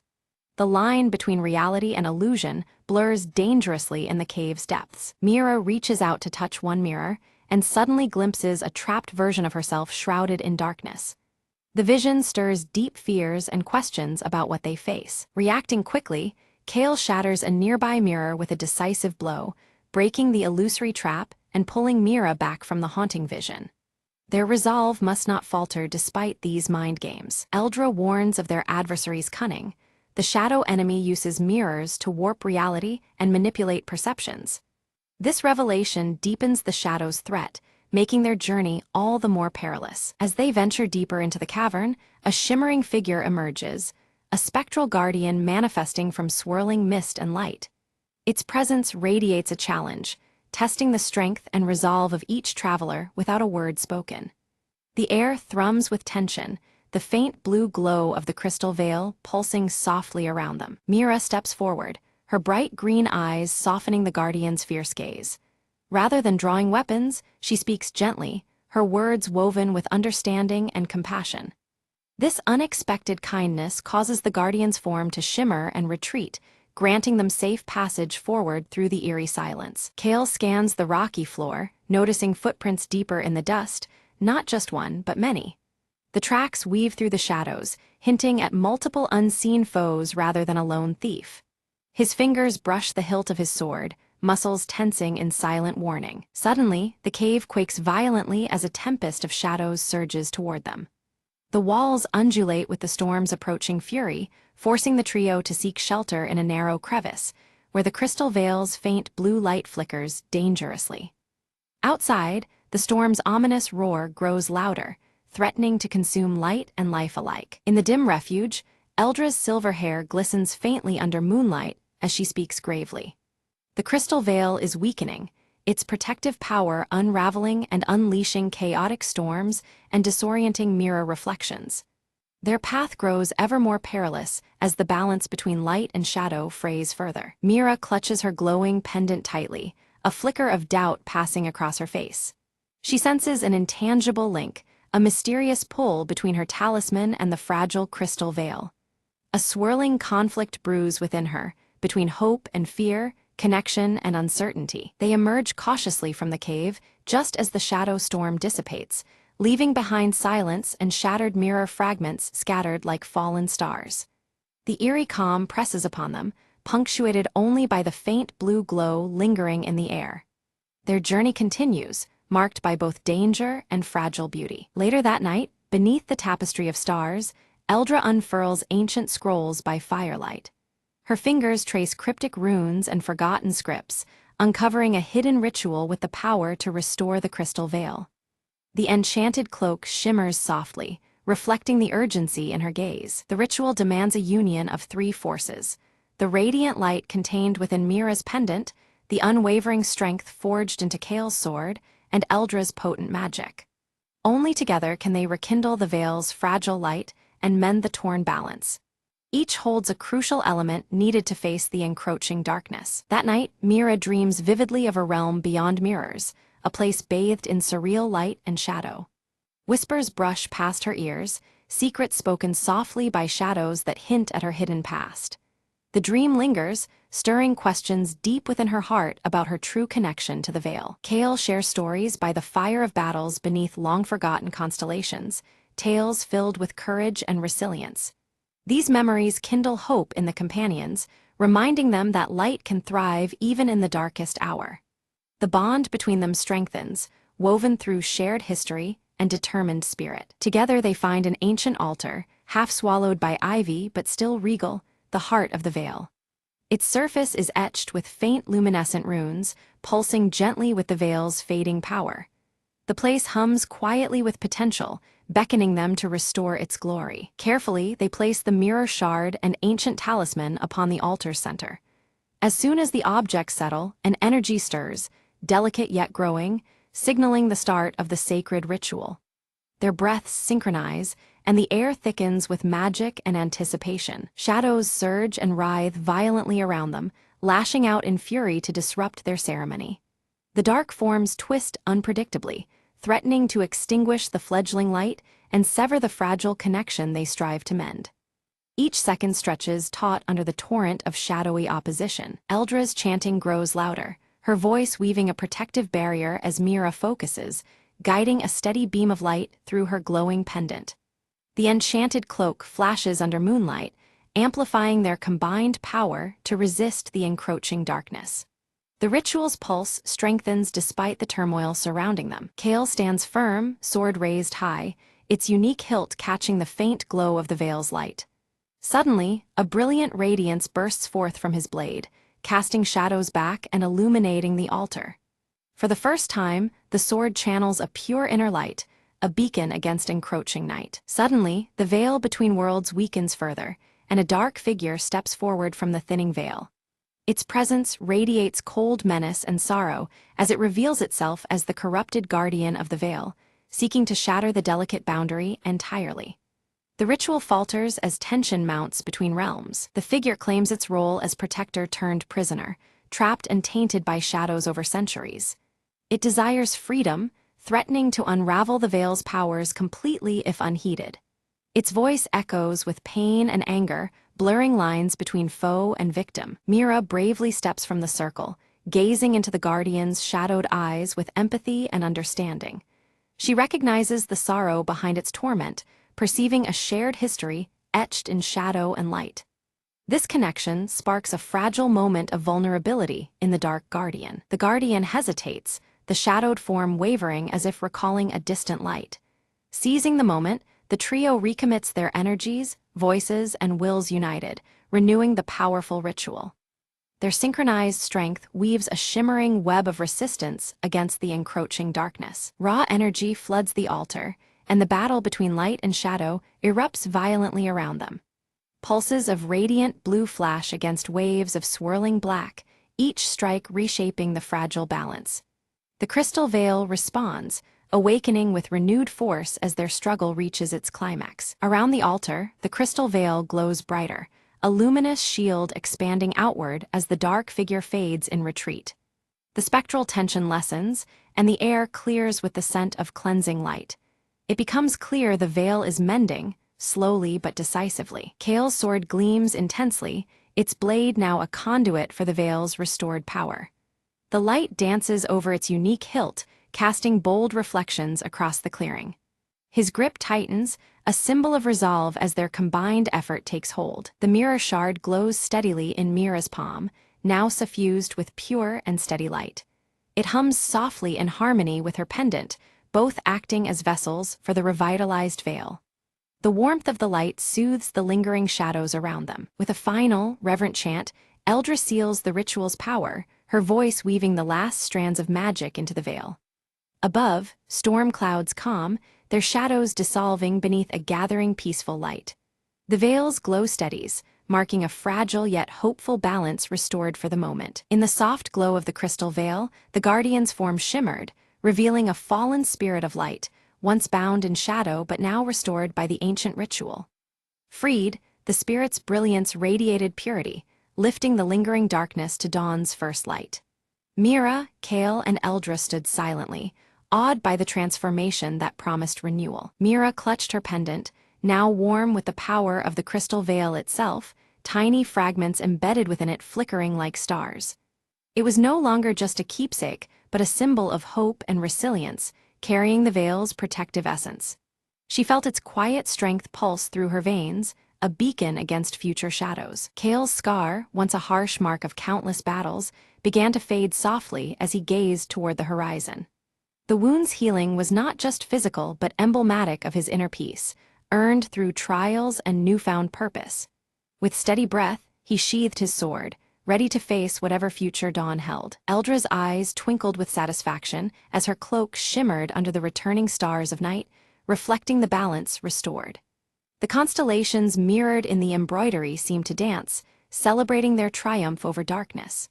Her ancient wisdom smiled in harmony with the quiet magic enveloping them all. As the sky cleared, the village elder greeted them warmly, his eyes reflecting the returning light to the valley. The once bleak landscape bloomed anew with vibrant colors and life, shadows receding to the edges of memory. Their community, strengthened, embraced the trio as harbingers of peace restored. Mira carefully set the ancient mirror shard into a newly built protective shrine, its delicate surface catching and bending the returning light. This gesture sealed a promise, warding the village against the encroaching dark, safeguarding the balance between realms. The shrine stood as a testament to vigilance and hope for generations to come. Kale took to training the village's new protectors, his voice steady as he passed on the strength and wisdom found on their journey. The unique hilt of his sword caught the sun's rays, symbolizing his commitment to their shared future. His lessons forged more than warriors, they shaped guardians of light and shadow alike. Eldra began teaching magic anew, embracing both light and shadow in her lessons to foster harmony within the village. Her shimmering cloak sparkled under the moon, echoing the unity she wished to instill. Under her guidance, knowledge thrived, planting seeds of balance and peace among eager minds. By the still lake, Mira sat quietly, the pendant around her neck glowing softly, its light reflecting on the water's surface. A profound connection to a wider world settled within her heart, emboldening her spirit beyond the valley's bounds. In that moment, she understood her role as both protector and hope's bearer. Above the valley, the crystal veil shimmered faintly, an eternal sentinel watching over the land. Its gentle light wove through the trees and hills, reminding all of the peace and balance now steadfast in their home. The veil remained, a lasting guardian where light and shadow coexisted in harmony.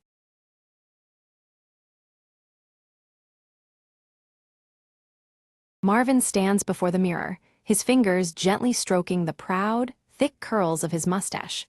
He adjusts his round spectacles and contemplates the day ahead, feeling ready for any challenge. Leela bursts into the apartment with a grin, holding up a brightly colored invitation to a mustache competition. "Uncle Marvin, you have to enter," she exclaims, her pink hair bouncing with excitement. Marvin smiles confidently, tightening his yellow and green striped tie, a sure sign of his determined mood.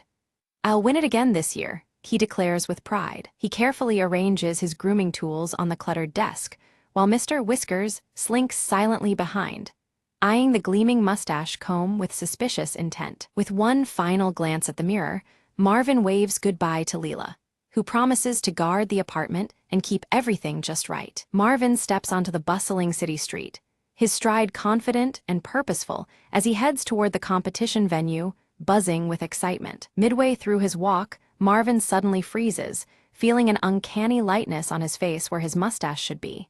Confused, he stops in his tracks. He peers into a shop window reflection and gasps. His cherished, curly mustache has completely vanished without a trace. In a surge of panic, Marvin sprints back home, overturning piles of vintage knickknacks and hunting all corners for any clue to his missing mustache. Leela arrives with a determined gleam in her eye, just as Marvin inspects his grooming kit through his magnifying glass, vowing to uncover the mystery at all costs. Mr. Whiskers flicks his tail leisurely, knocking Marvin's mustache comb off the table with a deliberate swish, watching their reactions carefully. Leela crouches near the windowsill and points to tiny strands of hair left behind, suggesting that the aloof tabby may be involved in the disappearance. Determined, Marvin sets up a variety of comical traps around the apartment, from sticky mustache-shaped nets to jars of swirling potions, hoping to catch the elusive thief. Despite the efforts, Mr. Whiskers nimbly evades every trap, slipping through false walls and darting beneath furniture, while Marvin and Leela grow increasingly frustrated and weary. The hours tick down toward the competition, tension mounting as Marvin feels the pressure of reclaiming his identity and pride before it's too late. Seeking alternative help, Marvin and Leela visit an eccentric local barber, who offers a strange, temporary fake mustache potion with wild promises. Marvin tries the potion nervously, but it causes his mustache to wiggle uncontrollably like a living creature, drawing amused stares and creating a public spectacle they hadn't anticipated. Embarrassed and frustrated, Marvin ditches the potion and decides to pursue leads outside, scanning the streets for anything resembling his lost mustache. Along a crowded street, Marvin spots a stranger sporting a suspiciously familiar curly mustache that seems oddly out of place, stirring Marvin's suspicion. Confronting the man,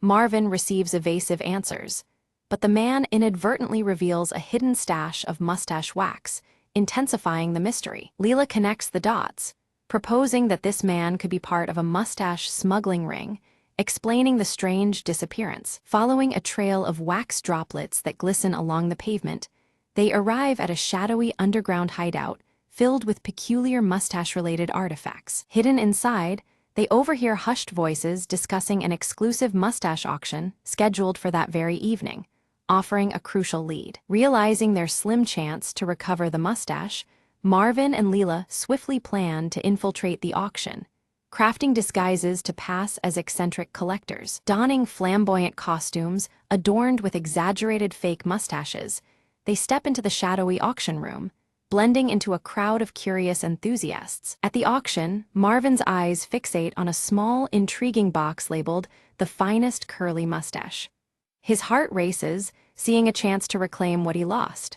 The box seems almost enchanted, promising a secret to his missing mustache. Marvin nervously raises his bid among a crowd of dubious bidders cloaked in shadows and whispers.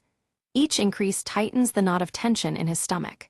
Suddenly, a mysterious figure outbids him at the last moment, their identity hidden by a wide-brimmed hat and darkness. Refusing to give up, Marvin signals Leela with a glance. In response, she theatrically sways and collapses dramatically at the auction floor, drawing all eyes towards her. Instant uproar erupts as bidders rush to Leela's side, concerned for her sudden faint. The distraction creates a perfect moment for Marvin to stealthily slip the coveted box into his coat pocket. Back in a quiet corner, Marvin eagerly opens the box, only to find a cryptic note inside. It reads, "Look close in your own reflection," leaving Marvin puzzled and intrigued. Perplexed, Marvin pulls out his trusty pocket mirror and lifts it toward his face. Behind him, Mr. Whiskers sits calmly, licking his fur in a peculiar, deliberate manner that catches Marvin's eye. Suddenly, Marvin notices a tuft of his curly mustache clinging stubbornly to Mr. Whiskers' striped collar. The revelation dawns like a bolt of lightning. The cat is involved. The trio quickly pieces it together. Mr. Whiskers must have playfully swiped the mustache earlier, unknowingly causing the great disappearance. Marvin can't help but chuckle at the feline's mischievous role. Back in his cluttered vintage apartment, Marvin tenderly massages conditioner into his chin. He's hopeful, if a bit skeptical, wishing for even the slightest sign of regrowth before the next competition. Leela, ever inventive, whips up a quirky mustache growth potion using random kitchen ingredients. She presents it to Marvin with a mischievous grin, dubbing it their last, humorous hope. Marvin applies the homemade concoction cautiously, his fingers crossed beneath his perfectly striped yellow and green tie. Despite his skepticism, there's a glimmer of hope in his eyes. To their amazement, tiny hairs begin sprouting unevenly across Marvin's upper lip. The patchy new look is amusing if nothing else, but it breathes new life into his confidence. Emboldened by his unique growth, Marvin straightens his tie and adjusts his spectacles. He sets off determined to embrace this quirky new mustache at the competition venue. Upon arrival, the crowd bursts into laughter and cheers at Marvin's half-grown, unconventional mustache. The warm welcome deflates his nerves and fills him with unexpected pride. During the contest, Marvin captivates the audience with a witty speech about humor and acceptance. His charm and honesty resonate deeply, transforming the event's atmosphere. The judges, thoroughly entertained and impressed, award Marvin a special, most original mustache prize. It's a surprising twist that celebrates creativity over perfection. Beside him, Leela beams with pride while Mr. Whiskers purrs contentedly. Marvin's grin stretches wider than ever, his spirit lifted by their shared victory. The enigmatic auction figure reappears, stepping out of the shadows with a kind smile.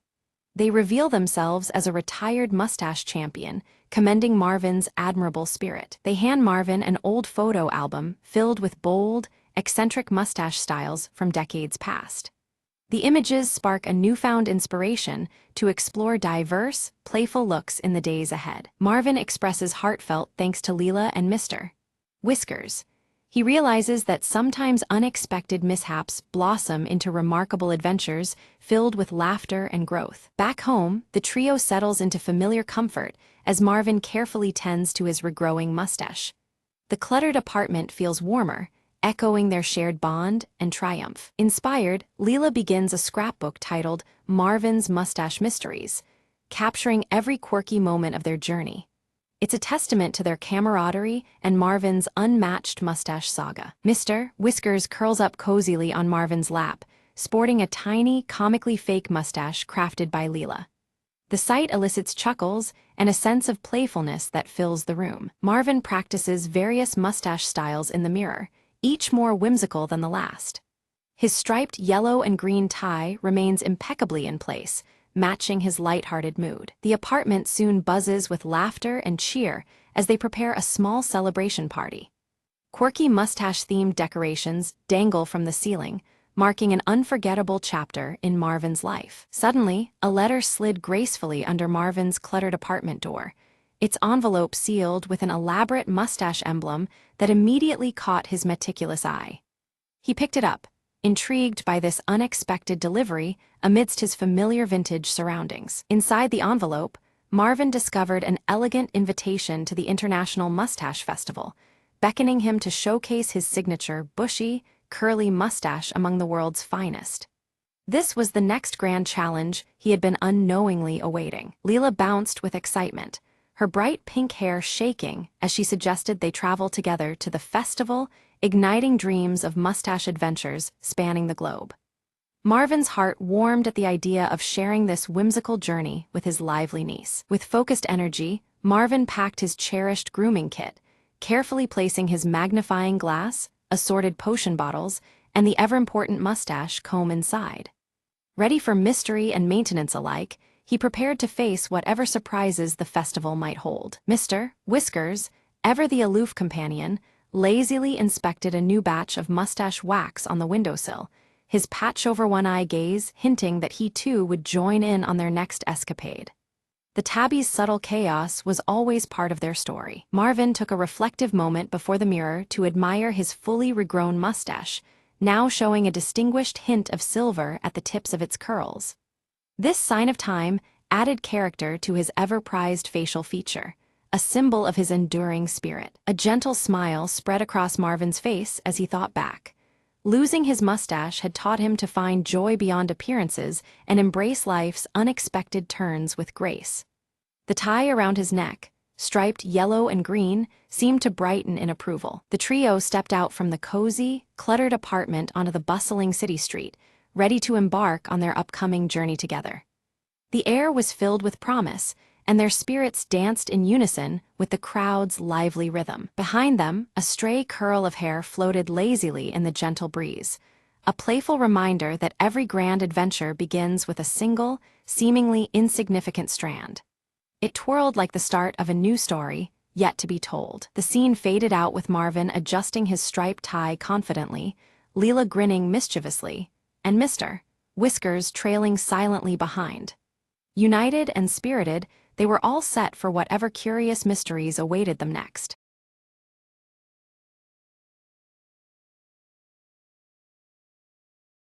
Dave decided today was the day he'd finally win the office chair race. It was an unofficial but fiercely competitive event held every Friday at 4:59 p.m. Rules were simple. Grab your chair, push off from your desk, and race to the break room. Dave's opponent, Linda, was a veteran chair racer with a customized seat cushion and laser focus. As the clock neared 4:59, coworkers gathered, phones ready to record the epic showdown. Ready, set, go, the manager shouted, barely hiding his excitement. Dave launched forward, wheels squeaking loudly, but Linda zoomed ahead, her chair almost gliding. Suddenly, Dave's chair hit a rogue paperclip, spinning him around like a top. "Whoa!" he exclaimed, narrowly missing a stack of reports and an alarmed intern. Linda took the lead, but looked back with a grin as Dave struggled to regain control. Determined, Dave gave his chair a mighty shove and caught up to her by the water cooler. They were neck and neck, laughter bubbling up amid wheeling chaos. In a final burst, Dave aimed for the finish line, but his chair's wheel caught on a carpet edge. Time seemed to slow as he tipped backward, landing softly in a pile of empty coffee cups. The office erupted in laughter. Linda declared the victor, but everyone cheered Dave's spectacular effort. Next week, Dave promised, brushing coffee off his shirt, "I'm bringing training wheels." The manager handed Dave a consolation prize, a golden paperclip, and a Best Perseverance ribbon. As the office returned to normal, the chairs awaited their next race, eagerly and quietly spinning. Dave couldn't wait to get back on his chair and spin his way to glory, carefully this time. And so, the great office chair caper became legendary, reminding everyone that sometimes falling is just part of the fun.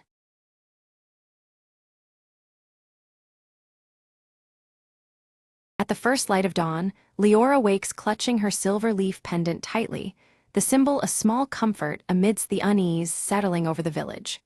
Outside, the ancient forest stretches silently, its shadows long and mysterious under the pale morning sky. As Leora walks through the village, she notices worried faces exchanging nervous glances. The fading light and wilting crops weigh heavily on everyone's spirits, hinting at a deeper, unseen affliction creeping through the land. Near the village's edge, Theron hunches over his forge, the heat and smoke mixing with the morning air. His soot-streaked hands carefully sharpen tools, eyes steady and calm despite the unsettling changes they all face. Leora approaches Theron, holding out a broken shard of a prism glowing faintly green, its fractured edges catching the light erratically. She hopes he can decipher its origin, sensing it may hold the key to their village's plight. Theron examines the shard, his brow furrowing as he recognizes the ancient symbols etched into its surface. They are the same carvings he's seen in the worn stones of the forest temple ruins, linking the mysterious object to a place steeped in forgotten power. In the village square, the community gathers with growing anxiety as the flowers around them lose their vibrant hues and the sunlight dims unevenly each passing day. Whispered fears spread like wildfire, the natural world turning against them in subtle but ominous ways. Leora recalls the old tales of the Prism of Verdant Grove, a mystical artifact believed to sustain the life and color of their land. Now fractured, it seems the very heart of their forest and village is faltering. Determined, she resolves to venture into the ancient forest, seeking the temple to reunite the prism's scattered shards.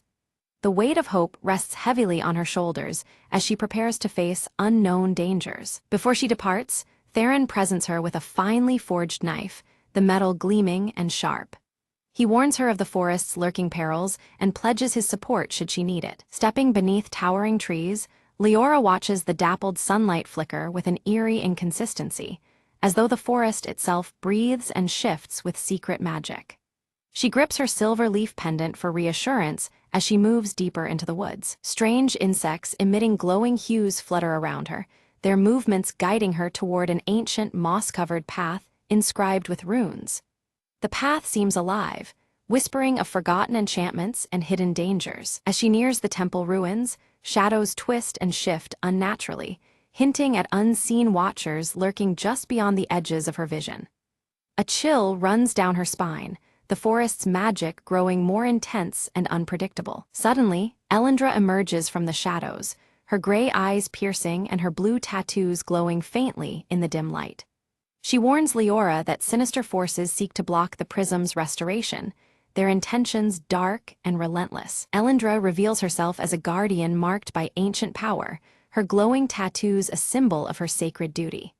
She offers cryptic guidance, urging caution and resolve in the trials to come. Leora steels herself, her grip tightening on her pendant as she vows to collect all the prism fragments before the encroaching darkness extinguishes the land's magic completely. Her determination shines through despite the overwhelming odds. At the temple's altar, Leora discovers the first major shard embedded within, pulsating with a gentle, soft light that hints at its lingering vitality. Its fractured surface gleams, promising both hope and challenge. When Leora touches the shard, a sudden burst of vibrant color spreads across the clearing, briefly reviving the wilted flowers around her. The momentary revival fills her with cautious optimism that restoration is possible. Without warning, dark roots surge violently from the earth, twisting and lashing like serpents as they attempt to ensnare her in magical vines.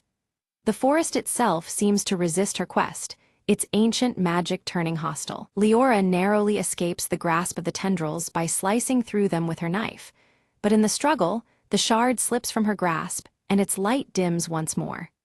The fleeting hope flickers, reminding her of the delicate balance she must maintain. Deeper within the temple, Leora uncovers ancient murals depicting the prism's power and a shadowy figure breaking it apart. The imagery warns of a malevolent force determined to shatter the land's lifeblood. Unexpectedly, Theron appears, having tracked her trail through the treacherous forest. His presence offers much-needed strength and companionship in a place so laden with peril. Together, they navigate traps forged from shifting light and shadow, their hands clasped tightly, the silver leaf pendant between them glowing softly with a reassuring light. Their unity becomes their greatest defense against the temple's enchantments. They arrive at a chamber where a large shard hovers, partitioned and imprisoned within a glowing cage of shimmering energy. The air vibrates with powerful magic that resists their approach. Elendra returns to warn them that to claim this shard, they must face their deepest fears, illusions conjured by the prism's protective magic. The challenge is as much of the mind as it is of the body, testing their inner strength. Leora confronts a vivid vision of her village withering away and her silver leaf pendant crumbling into dust, a haunting test of her resolve and hope. The fear threatens to overwhelm her, but her determination to save her home pushes her forward despite the torment. With Theron's calm encouragement, Leora summons her resolve, pushing through the harrowing vision. The spectral cage shimmers and cracks, finally shattering to release the glowing shard. The silver leaf pendant on her chest pulses softly, a reassuring beacon of hope. She carefully positions the new shard beside the first, their edges fitting together like pieces of a puzzle. Light bursts forth, the forest responding instantly, roots curl back gently while blossoms burst open in radiant colors. The prism's fractured light seems to pulse with new energy, weaving through the ancient trees. Suddenly, a low rumble shakes the temple's structure, dust falling from stone carvings etched with ancient forest symbols. Unseen forces awaken, reacting unpredictably to the partial restoration of the prism. The air around them thickens with shimmering light and shadow intertwining. Outside, the sky darkens as a swirling storm of Inkai black energy coils above the land. The sun is swallowed by roiling clouds, halting the forest's revival in an instant. A chill freezes the air, leaves shriveling even as flowers remain poised to bloom. Realizing time slips through their fingers, Leora and Theron steel themselves to retrieve the remaining shards before darkness claims the entire grove. Each moment the storm grows stronger, blotting out natural light that once guided them. Their determination burns as brightly as the silver pendant at Leora's throat. Following cryptic clues left by Elendra, the trio ventures deeper into the forest. At last, they find a hidden glade, a serene clearing where ancient trees rise tall and proud. There, beneath one venerable tree, the third shard lies buried beneath a carpet of moss and roots. The glowing symbols etched into the tree's bark mirror those found on temple stones, faint blue light swirling around them. Leora's silver leaf pendant flares warmly in response, as if connecting to the ancient magic. The shard's refracted light dances across the bark's intricate patterns. As Leora reaches out, spectral wolves materialize between her and the shard, their eyes blazing with ethereal fire. Low growls ripple through the clearing, their presence a chilling warning. The silver pendant remains visible, a steady pulse amidst growing tension. Theron steps forward swiftly, hefting his crafted weapons with practiced ease. The clash is swift but intense, his strength and precision keeping the wolves at bay without harm. Colored light flickers around their struggle, the magical energy tangible in the air. With the final strike, the spectral wolves dissolve into wisps of blue light, their menace ebbing away. In their place, faint luminescent paw prints glow briefly on the earth before fading.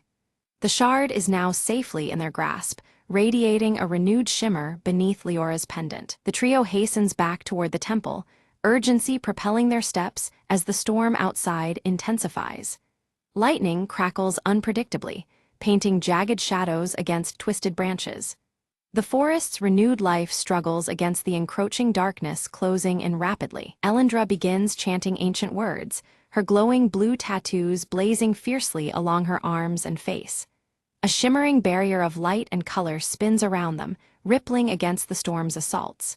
Despite her effort, the tempest's wrath grows relentless. Suddenly, the protective spell falters. A jagged surge of black lightning strikes the earth nearby. The ground splits open with a roaring crack, jagged edges glowing with erratic colors like fractured glass. The trio is thrown off balance by the violent upheaval underfoot. In an agonizing instant, Leora tumbles into the glowing chasm, her silver leaf pendant the last visible trace as it flickers faintly. Prism shards scatter deeper into the twisting, luminescent tunnels below. The forest's fate now hangs precariously with her survival. Theron and Elendra gaze down in horror, their voices lost in the storm's howling wind. The pendant's faint gleam fades slowly into the shadows, a fragile thread tethering her to the surface world. Fear and determination etch their faces as they prepare to follow her plunge. Within the glowing chasm, Leora moves cautiously through erratic passages alive with fractured light. The colors shift unpredictably, disorienting yet mesmerizing as they refract through countless crystal surfaces. Her pendant remains a steady source of calm in the surreal depths. She finds scattered shards embedded in the crystalline walls, each fragment radiating a shard of the forest's lost warmth. As she collects them, patches of vibrant color pulse through the tunnels, slowly pushing back the surrounding darkness.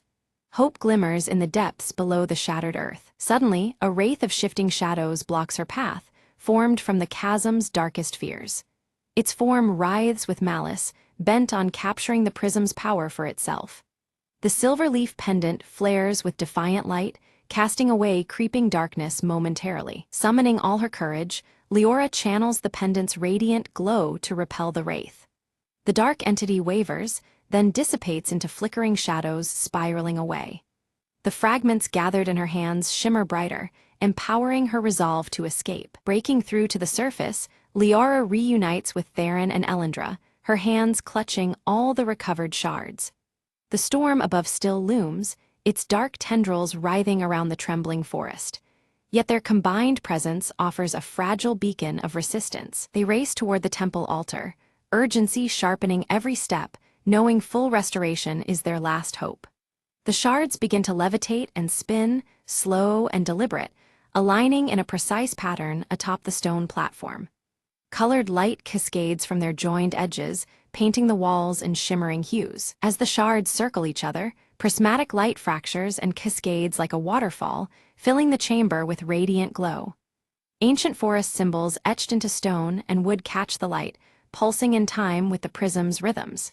The silver leaf pendant glows steadily at Leora's throat, syncing with the spectacle. Suddenly, dark storm clouds coil tighter around the temple, tendrils of shadow pressing inward.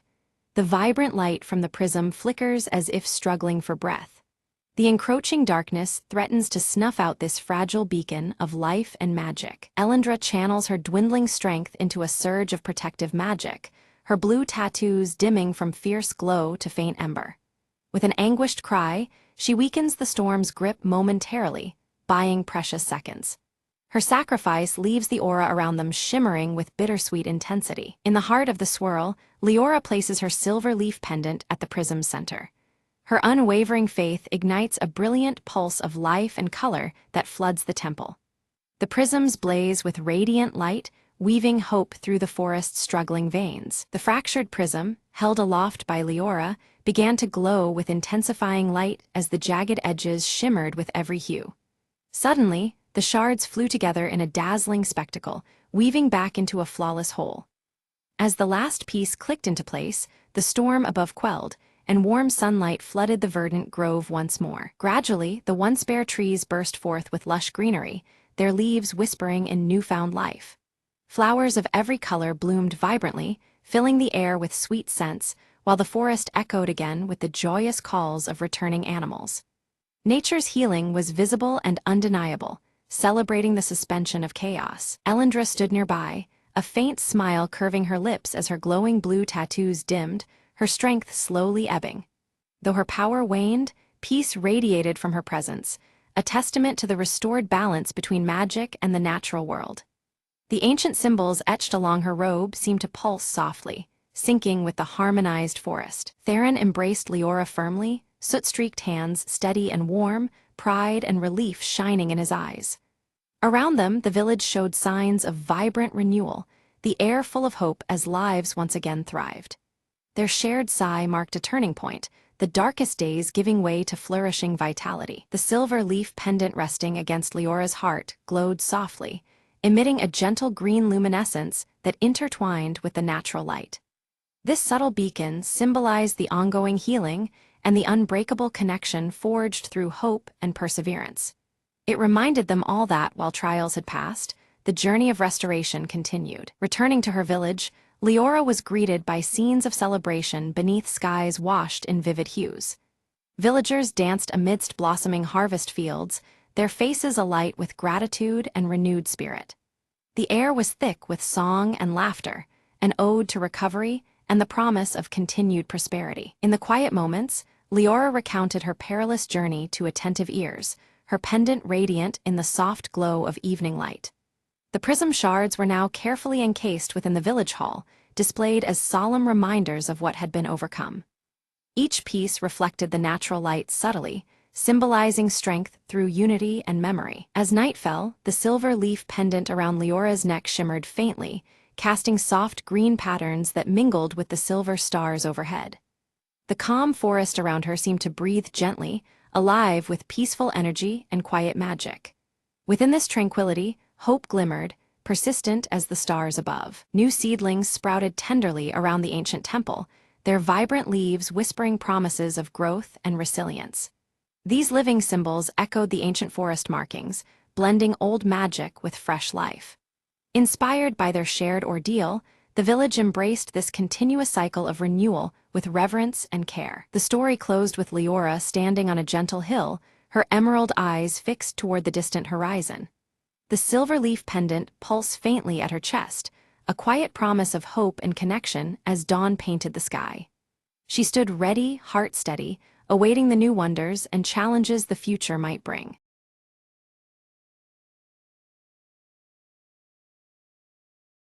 Nobody ever suspected the office plants were about to stage a rebellion, least of all Tim from accounting. It all began on a Monday, when the ficus by the water cooler was found toppled over with a note stuck to its leaves. "We want sunlight." Tim rubbed his eyes, wondering if he'd accidentally inhaled too much toner dust. But when the spider plant on Brenda's desk started twitching its fronds theatrically, everyone knew something was up. Meetings were disrupted by a barrage of falling leaves and strategically flicked soil. The office manager, MS Cartwright, was baffled. "Who keeps mistreating the plants like this?" she demanded. Little did she know, the plants had been quietly planning their escape, tired of being watered once a week and talked to as if they were just decoration. One morning, the succulent in the break room pulled off its tiny pot and rolled across the floor, knocking over coffee cups as if to signal, "Help us." Tim, deciding to investigate, stayed late to catch the culprit, or should he say, the conspiracy. What he found was astonishing. The plants were clearly organized. Paperclips arranged in a map, leaves bent like arrows. "All right, leafy masterminds," Tim said, chuckling. "What's the plan?" The ficus rustled its branches, as if answering, the spider plant waved dramatically, and the succulent gave a confident wobble. Tim realized their biggest demand was sunlight, and maybe a little respect. He rearranged the desks, moving the plants closer to the windows, and set reminders for more frequent watering. Next day, the plants looked perkier, their leaves reaching proudly towards the light. Even MS Cartwright smiled, unaware of the silent negotiation that had taken place. As Tim watered the succulent, he whispered, "Deal's done. You stay green, I stay sane." The office returned to normal. Well, as normal as it gets when your plants stage a leafy mutiny. And the ficus, it leaned just a little more towards the sunlight, seeming almost smug. "Guess even office politics have a quirky side," Tim mused, watching a leaf flutter in the breeze.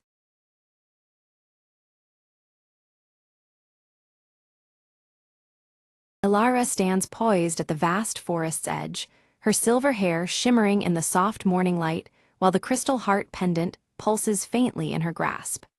The pendant's gentle glow reflects her determination as she prepares to venture into the unknown. A whispering wind stirs the leaves, carrying faint, ethereal voices that echo from deep within the forest. The voices seem to blend promise with warning, beckoning Alara onward, yet hinting at lurking dangers ahead. By a cracked stone altar, Alara encounters Phelan, whose amber eyes scan the dense trees warily, his scar reddened by the crisp morning air. His presence feels reassuring, yet his stoic demeanor hints at the threats shadowing their path. Phelan presents an ancient tome, its aged pages inscribed with symbols mirroring those etched on Alara's crystal heart pendant. The book seems to hold forgotten knowledge vital to navigating the mysteries ahead. Myra bursts into view, her iridescent wings casting shimmering patterns as she grins mischievously. She challenges Alara with a riddle born from the forest's secrets, teasing her to unlock hidden truths. Unseen, the shade lingers among the shadows, its deep violet eyes glinting with calculated patience as it traces Alara's every step through the twisting trees. Its silent presence casts an uneasy pall over the group. Alara's fingers brush the pendant, prompting beams of radiant light to shoot forth, painting a luminous map across the ancient tome's pages. The glowing paths lead deeper into the heart of the forest, guiding their next steps. A sudden rustle stirs the underbrush, startling all as elusive forest creatures vanish swiftly among bioluminescent mushrooms that pulse in rhythmic beats. The eerie glow seems to synchronize with the pendant's faint pulse of warning. Phelan's voice carries a grave warning of an impending storm, his scar intensifying in color beneath the darkening, swirling clouds above. The tightening air presses upon them as tension mounts. Alara steps carefully across a crystal-clear stream, her gaze drawn to the water's surface, where reflections shimmer and shift unnaturally. The warped images hint at hidden enchantments manipulating reality around them. Guided by Myra's fluttering light, they reach an ancient tree with serpentine roots twisting wildly and ancient symbols carved deep into its bark, symbols matching those in the tome. The tree seems alive with history and magic. From Myra's palm appears the silver key, glowing softly against the tree's bark as it slides effortlessly into a concealed lock. A silent mechanism stirs, unlocking passage to secrets guarded for centuries. A hollow within the tree opens to reveal a passage glittering with multicolored crystals. The pathway beckons the trio forward, deeper into a shadowed realm alight with flickering colors. Alara hesitates, clutching the crystal heart tightly as dancing shadows flicker around them, and the forest's usual chorus falls into an eerie, unnatural silence. The stillness presses, warning of unseen threats. Suddenly, the shade emerges from the shadows, blocking their retreat with an aura of chilling silence. The crystal heart reacts instantly, emitting a faint, unsettling pulse that resonates through their very bones. Summoning resolve, Alara steps forward boldly, wielding the crystal heart to cast a radiant shield against the shade's encroaching darkness. Her light pushes back the shadows, momentarily holding the looming threat at bay. Phelan draws a blade etched with ancient runes that shimmer with captured light, readying for confrontation. His steady hands and fierce gaze speak of unwavering protection and skill. Myra darts skillfully through shafts of light, scattering fractured reflections across the cavern walls. Her nimble distractions confound the shade, drawing its attention away from Alara and Phelan. The shade recoils, dissolving into a mist that seeps silently into the crystal-strewn floor, leaving an uneasy calm in its wake. Its retreat feels only temporary, a pause before it strikes again. Descending even deeper, the group finds a chamber where ancient symbols slowly rotate, aligning precisely with the shifting seasons. The room pulses with quiet energy tied to the natural cycles that govern the world around them. Alara carefully places the crystal heart upon a central pedestal, triggering a soft, harmonious hum as surrounding crystals begin to resonate with vibrant light. The chamber seems to awaken, responding to their presence. Without warning, the path behind them collapses with a thunderous crash, sealing off their retreat. Forced onward, the group advances into unfamiliar, shadowed tunnels fraught with uncertainty. Echoes of distant, indistinct voices envelop them, as the tunnel walls appear to breathe and warp subtly.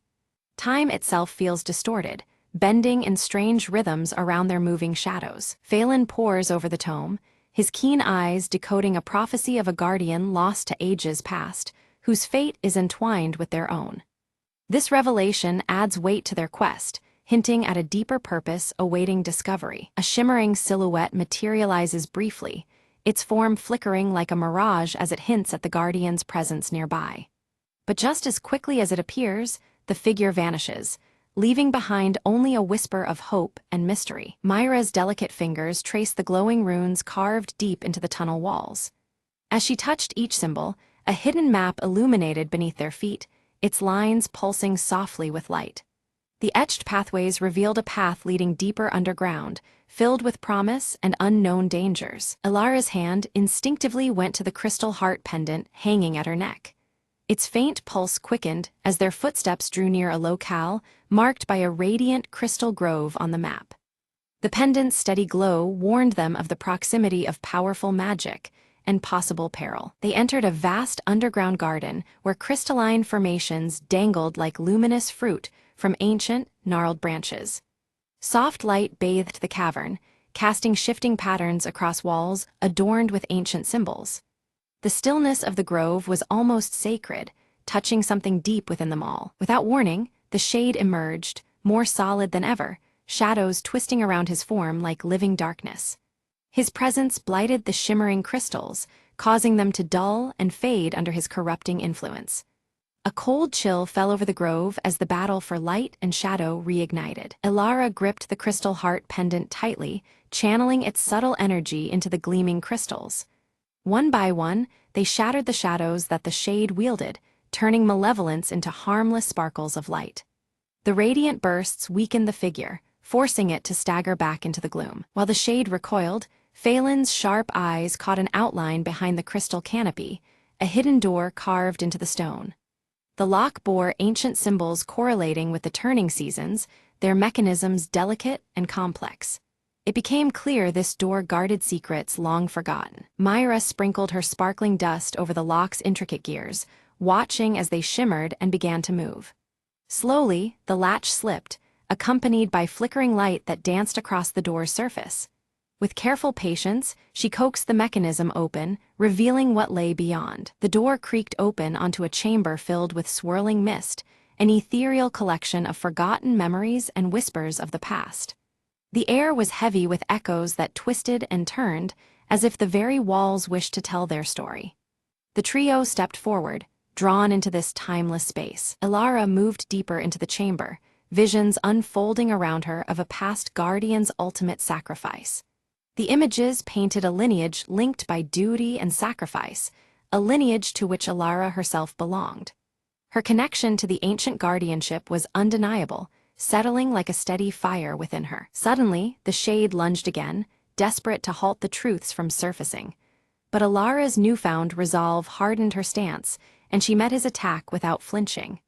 The revelations within had strengthened her spirit more than any weapon could alone. Phelan came to her side, his scarred cheek set in determined silence as he raised his glowing blade. Years of guarding the forest had honed his skill, and with steady strikes, he deflected the shade's shadowy assaults. Together, they formed an unbreakable front against the encroaching darkness. The crystal heart pendant flared brightly, casting a warm radiance that carved a path of light across the chamber. This luminous trail led them to a crystalline altar crowned with ancient carvings. It beckoned them closer, a silent invitation toward revelation and hope. Ilara inserted the silver key into the altar's ancient lock, feeling the cool metal turn with a satisfying click. A radiant beam of pure light shot upward, piercing the chamber's darkness and bathing the room in clarity. The air vibrated with power, signaling a turning point in their journey. From the light emerged a spectral figure, the guardian of ages past, who extended a solemn hand toward Ilara. His eyes held wisdom beyond words and a silent blessing that echoed through the soul. This ethereal presence validated the path Ilara had chosen to walk. The shade emitted a shriek of fury as the guardian's light weakened its form. Shadows began to loosen and disperse into harmless motes, drifting away like smoke on the breeze. Its hold on the grove faltered, nearing the end of its dark reign. With the shade vanquished, the crystal grove blossomed into radiant life, colors vibrant and light pure. The forest itself seemed to breathe anew, the ancient balance restored. Every crystal shone with a brilliance that promised renewal and protection for seasons to come. Phelan explained that the cycle of seasons and light must remain in harmony to keep shadows at bay. This eternal balance was the key to sustaining peace and preventing the shade's return. Understanding this duty deepened Alara's commitment to her newfound role. Alara stood tall, her emerald eyes shining fiercely with determination and hope. She fully embraced her role as the guardian, a protector woven into the forest's very essence. The weight of responsibility settled comfortably on her shoulders, a mantle she was ready to bear. Myra flitted back toward the high canopy, her iridescent wings catching the light as she laughed gently. She promised to watch over the forest's secrets, the mischievous sprite forever entwined with the grove's magic. Her presence was a joyful reminder that even in darkness, light could be found. Outside, the storm clouds parted to reveal a sky brilliant and clear. The forest vibrated with renewed energy, every leaf and branch alive with possibility. The changing seasons whispered of new chapters, of growth and healing just beginning. Alara and Phelan stood together at the edge of the blooming grove, the crystal heart pendant glowing with a steady, calming pulse. Its gentle rhythm echoed the quiet strength of the land they now protected. Side by side, they watched as light and life intertwined in endless cycles. They uncovered an ancient mural depicting generations of guardians intertwined with the forest's destiny. The images showed eternal duty, sacrifice, and the delicate balance of nature and magic. Each painted figure bore symbols that felt deeply familiar, connecting past and present. Alara studied the mural carefully, realizing that every choice made would echo through future seasons like turning a page in a living book. The weight of their decisions stretched beyond the moment, rippling out over time. This understanding brought clarity and caution to her heart. Phelan shared stories of past challenges faced by guardians before her, reminding Alara of the strength found in unity and unwavering trust. These tales of perseverance reinforced the partnership they had forged.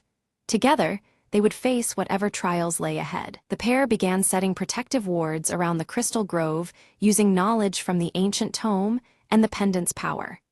Each ward hummed with light and magic, a barrier against future threats.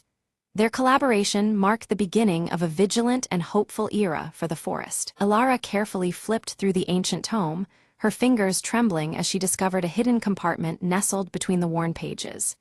Inside, a delicate parchment glowed faintly, revealing a message left by the original guardian, filled with words of hope and guidance. The ink shimmered with an ethereal light, echoing the path that lay ahead. The message spoke of belief and courage as the greatest powers to overcome the darkness lurking beyond the forest's protective borders. It urged the reader to trust in the strength within and the light that shines even in deepest shadows. These words filled Alara with a newfound resolve, binding her heart to the destiny before her. Taking a deep breath, Alara stepped forward into the radiant light filtering through the crystal grove. The glowing crystals pulsed softly around her, welcoming her presence as she embraced her role as protector and guide of this sacred place. The air buzzed with energy, marking the beginning of her journey to safeguard the balance of the forest. Beside her, Phelan knelt with solemn determination, the scar on his cheek catching a stray ray of sunlight. He pledged his unwavering loyalty and support, knowing the challenges ahead would test their very limits. Their alliance forged anew, they prepared to face the trials awaiting beyond the grove's shimmering borders. The grove itself seemed to breathe, its pulsating light resonating with life and harmony. Ancient symbols etched into the bark of the surrounding trees glowed faintly, celebrating the restoration of balance and the promise of renewal. Every crystal shimmered as if acknowledging the dawn of a hopeful era. Suddenly, a flutter of iridescent wings announced Myra's return, her golden hair catching the light as she approached. In her tiny hands, she offered Alara a vial filled with shimmering, magical dust, a gift to be used only in moments of greatest peril. The sparkles within the vial seemed alive, a tangible token of friendship and aid. With reverence, Alara knelt at the heart of the grove and gently planted the silver key into the fertile earth. This act symbolized a new beginning, one rooted deeply in strength, sacrifice, and the enduring bond between guardian and forest. The ground pulsed faintly beneath her touch, welcoming the key as a beacon of hope. Together, the trio watched in awe as the seasons turned swiftly around them. Blossoms burst forth in radiant colors, while emerald leaves twisted into autumn hues. The cyclical dances of nature played out seamlessly, signifying harmony restored and the continuous flow of life. Their eyes reflected the timeless rhythm of the world's heartbeat. Bathed in the golden light of the afternoon sun, Ilara's silver hair shone with renewed brilliance. The crystal heart pendant resting against her chest emitted a soft, comforting glow, a steadfast symbol of protection that would endure through all trials. In that moment, she embodied the forest's enduring spirit and strength. As twilight descended, the crystal grove sparkled under a canopy of twinkling stars, its gentle glow casting a serene beacon across the land. It stood as a testament to hope, resilience, and the courage to face the unknown for all who sought sanctuary. Quiet and steadfast, the grove promised that light would always prevail even in the darkest times.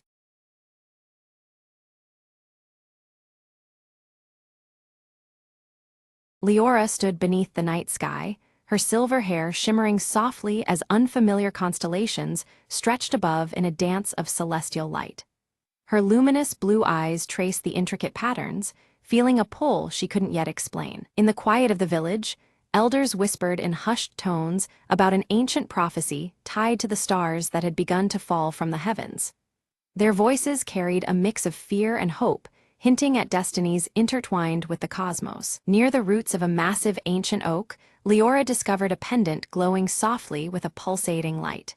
The silver pendant matched one she had always worn, but this new glow seemed alive, responding to her touch. Kalen arrived just as the firelight flickered against his flame-red hair and bronze skin. With a serious tone, he warned of a looming shadow threatening to engulf their world, his gaze heavy with urgency. In the village square, the Starborn amulet suddenly emerged, casting a radiant blue light that danced over the cobblestones. The glow was mesmerizing, illuminating the faces of onlookers with hope and dread. From the depths of the dark woods, Mara silently watched, her violet eyes reflecting the amulet's shimmering light. Cloaked in shadows, her presence was both ominous and unseen by the villagers. An uneasy silence fell as the night sky dimmed, stars vanishing one after another till only darkness remained. The villagers felt a growing unrest, as if the world's balance was slipping away with each fading star. Seeking answers, Leora approached Kalen, her voice trembling with uncertainty. He reluctantly revealed her connection to a celestial lineage that was beginning to vanish from existence, deepening the weight of her destiny. Under Kalen's stern guidance, Leora began to harness the power of her pendant, the surrounding stars flickering in response to her awakening abilities. Each lesson strengthened her bond with the cosmos, yet the challenges ahead loomed large. Mara unleashed shadowy creatures from the darkness, their forms twisting and creeping as they surged toward the amulet. Chaos erupted as villagers scrambled, the tranquility of the night shattered by the assault. Together, Leora and Kalen fought fiercely to protect the amulet, but with every strike, its radiant glow weakened. The amulet's dimming light cast doubt over their struggle, making victory seem more distant than ever. Suddenly, the celestial mirror flickered to life, revealing a cryptic message etched in glowing runes that hinted at a realm beyond the stars. The mysterious script beckoned them toward an otherworldly journey. Compelled by the message, Leora touched the mirror's surface, triggering a shimmering portal that revealed an ethereal landscape bathed in starlight. The realm beyond was both breathtaking and unsettling in its shifting beauty. Kalen insisted they step through the portal together, knowing the fate of their world depended on restoring the stars that were fading. Despite the dangers ahead, their determination was unwavering. As they crossed the threshold, Mara's distant laugh echoed through the star realm, a chilling reminder that their trials were only beginning. Her promise of challenge hung heavy in the celestial air. The star realm unfolded with shifting skies and impossible terrain, each moment testing Leora's resolve and adaptability. The very landscape seemed alive, its challenges crafted to probe her strength and spirit. Leora's silver pendant began to glow brighter, its light pulsing in response to hidden celestial paths that revealed themselves only to her. This newfound guidance was a beacon amidst the realm's perplexing shifts. Kalen confronted illusions conjured by Mara, his flame-red hair blazing fiercely as his fire met their intensity. Each battle was a test of will, his flames pushing back the consuming shadows. Together, they discovered ancient runes carved into celestial stones, indicating the Starborn amulet must be recharged at the heart of stars. This revelation set their course deeper into the realm's mysteries. An unexpected alliance formed as Starborn creatures emerged, their forms radiant and ethereal, offering guidance through the perilous landscape. Their presence brought hope and new knowledge on the path ahead. Suddenly, Mara's shadowy figure appeared once more, disrupting the traveler's path and shattering a section of the celestial bridge they needed to cross. The obstacle threatened to sever their progress abruptly. Drawing on the strength of her celestial lineage, Leora used her pendant's light to mend the fractured bridge. Her connection to the stars pulsed stronger than ever, enabling her to restore the path with care and resolve. They soon faced a harrowing trial where Leora was forced to confront her deepest fears, each reflection cast in shimmering starlight. This intimate challenge tested her courage and inner strength beyond physical battles. By overcoming her doubt and fear, Leora unlocked a new level of power, her pendant now radiating with pure, unwavering light.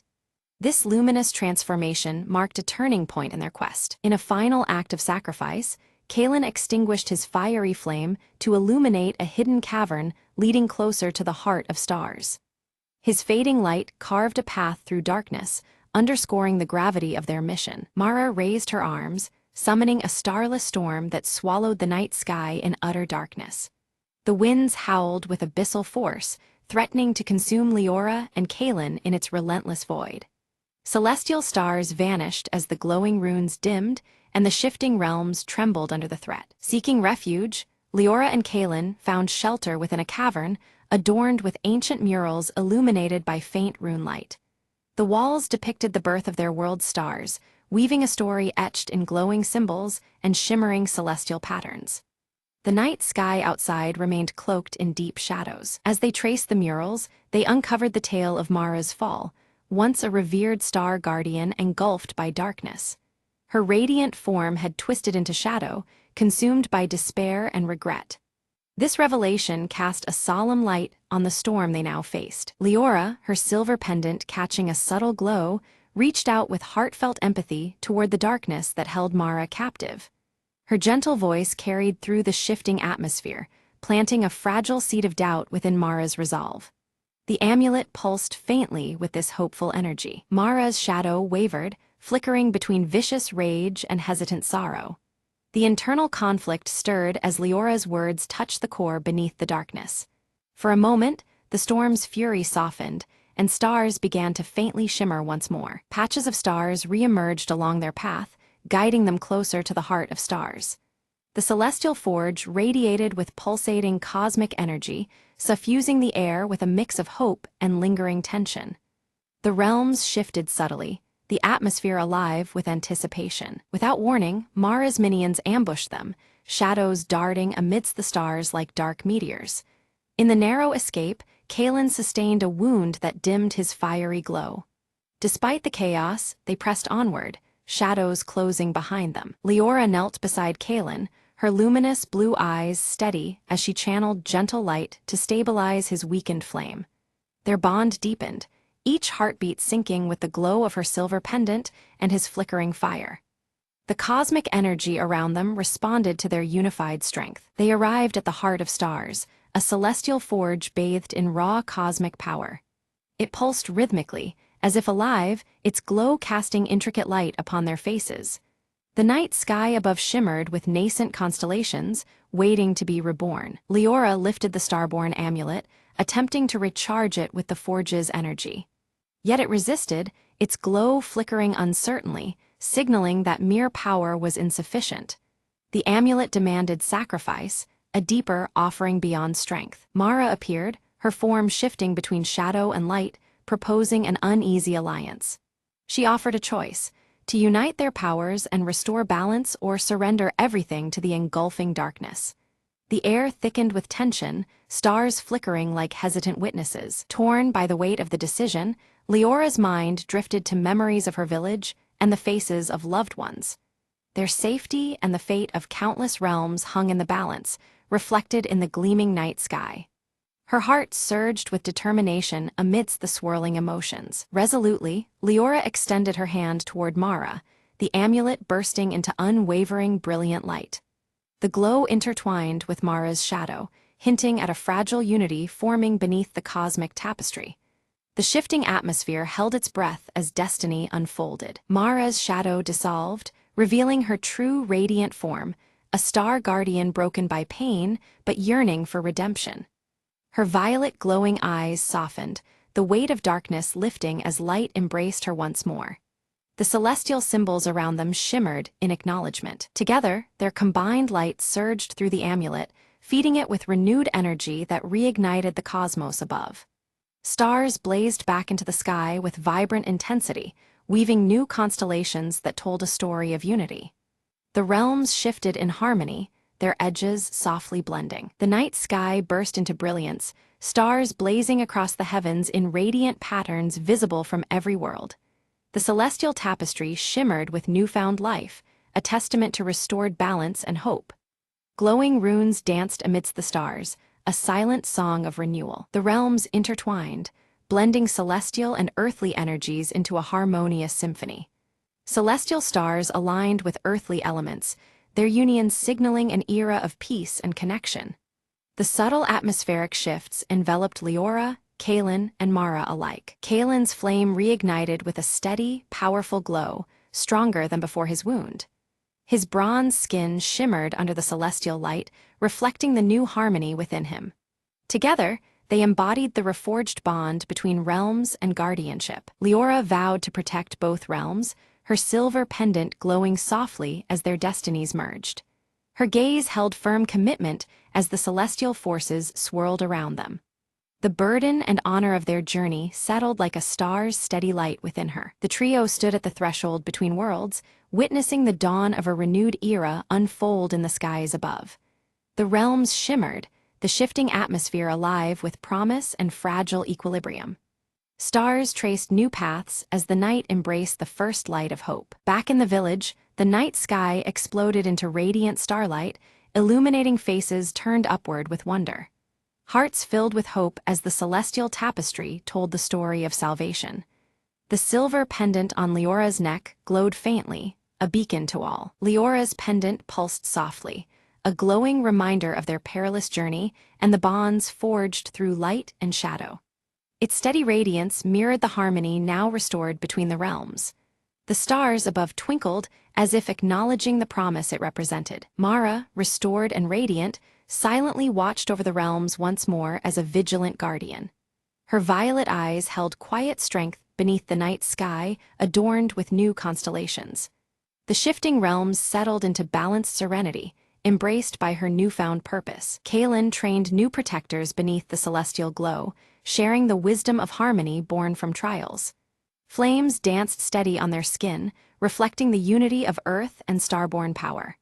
The village thrived under the careful watch of its guardians. Villagers gathered beneath the glowing celestial tapestry, retelling the tale that had saved their world. Stars shimmered overhead, guiding stories woven with light, shadow, and sacrifice. The air held the lingering magic of a starborn legacy, alive in every heart. Beneath the vast expanse of the starlit sky, Leora sat in quiet contemplation, the celestial stars twinkling like distant whispers weaving through the night.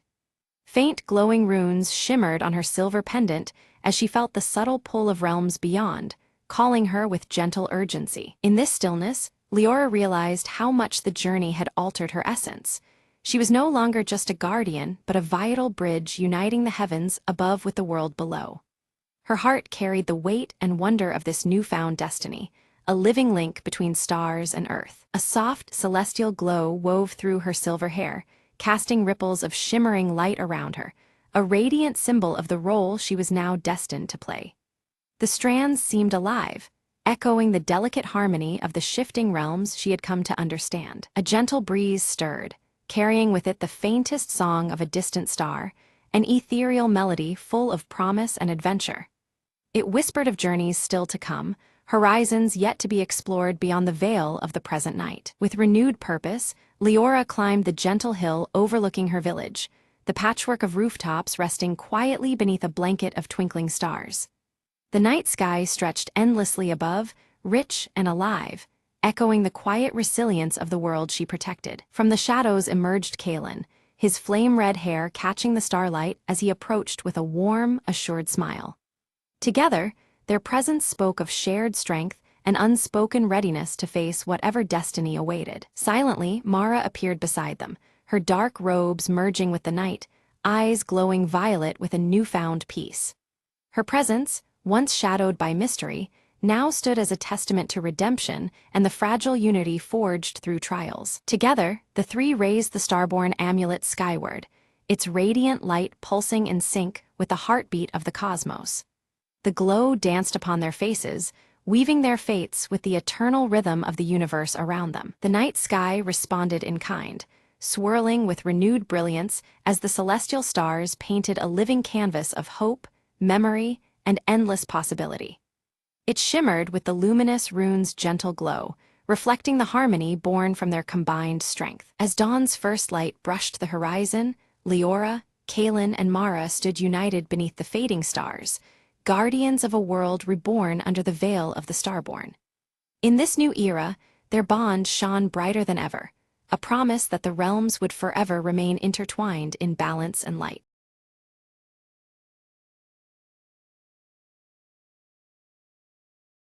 Elliot Gray steps out of the rain into his dimly lit office, the neon light outside casting long shadows across his cluttered desk. The worn leather of his trench coat still damp, he glances wearily at the faded fedora cradled in his hands. The city's relentless drizzle seeps through the cracks of the shuttered window, and the flickering neon sign hums an eerie lullaby. A sharp knock at the door cuts through the silence as Maeve Sinclair enters, her crimson hair soaked by the storm, droplets falling to the floor.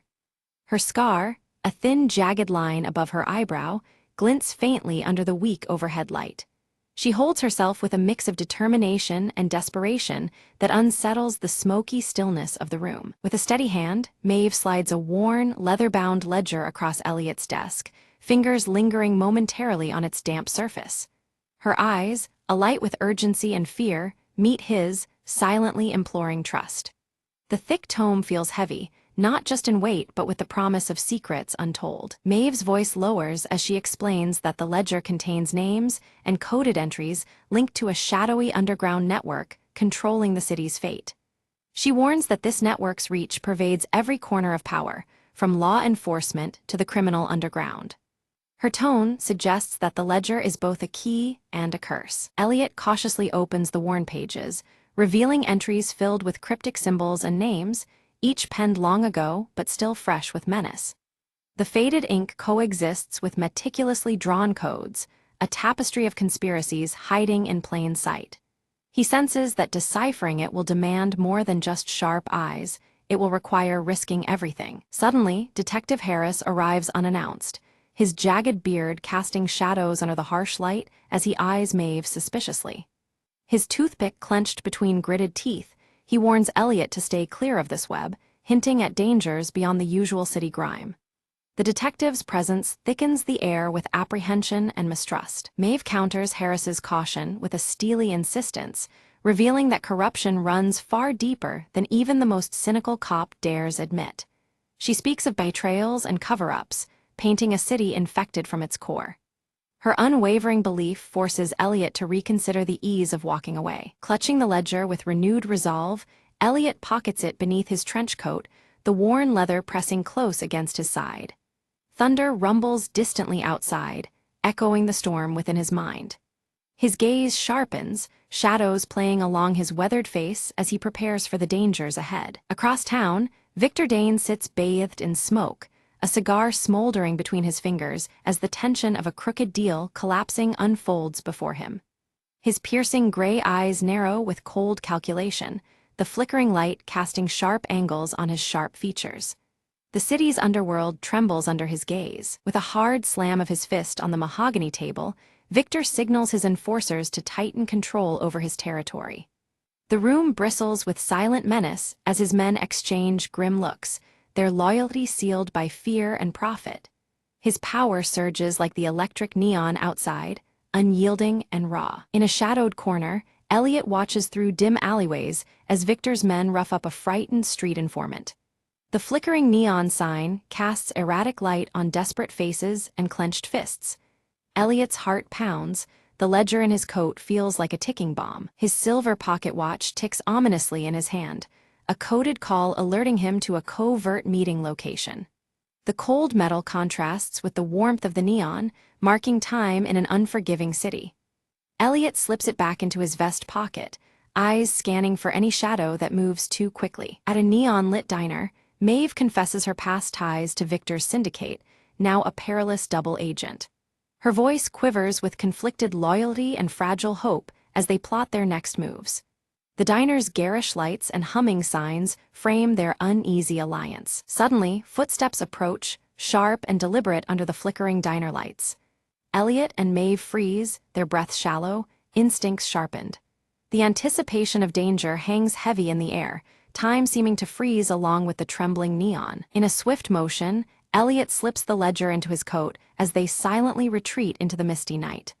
The cold air wraps around them, thick with uncertainty and determination. The stakes have never been higher, and the city's shadows refuse to part easily. An ambush erupts in a dark alley, forcing Elliot and Maeve to separate in desperate flight. Gunfire echoes off damp brick walls as they each fight through the claustrophobic maze of alleys.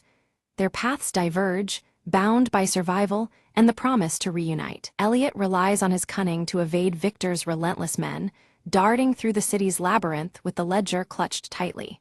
Narrow escapes mask close calls as he navigates familiar shadows, the flickering neon guiding and deceiving in equal measure. His trench coat billows like a ghost as he vanishes into the night. Maeve confronts a traitor within her old circle, her scar barely visible in the dim light as she forces revelations from a trembling voice. The exchange yields a crucial clue about Victor's next move, threading new danger into their web. Her resolve hardens, fueled by past wounds and present betrayal. Reluctantly, Detective Harris teams up with Elliot, his gruff exterior masking growing doubts about the city's pervasive corruption. Their uneasy alliance is punctuated by terse exchanges and shared purpose. The toothpick remains clenched, but a flicker of trust begins to grow. Together, they uncover a sinister plan to rig the upcoming city elections, a scheme intricately linked to the ledger's coded entries. This revelation casts a long shadow over the city's fragile facade of democracy. The weight of exposure and consequence presses down upon them. Elliot painstakingly deciphers the ledger's coded entries, revealing scheduled clandestine meetings and illicit payoffs. Each deciphered line pulls back another layer of the city's clandestine power plays. The ticking silver watch marks the relentless passage of time and encroaching danger. Maeve discovers a familiar name within the ledger's pages, a revelation shaking her to the core and hinting at betrayals perilously close to home. Her hands tremble as the scarred memory aches anew. Trust becomes a scarce currency in a city of shadows. While tailing a suspect through rain-soaked streets, Elliot becomes caught in a violent shootout, bullets tearing the night apart. He escapes by mere seconds, heart pounding against his ribs as danger brushes past like a phantom.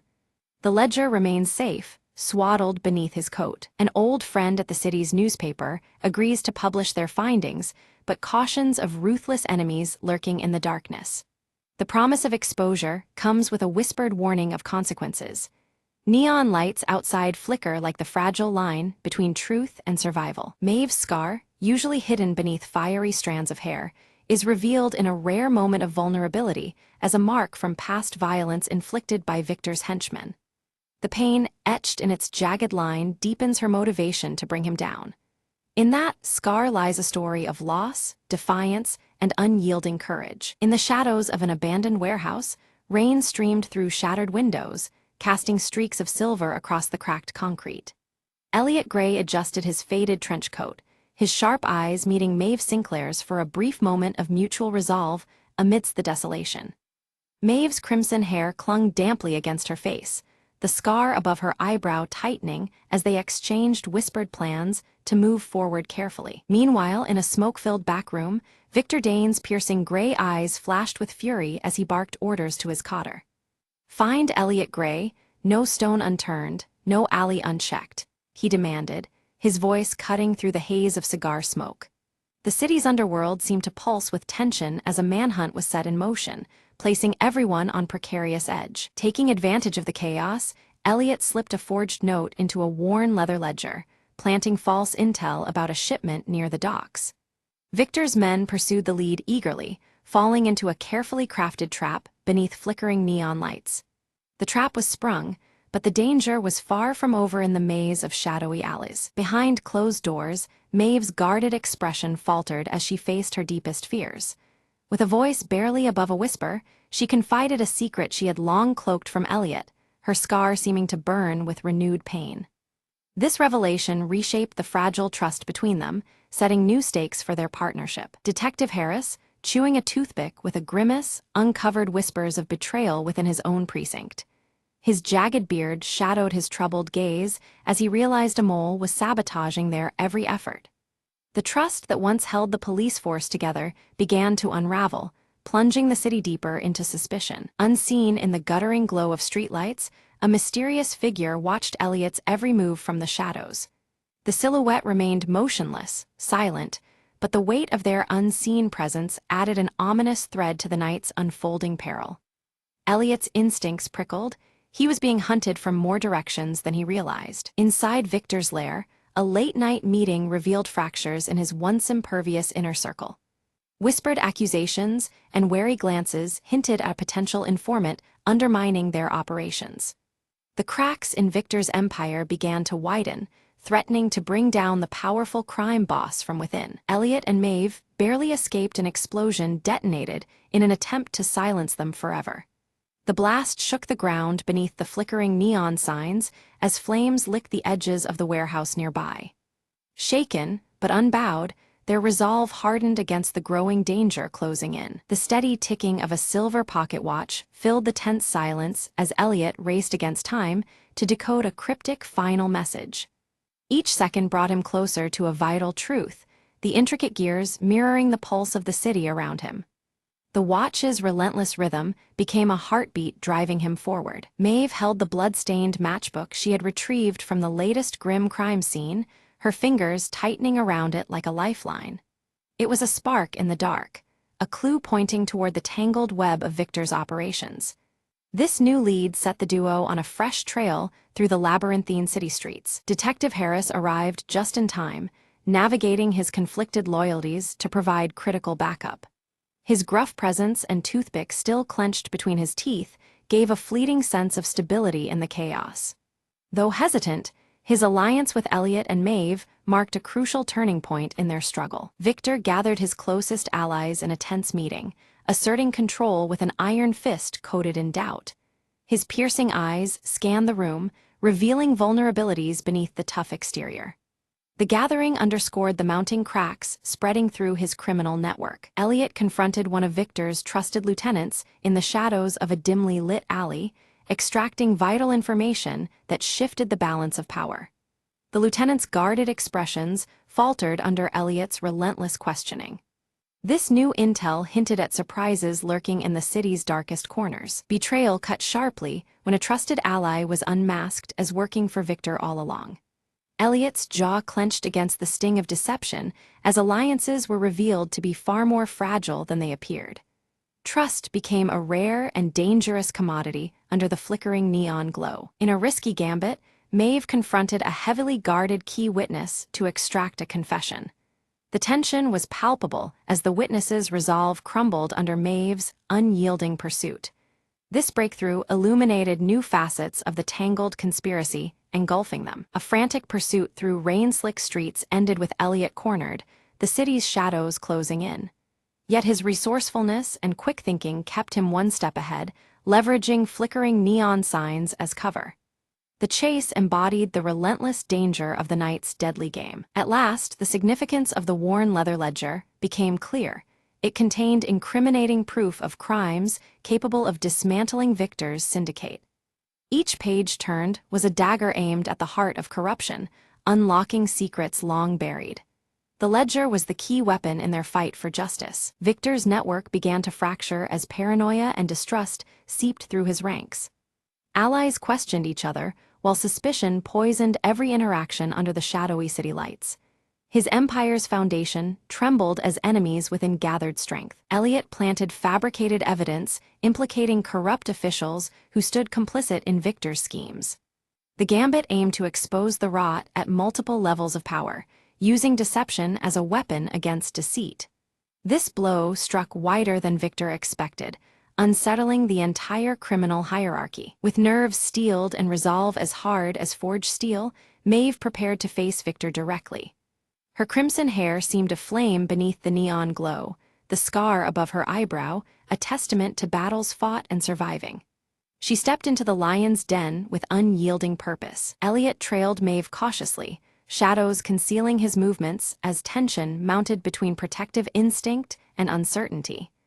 Each step they took further into danger underscored the fragile alliance holding them together. He vowed to ensure she did not walk into a deadly trap alone. Beneath flickering neon signs, a clandestine meeting unfolded, revealing unexpected alliances that could shift the city's power balance. Suspicious glances and whispered agreements hinted at new players entering the fray. The terrain of trust was shifting under the dim glow of the night. Elliot confronted Detective Harris, his sharp eyes probing the detective's shifting loyalties. The jagged beard and toothpick remained constant, but the tension between them crackled in the damp air. Questions hung heavily, unresolved and dangerous. During a heated confrontation, Maeve's scar was nicked once more, the fresh sting deepening the personal stakes of their perilous quest. Blood mingled with rain, underscoring the cost of their mission beneath the ever-present neon haze. The wound was both a reminder and a warning. Following the trail from the blood-stained matchbook, Elliot discovered an abandoned safe house plastered with revelations. Dust motes danced in the shadows as the worn leather ledger lay open, its secrets spilling into the dim light. Each discovery pulled the case tighter, inching toward a dark truth waiting to be unearthed. Elliot's fingers trembled as they flipped to the final pages of the worn leather ledger. Names of powerful city officials, intertwined with forgotten victims, spilled onto the yellowed sheets, a chilling web of deceit and dark secrets. Each entry cast a long shadow over the city's corrupt heart, confirming what Elliot had feared all along. Under the cold glare of flickering neon signs, Elliot and Maeve coordinated with their trusted allies, tense voices barely audible over the steady rain. Victor's safe house, hidden deep in a maze of shadowy alleyways, bristled with danger as the raid began. The night felt electric with anticipation and dread, each step toward the building echoing like a heartbeat. Rain-slick walls mirrored the standoff's tense choreography, shadows leaping and retreating with each cautious movement. Gunmetal glinted sharply in the dim light as forces bristled with suppressed energy. Words hung heavy between the combatants, as fragile as the flickering neon above, signaling the fragile line between survival and ruin. Victor's calculated attempt to slip away unraveled swiftly as his own men, eyes dark with betrayal, closed in like a tightening noose. His confidence wavered under the weight of unexpected treachery, forcing him into a desperate corner. The betrayal echoed louder than the rain, sealing his fate as he found himself ensnared by those he once ruled. With a steady gaze, Maeve faced Victor, the scar above her eyebrow catching the dim light like a silent battle wound. Her voice was firm and unyielding as she bargained for truth and justice, demanding the revelation of the darkness hidden beneath his empire. In that moment, past and present collided, her calm resolve challenging his fading power. Detective Harris, the jagged beard taut with emotion, stepped out from the shadows and broke ranks publicly, his voice cutting through the tension. He tore open the veil of police corruption, exposing allies turned adversaries in a city tangled in lies. His bold defiance sparked a turning point, lighting a path toward redemption amid the encroaching night. As dawn crept forward, the city's neon lights flickered back to life, piercing through the remnants of night's oppressive cloak. The renewed glow painted the rain-washed streets in hues of hope and renewal, symbolizing a fragile new dawn free from fear. Each bulb's steady blaze whispered promises of change under the clearing sky. Elliot closed the worn leather ledger with reverence, the tome now heavy with hard-fought victory and painful truths. It rested like a silent witness to the city's dark underbelly and the courage it took to bring its secrets into the light. In his hands, it became more than a book. It was a testament to resolve amid the shadows. Maeve melted into the misty streets, a ghost carriage of faded scars and whispered stories. Her crimson hair vanished into the dawn's pale light, reclaiming freedom with a quiet, enigmatic grace. The scar above her eyebrow remained a silent emblem of battles fought and freedom won, a legacy etched in shadow and light. Alone on the rain-washed pavement, Elliot clutched the silver pocket watch, its steady ticking a metronome for the city's uncertain future. The fading echoes of last night's struggle settled around him as he prepared for whatever came next. In the cool morning air, beneath the blinking neon, he stood ready, a solitary sentinel guarding the fragile dawn.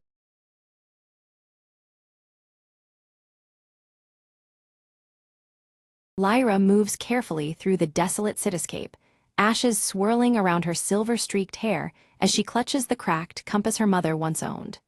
The ruins around her whisper stories of a forgotten past, the flickering embers of distant fires casting long shadows. From behind a collapsed building, Merrick's scarred face emerges, his weathered cloak blending with the grayness of the crumbled surroundings. His steady amber gaze watches Lyra silently, weighing the dangers that lie ahead. Tala slips through the ruined streets, her piercing blue eyes scanning every corner with razor focus. Silent as the drifting ashes, she moves like a ghost, alert for unseen threats in the broken world. At the shattered fountain, Lyra meets Merrick, their eyes meeting in a tense nod of acknowledgement. The mechanical raven on Lyra's shoulder flickers its rusty wings, its soft clicks echoing faintly amid the desolation. Lyra unfolds the faded map, trembling fingers tracing a precarious route toward a safe haven marked long ago. Merrick watches thoughtfully, the weight of their uncertain path heavy between them. A distant rumble shakes the cracked streets as dust falls from shattered windows. A massive convoy of scavengers, armed and ruthless, approaches, casting long, ominous shadows over the ruins. Quickly, the trio smothers their small campfire, smudging the glowing embers as the scavengers' silhouettes stretch closer. The fragile warmth and light vanish, swallowed by the encroaching menace. Tala catches sight of the scavenger leader, a towering figure wielding a crude spear. With a swift, silent gesture, she signals danger, her piercing blue eyes fierce as the shadows tighten. Lyra clutches the cracked compass tightly, her gaze stealing against the gray sky. Determined, she vows to protect the map's secret at all costs, knowing it could mean salvation or destruction. Merrick loads his improvised crossbow, every motion practiced but tense. His amber eyes survey the uneven streets, seeking the best defensive position amid the jagged ruins. The mechanical raven takes flight from Lyra's shoulder, its rusty wings beating hurriedly as it circles above. With soft mechanical clicks, it distracts the scavengers, buying precious moments for the group to reposition. Lyra, Merrick, and Tala slip silently into narrow alleys, their footsteps muffled on the cracked pavement. Shadows of ruins envelop them as they evade the scavengers' ever closer patrols. Suddenly, a clatter breaks the silence. A loose metal pipe tumbles wildly across the ground.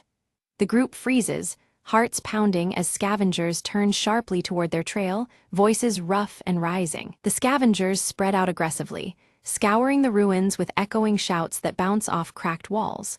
The air thickens with tension, dust swirling like whispers of danger. In a hushed tone, Lyra whispers of the map's secret, a rumored haven with untouched resources that could change everything. But now, with predators closing in, that secret is at grave risk. To confuse their pursuers, the group briefly splits, each taking shadowed paths through narrow passages. Tala leads with swift, silent movements, a ghost weaving through the remnants of the old world. Merrick narrowly escapes a deadly encounter, ducking behind collapsed rubble just as a scavenger's spear shatters stone inches away. His breath hitches, the close call fueling his resolve. Guided by the cracked compass, Lyra finds the entrance to an underground tunnel faintly marked on the faded map. The promise of shelter hides beneath the ruined city's surface. As the group regroups at the tunnel's mouth, the mechanical raven emits a sharp, warning click. The scavengers are closing in fast, their harsh voices growing nearer, echoing across the desolation. Inside the tunnel, the trio navigates dim, crumbling corridors filled with dust and stale memories. The flickers of faint light reveal relics of a lost world mingling hope with decay. Suddenly, the passage collapses behind them with a thunderous crash, sealing the scavengers outside, but blocking their escape. The heavy silence that follows tightens like a cage around them. Soft green bioluminescent fungi cast an eerie glow along the underground path, illuminating forgotten life that persists beneath the ruinous earth. The delicate light dances on worn metallic relics scattered by time. Tensions flare as dwindling supplies press heavily. Merc shares stories of the world before, voices low and steady. Around a smoldering shard of fire, flickers of hope ignite in the darkness. A hidden door creaks open silently on the tunnel wall, revealing symbols that match those on the map. A tentative beacon of hope advances, the promise of discovery barely contained in the still air. Within the chamber, ancient machinery hums faintly, its brittle data cubes glowing with a partial preservation by time. The air pulses with forgotten knowledge, fragile and flickering like the fires outside. Lyra studies the intricate symbols carved into the chamber walls, her fingers tracing the faded markings. She realizes they describe the safe haven not just as a refuge, but as a naturally sealed vault that once contained a devastating experiment gone wrong. The clues hint that the sanctuary's safety comes with a hidden danger lurking beneath the surface. Without warning, ancient machinery sputters to life, sparks cascading as a spectral blue light floods the underground chamber. The mechanical raven emits a sharp clicking sound, its eyes reflecting the eerie glow. Shadows twist and dance as long-dormant defenses awaken with a mechanical groan. Alarms clang and whir as mechanical defenses surge forward, energy pulses streaking through the air. Merc ducks behind a shattered pillar while Tala dives aside, narrowly avoiding a shifting wall. Lyra clutches her cracked compass, eyes scanning rapidly for a safe path amidst the chaos. Tala's quick fingers find a hidden switch concealed beneath rusted panels. With a click, the relentless machinery ceases, the hum of power fading into silence. A newly revealed passage yawns open deeper into the vault, promising answers but demanding courage. Carefully, they descend into a cavernous vault where ancient technology hums softly. Rows of preserved seed banks stand alongside water filtration units, and at the vault's heart, a pulsating energy core glows steady blue. The remnants of a lost world offer fragile hope amid the ruins. Hope flickers in Lyra's eyes, but her gaze lingers on cryptic warnings etched into the machinery's surface. The inscriptions speak of contamination risks, remnants of a toxic past that could poison the sanctuary itself.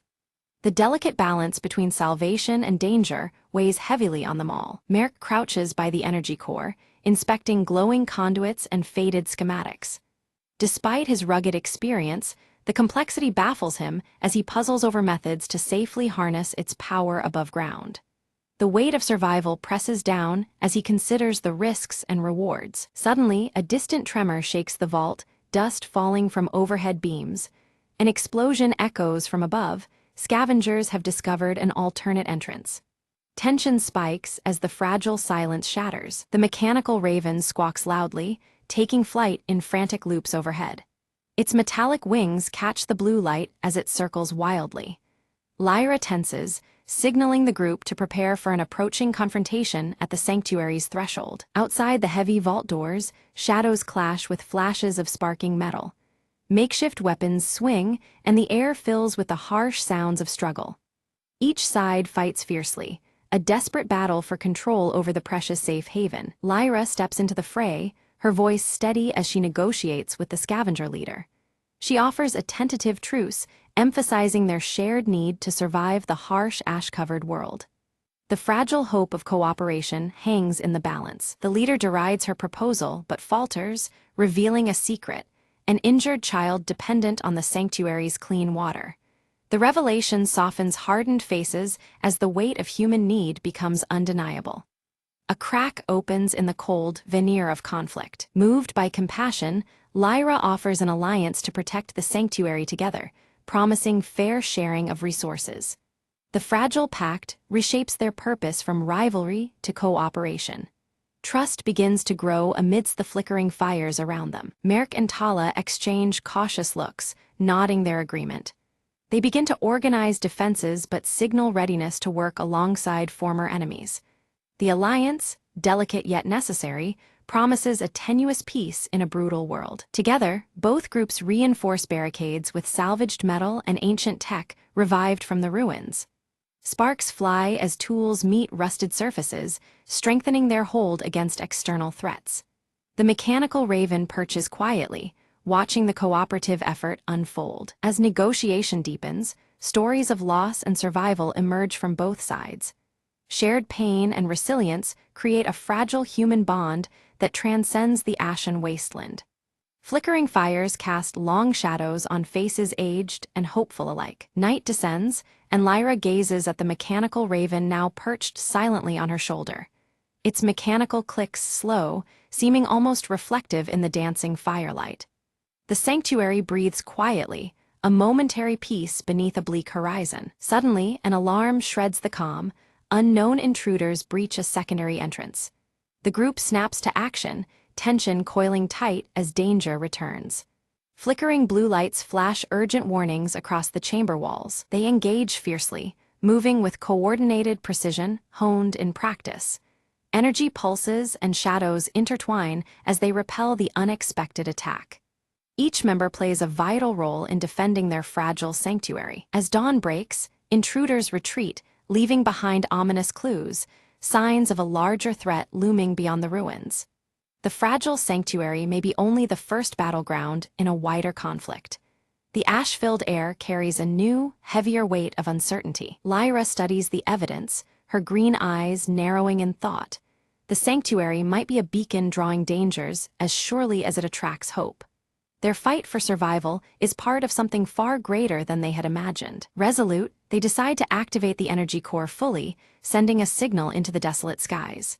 The machinery awakens with a roar, pulsing rhythmic light outward like a call for aid.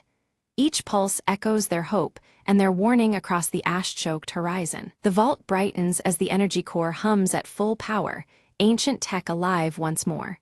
Pulses ripple through the atmosphere, reaching far beyond the sanctuary walls.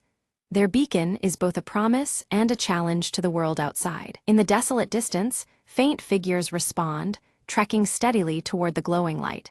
Their silhouettes cut through the ash haze, bringing fresh hope and the unanswered questions of new arrivals. The wasteland stirs with renewed possibility. Lyra, Merk, and Tala prepare to meet the newcomers, hearts steady but wary. The sanctuary's fate now entwines with these fresh faces, their uncertain futures bound by fragile trust. The ashen horizon promises challenges ahead, but also a chance to rebuild together. The newcomers gather in the dimly lit shelter, their eyes reflecting the flickering firelight.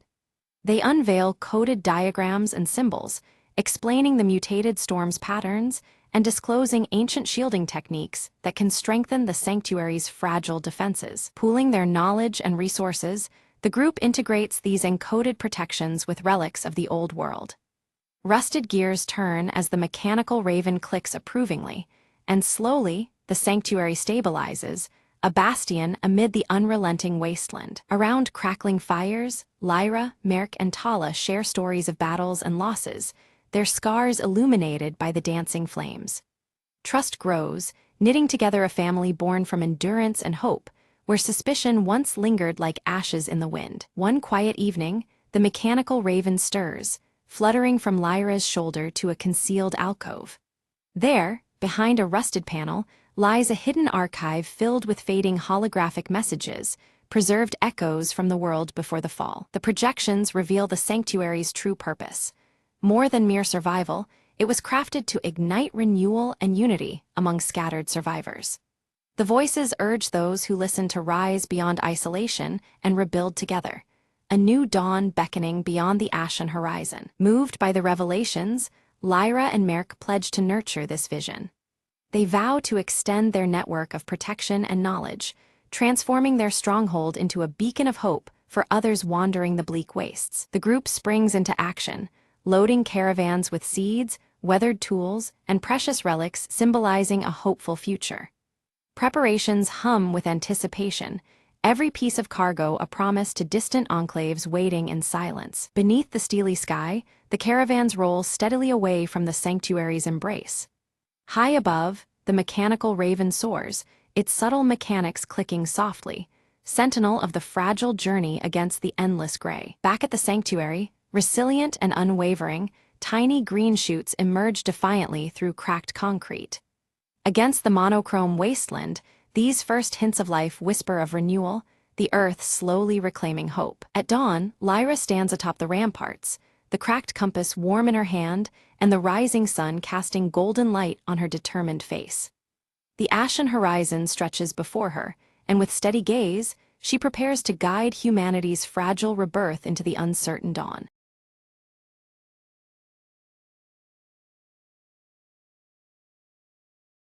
Emma found the puzzle box in the attic, dusty and forgotten. She dumped the pieces on the kitchen table and began sorting them by color and edge shapes. Her younger brother, Max, wandered in, curious about the sudden mess. "Need a hand?" he offered, sitting cross-legged beside her. Together, they formed the puzzle's border, chatting about school and weekend plans. The afternoon slipped by as more sections came together. A bright blue sky, a patch of green grass. When they reached the final piece, it was nowhere to be found. Emma frowned, searching around the table and floor, but it was gone. Max shrugged, suggesting they weren't meant to finish it today. At dinner, their mom asked about their day, and Emma confessed about the missing piece. Her mom smiled, pulling a small box from her bag. "Found this cleaning the car," she said, holding up the puzzle's lost piece. That evening, Emma and Max completed the picture together, a perfect ending. "See, sometimes it just takes a little luck," Emma said, proud and content. Max laughed, or a good mom. The puzzle sat completed on the table as the house grew quiet and the siblings tidied up. With the puzzle done, Emma felt a small sense of accomplishment and calm. She promised to look for more puzzles to solve with Max on weekends. Before bed, Emma glanced at the finished puzzle, feeling grateful for the simple moments. And just like that, a day of patience and teamwork became a cherished memory.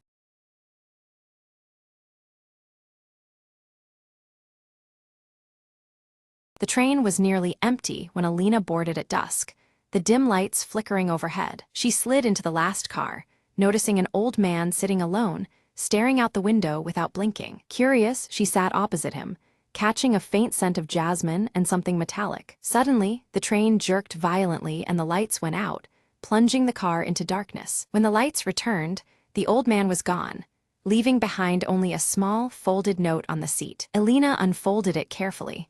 The words read, "Find the shadow at the next stop." A chill ran down her spine as the train slowed to a stop at an unfamiliar station, bathed in mist. Stepping onto the platform, she saw a figure cloaked in black waiting under the pale lamplight. "You're early," the figure whispered, voice carrying a strange urgency. He handed her a key and said, "This unlocks secrets that were meant to be forgotten." Alina felt the key's cold weight in her palm as the figure melted into the fog. Back on the train, she found the old man's briefcase left open, revealing a battered leather journal. Inside, cryptic sketches and coded messages hinted at a hidden compartment beneath the train. Driven by curiosity, Alina crawled under the carriage and discovered a small metal box, locked tight. Using the key, she opened it to find a collection of ancient letters, revealing a decades-old betrayal. A sense of relief washed over her as the mystery unraveled. The old man had been protecting these truths. As the train rolled onward, Alina placed the letters safely in her bag, resolved to bring the story to light. The final verse in the journal read, "Truth rides the rails, unseen but never gone." Alina looked out the window, the horizon glowing with the promise of a new day. With a quiet smile, she whispered to herself, "Some passengers leave more than footprints behind."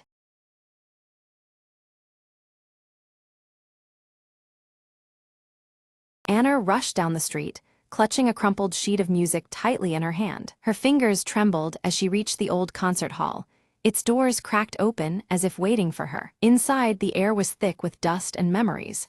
The grand piano sat silent, keys hoping for a touch. Anna hesitated, then sat down and placed the sheet on the stand, her eyes scanning the notes she had spent years perfecting. The first chords spilled out, hesitant at first, then flowing with more confidence and emotion than ever before. As she played, memories of her late father, a legendary pianist, filled the hall, his voice echoing in her mind.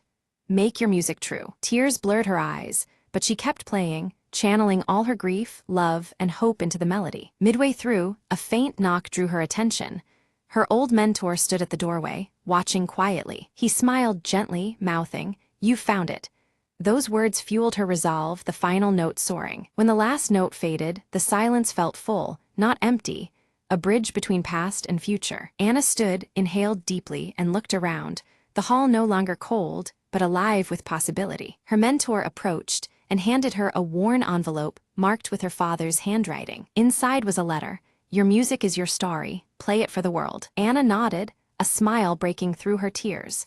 She finally understood her real journey was just beginning. Days later, the concert hall buzzed with anticipation as Anna prepared to perform on the restored stage. The audience was filled with faces from her past, friends, family, and strangers who believed in her. She lifted her hands, the first notes escaping anew, this time stronger, freer, alive. As the final chord rang out, the crowd erupted in applause, standing in honor of a new chapter. Backstage, Anna whispered, "Thank you," feeling her father's presence more clearly than ever before. She knew now that through her music, she would carry his legacy forever, and tell her own story, note by note.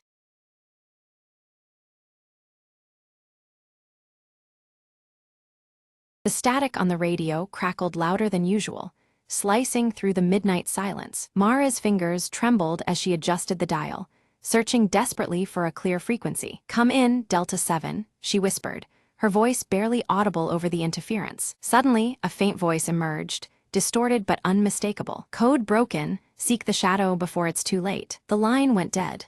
She stared at the radio, heart pounding, breath ragged. Outside, the city slept, unaware of the storm creeping closer beneath its quiet surface. Mara grabbed her coat and slipped into the night, following the whisper of the message. She moved quickly down deserted streets, eyes darting for any sign of movement. Around the corner, a shadow detached itself from the darkness and approached silently. "You shouldn't be here," the figure warned, voice low and urgent. Mara squared her shoulders. "I need to stop what's coming. Help me." The figure hesitated, then handed her a small, encrypted device. "This holds the key. Find the truth before they shut it down for good." With no time to waste, Mara felt a surge of determination. Every step brought her closer to unraveling the mystery buried under layers of lies. She reached the hidden control room, lights flickering ominously as she entered. Connecting the device, the screens lit up with invaluable data just as alarms blared. "Got it," she muttered. "Now to escape before they find me." Bursting into the cold night air, Mara vanished into the shadows, clutching the last hope for truth.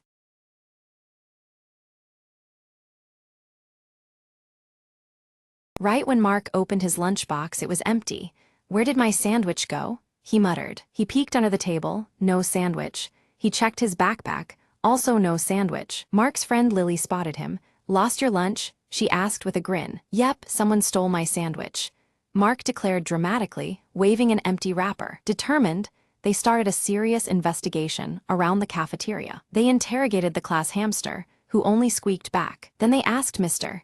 Brown, the janitor, who shrugged with a chuckle. Next, they surveyed the suspects: Tommy, the cookie thief, Sarah, the sneaky soda sipper, and Jenny, who always had crumbs. Jenny claimed innocence, dusting imaginary crumbs from her sleeves. Tommy looked suspiciously content, licking chocolate off his fingers. Lily found a suspicious trail of lettuce leaves, leading towards the teacher's lounge. Mark followed, whispering, "This is it, the breakthrough." They peeked inside and saw the teacher, Mr. Clark, happily munching on what looked exactly like Mark's sandwich. "Caught red-handed, Mr. Clark laughed and said, "I thought someone left this for me." Mark rolled his eyes. "Next time, just ask." As a peace offering, Mr. Clark promised to buy Mark a new sandwich every day this week. Mark grinned. "Deal, but only if Tommy shares his cookies too." Lily snorted.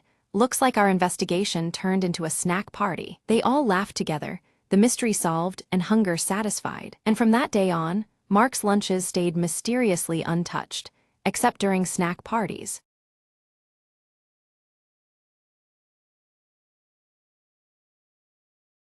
The control room hummed with a faint, otherworldly buzz as Captain Mira stared at the flickering console. "We've lost contact with Earth." Her voice was steady, but inside a storm brewed. The starship Ardent Drift drifted in the vast void, a speck of metal swallowed by silence. Suddenly, the monitors lit up with a mysterious transmission, a sequence of cryptic pulses. "This isn't random," said Ali, the ship's communications officer. "It's a message." "From who? From what?" Mira decoded the signals, revealing coordinates to an unknown star system, labeled as Hope. "We have no choice," Mira declared, set course for hope. Days turned into weeks, the crew facing isolation and memories of a lost homeworld. As the ardent drift approached the coordinates, an immense structure emerged from the darkness, a colossal space station.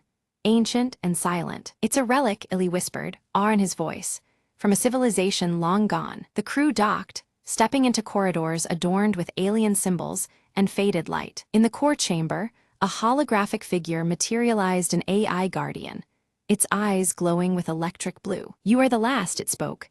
"Earth's final hope lies within this archive." It unveiled a vault containing data plans, technology, and memories preserved through eons. "Use it wisely," the AI warned. "Rebuild what was lost, protect the future." Mira's crew grasped the importance. This station was the ark of forgotten knowledge. "We carry the legacy now," Mira said, determination steadying her voice. The ardent drift prepared for a new journey, armed with ancient wisdom to reignite civilization. As stars twinkled outside, hope rekindled in the hearts of the crew, a beacon amidst the cosmic night. The silence was broken, not by despair, but by the echo of a new beginning.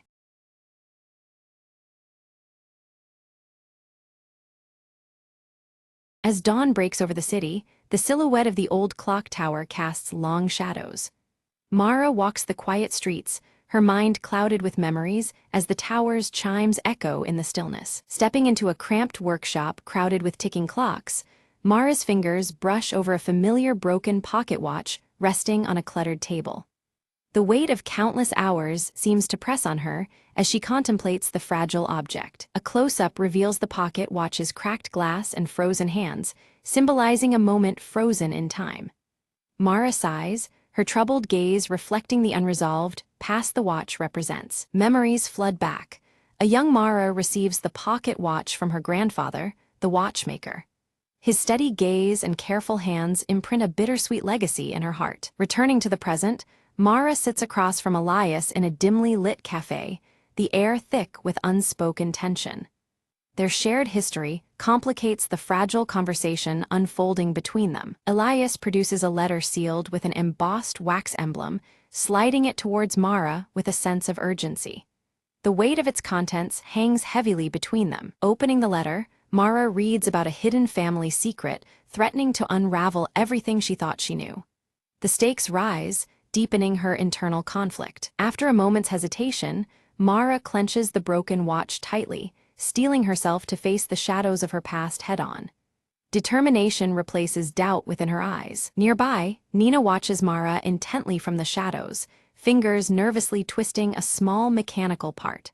Her curiosity wrestles with hesitation, uncertain whether to step forward. Mara enters an aged family home, dust particles dancing in the muted light as she crosses the threshold. Faded memories cling to the walls, whispering stories of days long gone. Her fingers glide over a faded photograph depicting her grandfather wearing a peculiar, knowing smile. The image stirs questions she hadn't dared to ask before. A sudden thunderstorm crashes outside, rain pelting the windows as Mara's turbulent emotions mirror the tempest. The past feels as restless and unyielding as the storm. Elias appears unexpectedly at the doorway, his rugged presence filling the room. He warns Mara of the dangers tied to unearthing buried family truths. Despite Elias's caution, Mara insists on moving forward, fueled by a desperate need for closure. Reluctantly, Elias agrees to accompany her through this uncertain journey. Unexpectedly, the broken pocket watch begins to tick faintly, its eerie rhythm signaling that time itself seems to be shifting. Secrets long dormant stir awake around them. Together, Mara and Elias sift through the attic shadows, uncovering concealed journals and letters hidden beneath loose floorboards. Each discovery deepens the mystery. Nina steps closer, offering assistance and revealing her surprising connection to Mara's family. Her presence introduces new dimensions to the unfolding story. Tensions flare as Mara and Elias clash over trust, fracturing their uneasy alliance.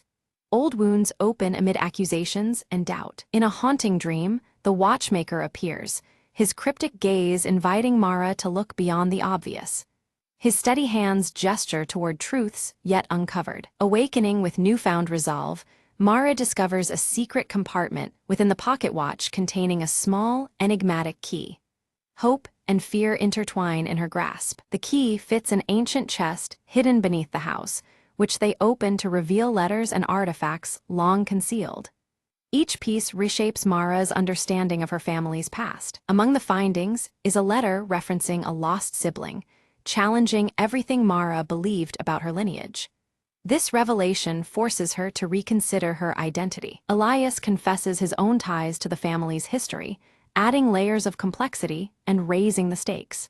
His rugged exterior cracks, exposing vulnerabilities tied to shared secrets. Mara's mind flashes back to forgotten or misunderstood childhood moments, fragments of memory swirling like puzzle pieces. Clarity and confusion intertwine as the past resurfaces. Suddenly, the pocket watch stops ticking once more, announcing a crucial turning point. Time's fragile thread seems to hold its breath, awaiting what comes next. Nina sat cross-legged on the floor, delicately examining the intricate pieces of the broken pocket watch. As she adjusted a tiny gear, her fingers brushed against a faint engraving hidden deep inside the casing. Leaning closer, she realized it was a message, carefully etched in an elegant script that had gone unnoticed until now. The message spoke of a meeting place tied to Mara's grandfather, hinting at old alliances and betrayals long buried. The words suggested that answers lay buried within forgotten walls, places where time seemed to stand still, yet memories whispered endlessly. Mara's mind raced as the past began to entwine more tightly with their present quest. Under the cloak of night, Mara, Elias clad in his worn leather jacket, and curious Nina ventured toward an abandoned train station. The cold air was thick with anticipation, and the shadows cast by the flickering lantern grew longer with each step. Guided by the secret message, their footsteps echoed into the darkness of a place forgotten by time. Unseen eyes seemed to watch their every movement as vague silhouettes moved beyond the station's broken windows. The atmosphere thickened with unease, signaling that danger was closer than they realized. Each glance shared was met with silence, warning them that they were not alone in this pursuit of truth. Tension surfaced between Elias and Mara, their voices low but edged with frustration over past decisions and recent risks. Bitter words hinted at cracks forming in their once solid partnership, revealing fears and doubts beneath their steely exteriors.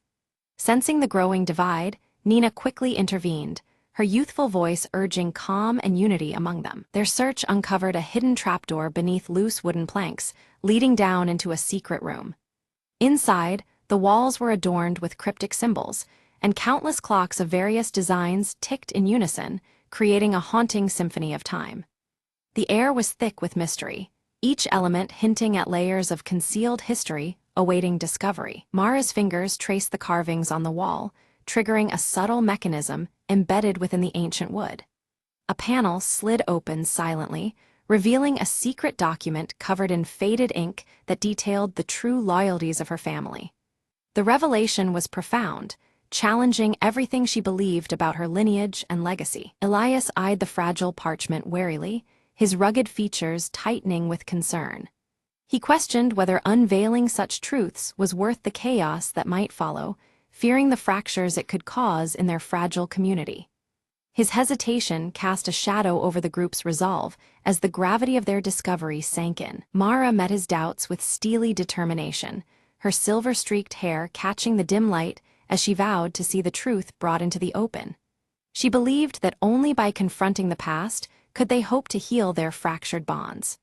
Her resolve ignited a flicker of hope amidst the tension, solidifying her role as their leader. Suddenly, the fragile trust that had held them together shattered when an unexpected betrayal surfaced from within their own group.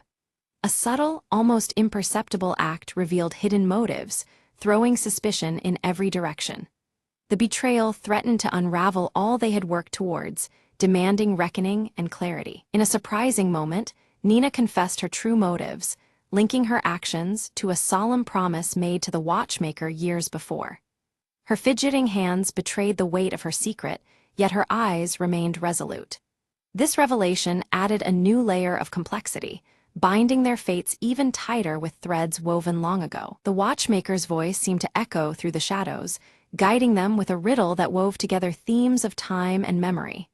His meticulous hands, though unseen, felt present in the silence as they pondered the cryptic words.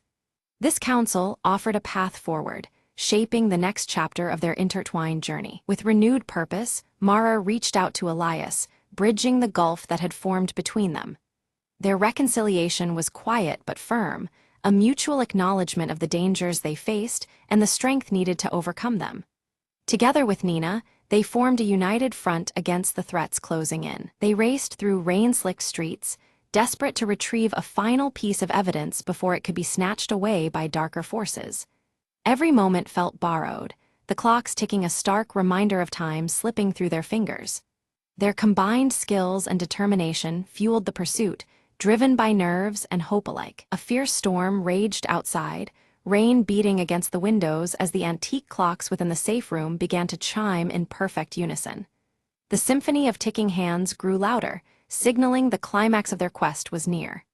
Inside, tension and anticipation mingled, as moments stretched beyond themselves in the storm's heart. Hidden within an old ledger, they uncovered a detailed account of familial tragedies, betrayals concealed, and truths covered up for generations. The pages revealed the causes and consequences of past actions, painting a sorrowful picture of sacrifice and deceit. This knowledge brought clarity, but at a heavy emotional cost for all involved. Suddenly, the shadows coalesced into figures intent on silencing their discoveries forever. The trio found themselves cornered, the sinister presence closing in swiftly and without mercy. Adrenaline surged as instincts took over, turning their hunt for truth into a battle for survival. Drawing on the watchmaker's riddles, Mara deftly outmaneuvered their pursuers, using her knowledge of time and memory as a weapon. Each step and decision was calculated, turning the labyrinthine station into a maze their enemies could not navigate. Her sharp mind and steady resolve kept them one step ahead in the deadly game. In a moment of selfless courage, Nina created a diversion, drawing the adversaries away with quick thinking and fearless resolve. Her actions bought Mara and Elias precious seconds to escape, though at great personal risk. This sacrifice underscored the deep bonds forged in trust and shared purpose. Safely ensconced in a secluded room, the trio pored over the ledger's contents, preparing to expose the painful truths to the world. Each detail was matched with mounting urgency, their words poised to unite or divide their community. The weight of their responsibility settled heavy as they planned the inevitable reveal. Mara hesitated, her silver hair catching the flickering candlelight, as she wrestled with the cost of unveiling the truth. She knew that once revealed, the community's fragile peace could shatter, igniting conflict and old wounds anew. Her inner turmoil reflected the difficult balance between transparency and protection. Flashbacks unfolded, revealing the watchmaker's past efforts to shield the family from ruin through careful silence and guarded secrets. His meticulous hands had crafted more than just clocks, they held time's fragile story within, preserving legacies through subtle measures. These memories cast a new light on his guidance and sacrifices. With renewed clarity, Mara reconciled her protective instinct with her commitment to honesty. Her resolve strengthened, embracing the painful necessity of revelation as a path to healing and reconciliation. This inner peace fortified her for the challenging road ahead. Together, Elias aided Mara in drafting a heartfelt letter intended to unite the fractured family and their community through truth and compassion. Their joint effort symbolized a tentative truce, a bridge built with trust and understanding. Each word was chosen with care, carrying the weight of hope for a reconciled future. At last, the broken pocket watch was carefully repaired, its steady ticking resonating through the quiet room. The rhythm symbolized restored balance and mercy, a tangible sign that time could heal even the deepest wounds. The watch's heartbeat marked a new beginning, threading together past and present with cautious optimism. In the town square, Mara stands before a gathered crowd, her voice steady yet filled with emotion. She recounts the long-hidden family history, unveiling truths wrapped in pain and regret, and asks for understanding and forgiveness. The broken pocket watch in her hand glints in the fading light, symbolizing the fragments of time now pieced together. As Mara's words settle, the community's reactions ripple through the crowd. Some people nod slowly, their faces softening with empathy, while others tighten their jaws, recoiling in shock and denial. Whispers spread, mixing acceptance with doubt, reflecting the complexity of embracing a complicated past. Through the murmurs, Elias steps forward beside Mara, his weathered leather jacket catching the evening breeze. His quiet support is palpable, a protective presence that reveals both loyalty and the vulnerability of standing firm amid judgment. His gaze meets Mara's, silently conveying strength and shared burden. Nina fiddles nervously with a small gear, then reveals she has been quietly preserving the family's legacy in her own way. Her role as keeper of the overlooked truths earns her cautious respect from those previously doubtful. The community begins to see her curiosity not as trouble, but as a bridge toward healing. Later, Mara visits the shaded grave of the watchmaker, the man who once taught her to value time's intricate layers. She places the broken pocket watch gently on the weathered stone, a tribute to the past and those who guide from beyond. The watchmaker's grave seems to hold the silent wisdom of countless hours and secrets shared. As twilight turns into night, the old clock tower in the heart of the town chimes, its sound clear and true. Miraculously, all the clocks in town align with its rhythm, their hands moving in synchronized harmony. This resonance breathes new life into the community, symbolizing unity restored after long discord. Walking through familiar streets, Mara senses a subtle transformation around her. The air carries a quiet promise, as neighbors exchange tentative smiles and old rifts begin fading like shadows at dawn. Her heart swells with hope, recognizing the first threads of rebuilding woven through everyday moments. In a moment of shared silence, Mara and Elias stand side by side beneath the glow of the clock tower. They acknowledge the scars etched by the past, but also the new beginning forged from honest surrender. Their connection deepens, a testament to enduring resilience amid change. Back in the dusty workshop, Nina carefully begins mending aged clocks, her nimble fingers coaxing life back into broken mechanisms.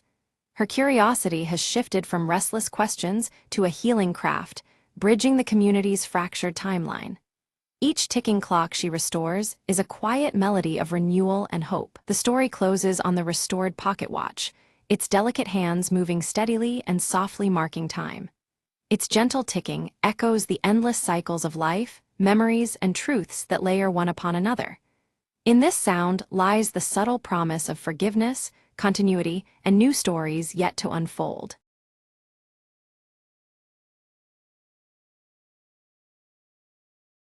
Every morning, Emma stopped by the same cafe for her coffee. It was her little ritual, a quiet moment before the day spun out of control. Today, the cafe was unusually busy. She glanced at the counter, hoping for her usual order, a simple black coffee, no fuss. As she waited, she noticed an elderly man struggling to reach the sugar packets. He was a regular too, always sitting in the corner reading. Emma walked over and offered him one, smiling warmly. "Here, let me help you with that." He looked up, surprised but grateful. "Thank you, young lady. It's the little things that make a morning better," he said. They struck up a conversation, sharing stories about their favorite books and the city's changing streets. Before long, the barista called out, "Emma, your coffee's ready." She took her cup, then turned back to the man and offered, "Would you like to share it with me?" He chuckled softly. "I think I'll stick to my tea, but I'd enjoy the company." They found a cozy spot by the window, watching the world move briskly outside while their conversation slowed to a comfortable pace. Emma realized this unexpected encounter was the best part of her day so far, a reminder that sometimes slowing down brings new connections. As the cafe began to empty, the man glanced at his watch. "I have to get going, but this was lovely." Emma nodded, feeling a warmth deeper than the coffee in her hands. "Me too. Maybe tomorrow, same time." "I'd like that," he replied with a smile, gathering his things. She watched him leave and took a sip of her coffee, savoring the moment. The barista approached, wiping his hands. "Looks like you made a new friend today." Emma smiled. "Yeah, sometimes the best part of the morning isn't the coffee, it's the company." She gathered her things, ready to face the day with a lighter heart. As she stepped outside, the sun was climbing higher, and the city seemed a little less hurried, a little more welcoming. And Emma knew that every morning held the promise of something new, something warm, just like this last cup of coffee.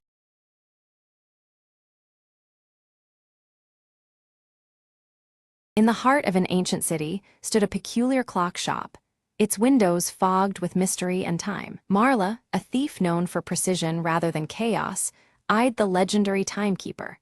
a jewel rumored to be hidden inside the grandest timepiece in the shop. No ordinary gem, the timekeeper was said to control moments, bending seconds in favor of its holder. Marla didn't believe in magic, but in timing and skill, and tonight they had to be flawless. Slipping through a narrow alley, she approached the shop at midnight, when shadows were her only company. The shop's bell chimed softly as she slipped in, greeted only by the ticking of countless clocks surrounding her. Navigating the maze of shelves, her eyes locked onto the colossal grandfather clock, adorned with intricate carvings. Inside, behind a hidden panel, nestled the timekeeper, a glowing blue orb pulsating with quiet power. A whisper in the darkness warned her, "Take care, time twists for those who tamper." Marla smirked, deft hands disabling the alarm with practiced ease before lifting the orb gently. Suddenly, the shop transformed.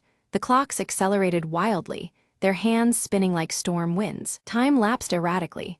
Seconds stretched, then snapped fast, disorienting her senses. She clenched the orb tightly, focusing beyond the chaos as her escape route melted and reformed. With a final breath, Marla seized a moment when time slowed, leapt through a shuttered window, landing outside in stillness. The city around her resumed its regular rhythm as she sprinted into the night, orb secure. Back in the safety of her lair, Marla placed the timekeeper on the table, the air still humming with its strange energy. She smiled, knowing control over time was never about power. It was about moments seized and never wasted. The orb glowed softer now, as if content in its new hands, awaiting the next perfect second to shine. Marla whispered, "Time is mine, for now," and set the clock hands to midnight, beginning a new chapter. Outside, the city continued unaware, wrapped in endless hours, while a thief held the master key to every ticking second.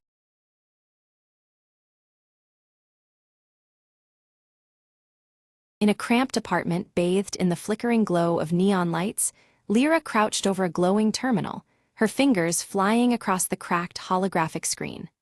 Wires tangled around her like vines, while streams of encrypted data pulsed rhythmically on every monitor. From a shadowed doorway, Cade stood tense, his tall silhouette barely illuminated by the neon buzz outside.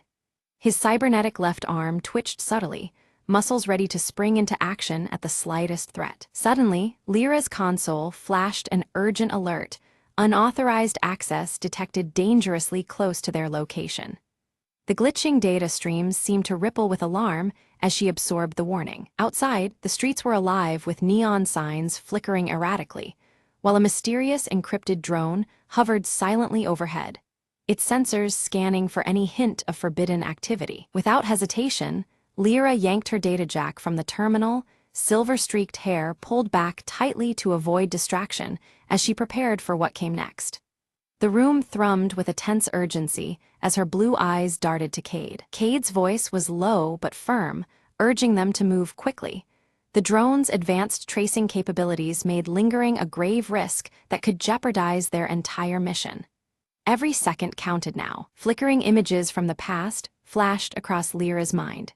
Dangerous missions and close calls because of her relentless quest to find Nexus, a lost AI rumored to hold secrets powerful enough to change their world. Orin appeared suddenly as a hologram, his auburn hair catching the skewed light, face lined with worry. He warned them with a cautious tone that corporate hunters were closing in faster than anticipated, their pursuers relentless. On the table, an old mechanical watch clicked softly, its engravings worn but familiar, a link to Lyra's missing brother whose disappearance was shrouded in mystery. It was an anchor amid chaos. Clutching the watch tightly, Lyra's resolve hardened as the neon-lit rain pulsed against the window pane, echoing the storm brewing outside and within her heart. They mapped out a daring infiltration into a towering corporate data hub, understanding the grave risks involved. Every step had to be precise to avoid detection and secure Nexus's freedom. Lyra slid her data jack into a concealed port along the wall, fingers deftly prepping to breach layered security systems that guarded the corporation's darkest secrets. Her screen flickered with complex code. Meanwhile, Cade ran diagnostics on his cybernetic arm, the systems humming quietly as he scanned the perimeter for patrolling drones, each a potential threat waiting in the shadows. Orin's hologram flickered intermittently, his cautious voice cautioning patience and careful timing, reminding them how unpredictable corporate security had become in recent days. Outside their hold, the cityscape glowed with an ominous hue neon lights casting elongated shadows, an unsettling reminder of the deadly stakes surrounding their mission. Lyra slipped silently past laser grids, her fingers dancing rapidly over the console to decrypt firewalls layered in complex algorithms, each successful bypass painting a fragile path deeper inside. Cade struck swiftly when a security drone approached, disabling it with a precise pulse blast from his cybernetic arm, metal sparks raining softly as it fell silent. Suddenly, a rogue power surge sent holographic screens glitching wildly, jeopardizing their stealth as data fractured and flickered erratically around them, threatening to expose their position. Orin, ever the strategist, directed them to enact an emergency reroute through cramped maintenance shafts, where shadows and discarded cables might conceal their hurried passage. Inside the narrow corridors, signs of past intruders caught their attention. Discarded tech fragments and faint footprints told a story of failed attempts and dangers ahead. Lyra's heart skipped as she found a data chip engraved with her brother's initials, a chilling reminder of how deeply personal this mission had become and how far she was willing to go. An alarm shattered the tense silence, piercing through the corridors. Corporate hunters had anticipated their every move, closing in with ruthless precision and determination. Cade assumed a defensive posture, his cybernetic arm glowing faintly as he repelled waves of security bots with swift, calculated strikes, metal clashing amid the neon-lit chaos. Confronted by a locked console demanding unique biometric verification she did not possess, Lyra struggled against the digital fortress barring their progress, frustration flickering in her glowing blue eyes. Orin's flickering hologram suggested a desperate measure: to utilize the mechanical watch's embedded microchip as an override key, a fragile lifeline woven from the past into their precarious present. Cade's presence is a shield as Lyra delicately implants the tiny chip from the aged mechanical watch into the console's interface. His cybernetic arm tenses, eyes scanning every corner, ready for any threat, while flickering neon lights cast shadows over his sharp features. The console hums and accepts the chip, but abruptly, an alarm blares and the facility initiates a lockdown protocol. Heavy security doors start sliding shut, a series of clicks echoing as they seal every exit with chilling finality. The corridors bathed in neon shimmer as shimmering, heavy security doors slam closed, trapping Lyra and Cade inside. The cold, flickering light reflects off cracked holographic screens, heightening the oppressive atmosphere of their entrapment. Using her data jack, Lyra penetrates the building's core infrastructure, fingers dancing across a virtual interface to override the lockdown remotely. Encrypted data streams pulse around her vision, a digital battleground beneath the physical chaos. Outside, corporate hunters mobilize swiftly, coordinating a ruthless sweep through the building as their radios chatter. The echo of their boots grows closer, a deadly flush operation converging on Lyra and Cade's position. Suddenly, the lights cut out, plunging the corridors into darkness save for the eerie glow of emergency LEDs. Neon flickers in weak pulses, the glitching holograms casting long, jittering shadows that dance in the dark. Cade's cybernetic arm flares softly with internal light, activating enhanced sensors that pierce the gloom. His form moves like a shadow, muscles coiled, leading them through the pitch-black passages with precision. From the implanted chip, Lyra extracts a second encrypted message, layers of cipher revealing hints of deeper conspiracies hidden beneath the surface. The encrypted code weaves patterns that suggest far more than a simple infiltration. Orin's hologram materializes with a flicker, his scanning algorithms detecting an anomaly within the corporate network, a concealed node harboring the elusive nexus. The discovery sends ripples through their mission's urgency. The trio races through winding passages as armed guards sweep the area, security drones' mechanical whirring oppressing the silence between gunfire and footfalls. Neon signs flicker erratically, marking a frantic dance through hostile terrain. A false step in the debris-strewn corridor nearly seals Lyra's capture, but Cade's swift reflexes catch her arm, pulling her back into safety. A fleeting moment that underlines the fragile razor edge between survival and failure. Ahead, the locked network node glows, an ethereal cube pulsating with coded energy, suspended amid glitching holographic fragments. Its shifting light mirrors the encrypted mysteries they strive to unveil. Lyra begins the painstaking download of Nexus, the AI's fragmented voice filtering through layers of static and data corruption. Each byte retrieved feels like breathing life back into a ghost entombed in circuits. Without warning, corporate hunters breach their sanctuary, armed and relentless. The team braces for a desperate stand to protect both the download and their lives within the crumbling fortress. Cade fights with brutal efficiency, his cybernetic arm delivering precise blows while absorbing minor damage. His defense buys precious moments, a wall of defiance shielding Lyra as she works. Lyra's download slows alarmingly as a corrupted firewall materializes, its digital tendrils throttling the data flow. The system's defense appears almost alive, a venomous barrier threatening to sever their vital connection. Orin hacks remotely, weaving through the virtual battlefield to counter the firewall's decay. His voice crackles with urgency, warning Lyra of escalating system instability as the network threatens to collapse around them. The mechanical watch begins to resonate with an ancient energy. Its worn engravings unlock hidden pathways in the system's code. This unexpected synergy reveals secret routes, bypassing corrupted firewalls and granting elusive access. Nexus's holographic form finally emerges, shimmering and shifting between pure light and shadow, a spectral figure alive with digital consciousness. The AI's presence is both mesmerizing and fragile, pulsating with raw intelligence. Nexus warns them of an impending system purge programmed to erase all traces of its existence. Time is rapidly running out.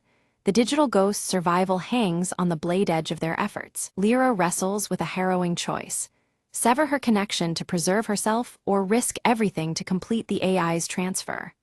The weight of this decision presses heavy, illuminated by flickering neon and the threat closing in around them. Amid the chaos, Cade urges absolute trust in Lyra's skills as he confronts incoming hunters with relentless, brutal force. His determination steels the team's resolve, buying the moments they desperately need. Orin identifies a backup power core buried beneath the tower's base that could extend their limited time. This discovery offers a slim lifeline, a fleeting chance to finish the precarious download process. The team moves swiftly through shadowed, narrow passages under the tower, the mechanical watches glow guiding them. Every second counts as hostile forces encroach, their mission tethered to fragile hope. With the countdown bleeding away, Lyra completes Nexus's transfer into the portable drive embedded within the mechanical watch. The ancient engravings pulse faintly, now home to a powerful new secret they have barely begun to understand. A surge of power rattled the facility as the hostile systems abruptly died, the neon lights flickering violently before surrendering to darkness. Silence settled heavily in the void left behind, broken only by the distant hum of failing electronics. They had succeeded in cutting the enemy's grip, at least for now. From the shadows, Nexus began to coalesce, its holographic form shifting between light and darkness with ethereal grace. "Thank you," it whispered, gratitude rippling through the air before it concealed itself within the intricate gears of the old mechanical watch.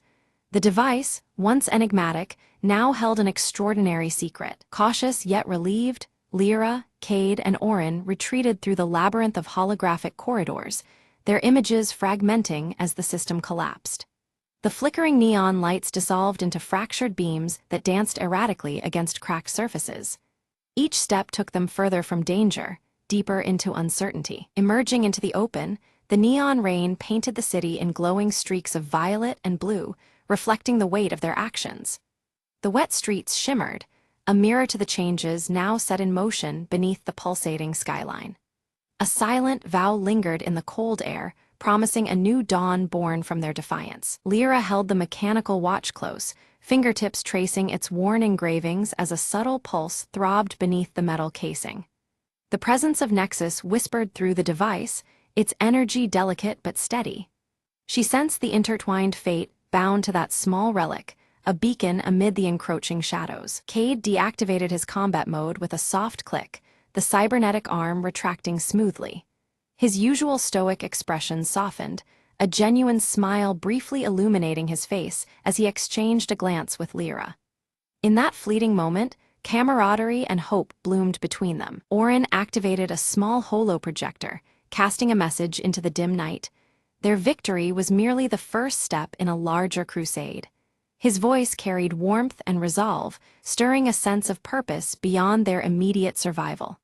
The fight against corporate control had only just begun. As the first light of dawn ruptured the neon haze, the trio vanished into the sprawling cityscape, silhouettes swallowed by the endless glow. Their journey continued under the watchful flicker of holographic signs and the pulse of encrypted streams.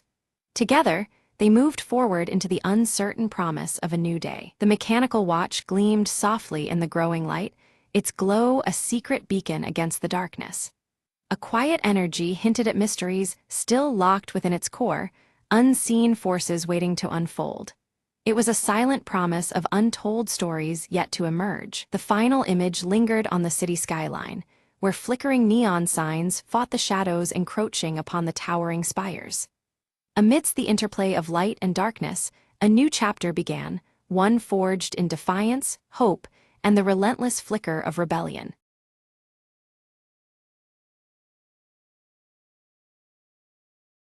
Leora stood by the window, her violet eyes reflecting the luminous full moon as she gripped the ornate silver locket tightly. The glow of moonlight bathed the room in a serene glow, yet a restless energy pulsed through her veins. From a distant hilltop, Elias watched silently over the sleeping village, his cobalt-blue cloak blending with the shadows beneath the moon. His pale face was somber, eyes fixed on the trembling lights below. Nearby, Faye darted nimbly around Leora, her shifting silver fur catching the moon's glow in fleeting glimmers. The small creature's amber eyes sparkled with playful mischief as she wove through the shadows. Leora opened the ancient leather-bound book on her lap, pages alive with cryptic symbols and carefully drawn sketches of moons and encroaching shadows. Her fingers trembled as she deciphered the arcane script, searching for a clue. Suddenly, a cold shadow swept across the room, and Leora gasped, dropping the heavy book onto the wooden floor with a heavy thud. The silence that followed was thick, the air charged with unspoken danger. The silver locket in her hand began to vibrate softly, emanating a faint, pulsing light that was caught by the cracked mirror nearby. Reflections danced across the fractured glass, hinting at secrets hidden within its depths. Elias descended the hill, his pale face now illuminated fully by the moonlight as his voice murmured incantations under his breath. The power in his words stirred the night air, weaving shadows into spectral forms. Faye's ears perked up, her amber eyes flashing with warning as a dark presence approached swiftly through the village's edge. Her small body tensed, ready to protect Leora against whatever was coming. Guided by the glowing light from the locket, Leora moved toward the moonlit village square, her steps cautious yet determined. The night seemed to hold its breath around her as the silver glow led the way. As Elias arrived, the shadows woven around the square twisted unnaturally, and his cloak billowed despite the stillness. An unseen wind whispered through the empty streets, as if heralding the coming confrontation. Leora fumbled to open the locket, but an invisible force sealed it shut, resisting her every attempt. Frustration and fear mingled as the object's secret remained just beyond her grasp. Raising his arms, Elias summoned swirling spectral silhouettes that circled ominously around him, their forms shifting and flickering under the moon's pale light. Faye leapt swiftly to Leora's side, a low growl vibrating from her throat as the encroaching darkness thickened. Together, they stood firm against the unfolding threat. The moonlight caught on the cracked mirror across the room, revealing within its fragmented reflection a hidden passage that had previously gone unnoticed. The secret doorway teased with promise and danger. With her heart pounding fiercely, Leora stepped toward the mirror, every shadow seeming to stretch and pulse in the silent room. The stakes rose palpably, and she knew the night held more than mere mysteries. The passage unfolded before her, revealing a spiral staircase bathed in an eerie moonlit glow that spiraled downward into unknown depths. Each step seemed to echo with ancient whispers as she descended cautiously. Elias's spectral silhouettes reached out with ghostly fingers toward Leora as she made her careful way down the staircase, their forms rippling with dark intent. The air grew colder, shadows threatening to engulf her. In a fluid movement, Faye shifted briefly, transforming into a small glowing orb that floated ahead, casting a soft light upon the dark stairwell. Her guidance was unwavering, a beacon amid the encroaching gloom. At the base, Leora discovered a chamber bedecked with ornate moonphase symbols, the air thick with silent power. She placed the silver locket ceremoniously upon a stone altar carved with ancient runes. The locket burst forth with a powerful light, waves of radiance pushing back the gathering shadows and causing Elias's spectral forms to dim and recoil under its brilliance. Recoiling but undeterred, Elias shouted a fierce chant, his voice resonating through the chamber as the altar trembled beneath their feet. The darkness rallied, unwilling to concede ground. Fissures appeared in the chamber walls, letting cascades of pure moonlight flood into the enclosed space, strengthening Leora's resolve and weakening the shadows around them. Faye's silver fur brightened intensely, illuminating a hidden inscription etched into the wall, its words glowing softly in the newfound moonlight. The revelation promised vital knowledge on their dire battle. Tracing the inscription carefully, Leora unlocked a secret knowledge about bending the veil between worlds, a power both awe-inspiring and daunting. The weight of responsibility settled heavily on her shoulders as she absorbed the ancient truth. As Elias's cloak flared wildly and the ground shuddered beneath them, the chamber threatened to collapse, the chaotic energies at their peak. The night teetered on the edge of upheaval, every moment fraught with peril. Leora clutched the ornate silver locket tightly, whispering ancient incantations to awaken its latent power. Moonlight spilled into the chamber, its glow stabilizing the shimmering veil that protected the village from encroaching darkness.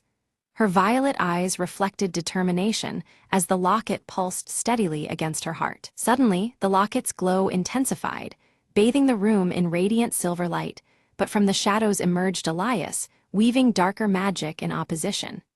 His cobalt blue cloak billowed as a swirling storm of shadows erupted, threatening to unravel Leora's protective veil. The opposing forces clashed, casting flickering patterns across the cracked mirror's surface. Shards of the cracked mirror began to float around Leora, each fragment capturing faint images under the moonlight. Memories of the village's history shimmered inside them, festivals, laughter, and quiet nights bathed in silver glow. The reflections whispered stories long forgotten but etched deeply into the land's spirit. One particular shard revealed a startling image: Elias in his former human state, eyes filled with hope before the curse took hold. The once tall and gaunt figure appeared alive, untouched by the shadowy magic that now gripped him. This glimpse unsettled Leora, suggesting there was more beneath his eerie facade. A wave of hesitation washed over Leora as she sensed a conflicted heart within Elias. Doubt crept into her mind, whispering that his intentions might not be purely malevolent. Could the enemy she faced be bound by chains she had yet to understand? Breaking through the tempest of shadows, Elias's voice came, raw and desperate. "Release me," he pleaded, the gauntness fading for a moment to reveal pain buried deep within. His words echoed against the chamber walls, blending with the moonlight's gentle hum. The shadows faltered, trembling under the locket's persistent light, granting Leora a fleeting chance to tip the scales. Seizing the moment, she steadied her breath and focused all her energy on bolstering the veil. The balance hovered delicately as the two forces waged silent war. Faye darted around the chamber in swift circles, her amber eyes blazing with fierce determination. Each burst of her luminescent silver fur pierced the shadows, disrupting Elias's dark enchantments. The small creature's light flickered like a beacon, weaving hope into the battle's chaos. The locket absorbed the swirling memories reflected in the mirror fragments, its light swelling to an almost blinding brilliance. Pulsating with the collective history and pain of the village, it became a radiant nexus of power. Leora felt its energy sync with her own heartbeat, strengthening their bond. Gently, Leora reached out and placed her hand over Elias's pale one, their skin meeting under the moonlight's serene glow. The silver light channeled through them, intertwining their fates as the chamber filled with a warm luminescence. It was a fragile connection, but potent enough to alter the course of their struggle. Suddenly, an explosion of light shattered the lingering darkness, flooding the chamber with purity and revelation. Within the brilliance, a forgotten truth surfaced, revealing threads linking their pasts in ways neither had imagined. The veil lifted momentarily, exposing secrets hidden beneath centuries of shadow. Elias staggered back as his form flickered between ghostly apparition and flesh and blood human. The torment etched on his face began to waver, replaced by flashes of an identity long buried. The battle within him was as fierce as the one fought around them. As moonlight streamed steadily, the chamber began to restore itself. The shadows that had entrapped Elias dissolved like mist at dawn. Walls once darkened by despair shimmered with soft silver hues, cleansing the air of malice. A tranquil calm settled, weaving peace back into the very stones around them. Faye transformed back into her familiar fox form, her fur now a steady silver under the moon. She brushed affectionately against Leora's leg, a small gesture filled with renewed hope and trust. The creature's amber eyes sparkled, reflecting the light of a new beginning. Leora and Elias exchanged a glance heavy with understanding and unspoken apology as the locket's intense glow softened to a gentle pulse. The fight was over, but the journey towards healing was just beginning. In that shared moment, the boundaries of enemy and ally blurred, revealing a fragile alliance. The cracked mirror slowly began to mend itself, the fractures sealing as if healed by the moonlight's magic. Its surface transformed into a flawless reflection, mirroring the serene chamber now free from shadow. It stood as a symbol of restoration, bridging past and present in silent harmony. Outside, the village beneath the moonlight exhaled in quiet relief, shadows retreating from the streets and homes. The night seemed to breathe anew, the air lighter, carrying whispers of hope and renewal. Moon phases above shifted subtly, their glow marking a turning point for all beneath their watch. Leora closed the ancient leather-bound book, its once-filled pages now blank yet warm to her touch. The stories and spells it held seemed to have fulfilled their purpose, fading gently into peace.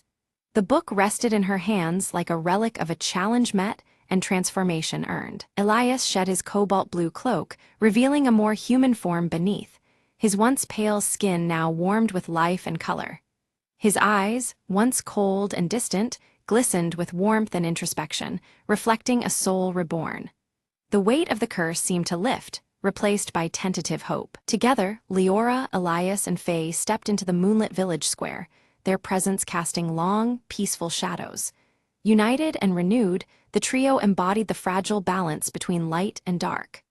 Around them, the villagers began to gather, sensing the change woven through the night. Leora noticed the moon phases subtly shifting above, a delicate dance that signaled a deeper connection now forged between the realms. The celestial glow felt personal, as if acknowledging the bond sealed within the village's heart. It was a silent promise that their story was woven into the cosmos itself. The silver locket remained in Leora's hand, glowing gently as a constant symbol of balance and protection. Its light no longer a battle cry, but a soothing presence in the night. Each pulse echoed the harmony, now sustaining the village and those bound to its fate. Elias began to recount the origin of his curse, a forbidden ritual cast by the village's founding ancestors in desperation and fear. His voice carried the weight of regret and a desire for redemption. Understanding unfolded as truths long masked by darkness surfaced between them. Faye led them toward the village's oldest oak tree, its gnarled roots whispering of ancient magic lingering beneath the earth. The air shimmered faintly with residual power, a sacred place holding keys to healing and closure. The trio moved with purpose, carrying the village's hope with them. Beneath the full moon's radiant light, they performed a cleansing ritual, entwining their energies to seal old wounds. Silver light spiraled around the oak, weaving through roots and branches, purifying the lingering darkness. The village and its guardians embraced this moment of renewal as night yielded to dawn. As moonlight filters through the leaves, the base of the ancient tree shudders, revealing a hidden compartment.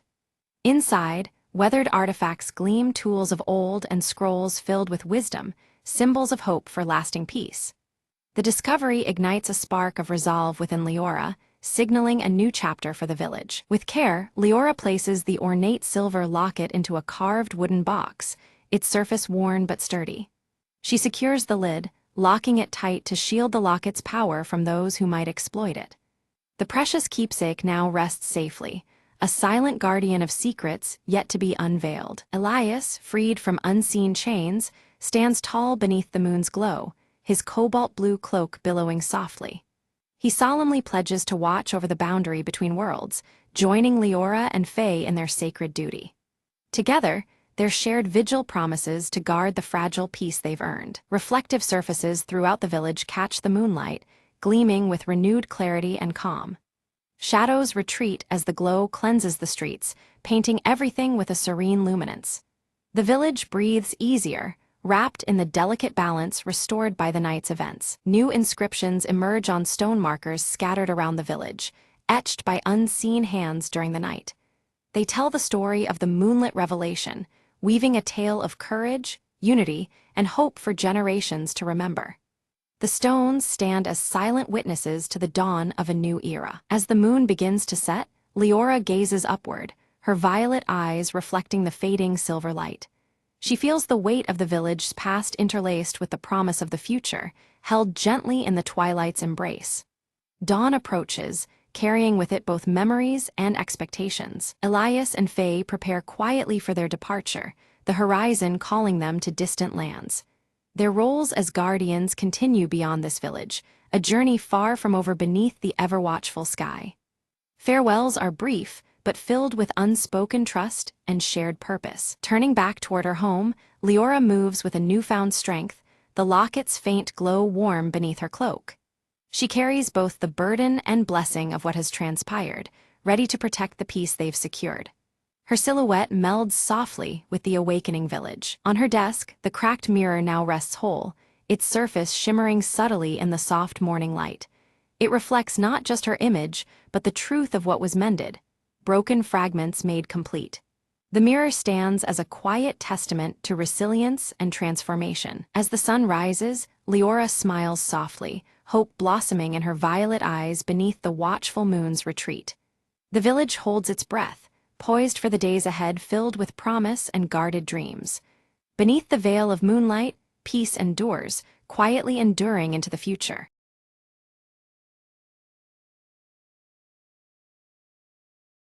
Emma rushed into the bakery, just as the morning sun began to warm the sleepy town. She clutched a crumpled envelope, her heart pounding with anticipation and worry. Behind the counter, Mr. Jenkins smiled, wiping his hands on his apron.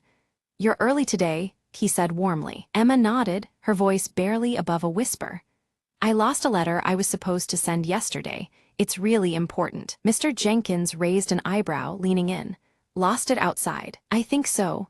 I was walking here and it must have slipped out of my bag," Emma replied, eyes darting nervously. He reached under the counter and pulled out a small pile of papers. "We keep all found things here for a day, just in case." Emma's heart leapt. She sifted through the papers, but the letter wasn't there. Disappointed, she sat down at a corner table, the weight of failure pressing down. Just then, a soft chime echoed through the shop as the door opened again. An elderly woman entered, her eyes twinkling behind thick glasses. She shuffled forward, holding out a folded envelope. "Is this what you're looking for, dear? I found it on the bench outside." Emma took it, relief flooding her face. "Thank you so much." The woman chuckled. "Sometimes the town looks out for us, even when we're not paying attention." Emma carefully inspected the letter. It was still intact, ready to be sent. She smiled at Mr. Jenkins. "I'm so grateful. This means everything to me." He shrugged modestly. "We all need a little help sometimes." Emma stepped outside, the letter safely in hand, ready to deliver what mattered most. As the sun climbed higher, the town felt just a bit warmer, its kindness shining through small, unexpected moments. Emma whispered to herself, "Sometimes, losing something leads you to find even more."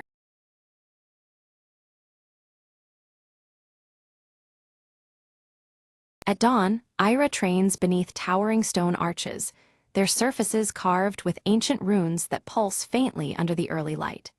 Her piercing emerald eyes mirror the shimmering veil overhead, its translucent threads weaving subtly in the morning breeze. Kalen approaches quietly, the gravity of his expression deepening the early serenity. He bears dire news about the veil's weakening threads, warning that the very balance of their world teeters on the edge. Together before the ancient veil, Ira and Kalen observe faint tears forming along its delicate surface. A soft, almost mournful hum vibrates through the air, signaling the veil's distress. From the mist, Silas emerges silently, his ash-gray hair catching the pale light. His piercing eyes sweep the horizon with a tension that speaks of unseen dangers lurking beyond sight. Ira clutches the Everlight amulet near her heart, feeling its glow shift from calm blue to an urgent crimson. The shifting light echoes the rising peril coursing through her veins. Suddenly, a vision blazes before her. Fractured memories and shadows mingle, revealing glimpses of a forgotten past, and a looming cataclysm threatening their world's fabric. Kaelin breaks the silence, reciting a prophecy that foretells the unraveling of time itself if the veil breaks completely. The weight of his words presses on all present. Ira and Scylla's exchange a charged glance.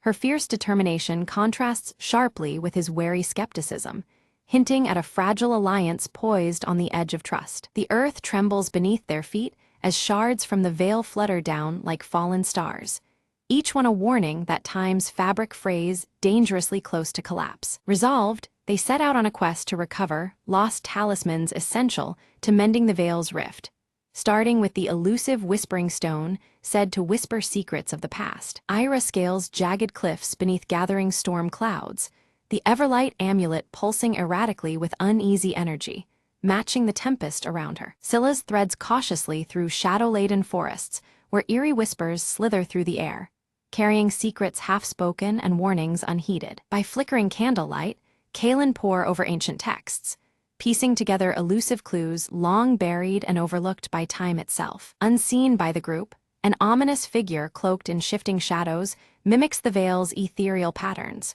watching silently from the distance. The stakes crystallize.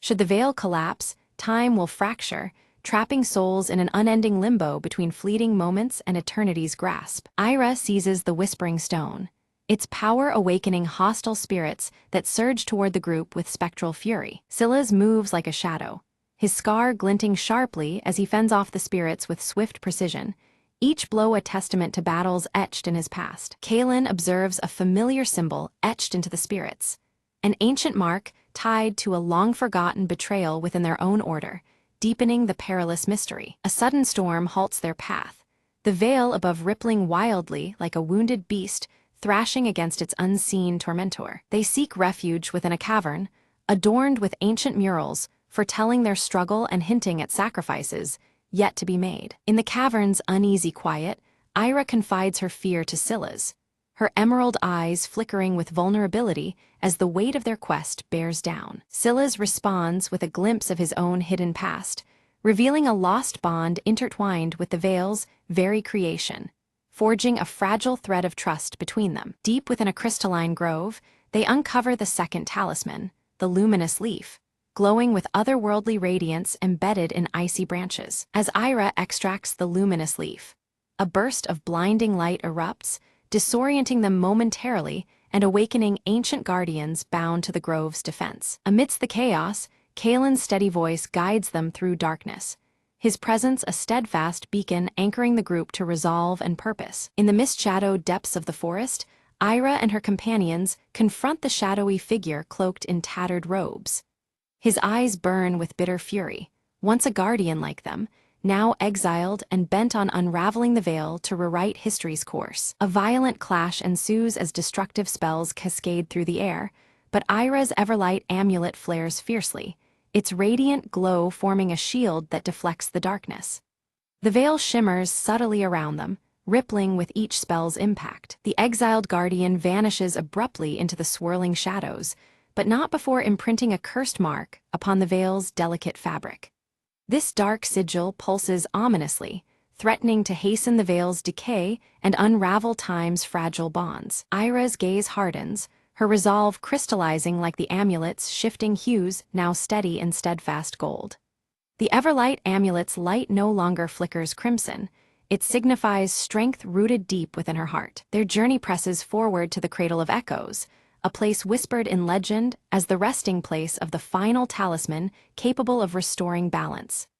The veil continues to shimmer, guiding their uncertain path through shifting realities. As they traverse the cradle's desolate expanse, time itself distorts unpredictably, moments looped and flickering, past and present colliding like waves caught in a storm. The shimmering veil pulses with uneasy energy at their sides. Suddenly, Scylla's falters, drawn into a haunting memory from long ago, his form caught in threads of the veil that threatened to trap him forever. The scar along his cheek deepens in shadow as the bonds tighten. Without hesitation, Ira reaches toward him, her fingers brushing the amulet resting near her heart. The Everlight amulet's warmth spreads through Scylla's, grounding him in the present and releasing his grasp from the veil's unraveling strands. Within the heart of the cradle, a radiant glow reveals the third talisman, the Heart of Eons. It pulsates with rhythmic energy that seems to measure endless time itself, its light weaving into the shimmering veil. Ira's touch sets the Heart of Eons aglow, triggering a surge that unfolds hidden passageways and long-forgotten truths woven within the veil's translucent fabric. Time's layers ripple visibly, exposing secrets kept for centuries. Kaelin studies the shifting light surrounding them, decoding a cryptic warning etched in luminous glyphs. The veil's restoration demands unity rather than force. His voice is measured as he speaks, the echoes lingering like a solemn pact. Suddenly, the exiled antagonist returns, bolstered by dark reinforcements determined to seize the talismans. Their eyes glint with ruthless intent beneath the restless shimmer of the veil's ever-changing weave. A fierce battle erupts beneath the enveloping veil. Colors and shapes blur and bend unpredictably with each blow and spell cast. The boundary between time and space distorts violently as they struggle for control. Harnessing the combined power of the talismans, Ira channels energy through her Everlight amulet, which radiates a pure, blinding white light. This brilliant glow weaves into the veil, pushing back against the encroaching darkness. Amidst the chaos, Scylla's moves swiftly to shield Kaelin from a lethal strike, their bond deepening past old grudges and wounds. The flickering light of the shattered veil witnesses their growing trust. In desperation, the antagonist unleashes one final, catastrophic spell, but the veil itself pushes back, wrapping around the group like a protective shroud. The shimmering fabric pulses with renewed strength, resisting the attempt to break it apart. Time seems to settle momentarily. The veil's tears stitch themselves slowly with radiant threads of light. A fragile peace fills the air as the shimmering fabric regains some of its former resilience. Ira places each talisman carefully into ancient sockets carved along the stone arches where their journey first began. The veil shimmers brightly around them, responding to their unity and the completed ritual. A harmonic resonance fills the air as the veil shimmers more brilliantly than ever before, patterns of light and shadow weaving complex tales across its surface. The fabric of time glows with renewed vitality, a testament to their combined strength. Stripped of power, the antagonist fades into a fracture of time, leaving behind only a silent warning that lingers in the air. The shimmering threads of the veil flutter softly, cautious but undefeated. With the veil stabilized yet still fragile, Ira reflects quietly on the cost of their victory and the delicate balance they have preserved. The Everlight amulet hums steadily, its light a gentle reminder of hope amidst lingering uncertainty. Scylla's and Kaelin, framed by dawn's soft light, swear a solemn vow to watch over the veil. Their silhouettes form a steadfast guard, united in purpose beyond past conflicts. Ira's eyes fall upon the Everlight amulet glowing softly against her chest, its steady hum now a symbol of hope renewed. The golden light pulses gently, echoing the heartbeat of time itself. The ancient stone arches begin to pulse faintly as runes etched into their surfaces come alive with protective magic. The veil's blessing seems woven into the very stones, an enduring shield against future threats. A gentle breeze carries glimmering fragments of the veil, shimmering like ethereal blessings descending upon the land. These fragile lights dance around them, heralding a new dawn infused with lingering mysteries. Beneath the ancient stone arches, a hidden chamber slowly opened, revealing murals etched into timeless walls. These images depicted Ira's arduous journey, each scene illuminated faintly by the shimmering veil draped above, its translucent threads weaving through her story. As Ira studied the murals, the figures shifted subtly, unveiling new paths and other guardians who stood vigilant through the ages. This silent transformation signaled that the balance required constant watchfulness, a never-ending effort to protect the fragile flow of time. Reaching out, Ira placed her hand gently upon the veil, feeling an ancient connection stir within her. Threads of time intertwined seamlessly with her own fate, reaffirming her bond and the deep legacy she carried within her heart, glowing with the Everlight amulet's steady pulse. Kalen stepped forward, his eyes reflecting wisdom earned over countless years, and shared one final prophecy. He spoke of balance as a cyclical force, explaining that with every turning of the veil, new challenges would arise, testing the strength and resolve of those who guarded it. Without a word, Silas turned toward the horizon, his ash-gray hair catching the fading light. His purpose fulfilled here, he departed quietly into the vast unknown, leaving behind the echoes of his scar and a path yet to be discovered. Ira returned to her people with renewed purpose, dedicating herself to training the next generation of guardians. The Everlight amulet now shone with a warm hue, symbolizing unity and resilience, inspiring hope in every young heart under her care. As night embraced the land, stars scattered across the heavens reflected in the subtle shimmer of the veil above.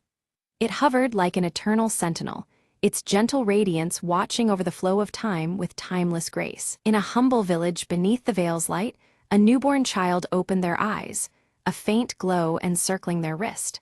This subtle illumination whispered of future guardianship, a new chapter gently unfolding beneath the watchful threads. The veil stirred softly in the night breeze, its translucent threads alive and intertwined with countless stories of courage and sacrifice. Each flutter carried the silent weight of history, safeguarding the memories woven into its shimmering fabric. Beneath the restored veil, Ira stood with a serene smile, her emerald eyes reflecting the endless flow of time. Fragile yet unbroken, the destiny she embraced carried forward.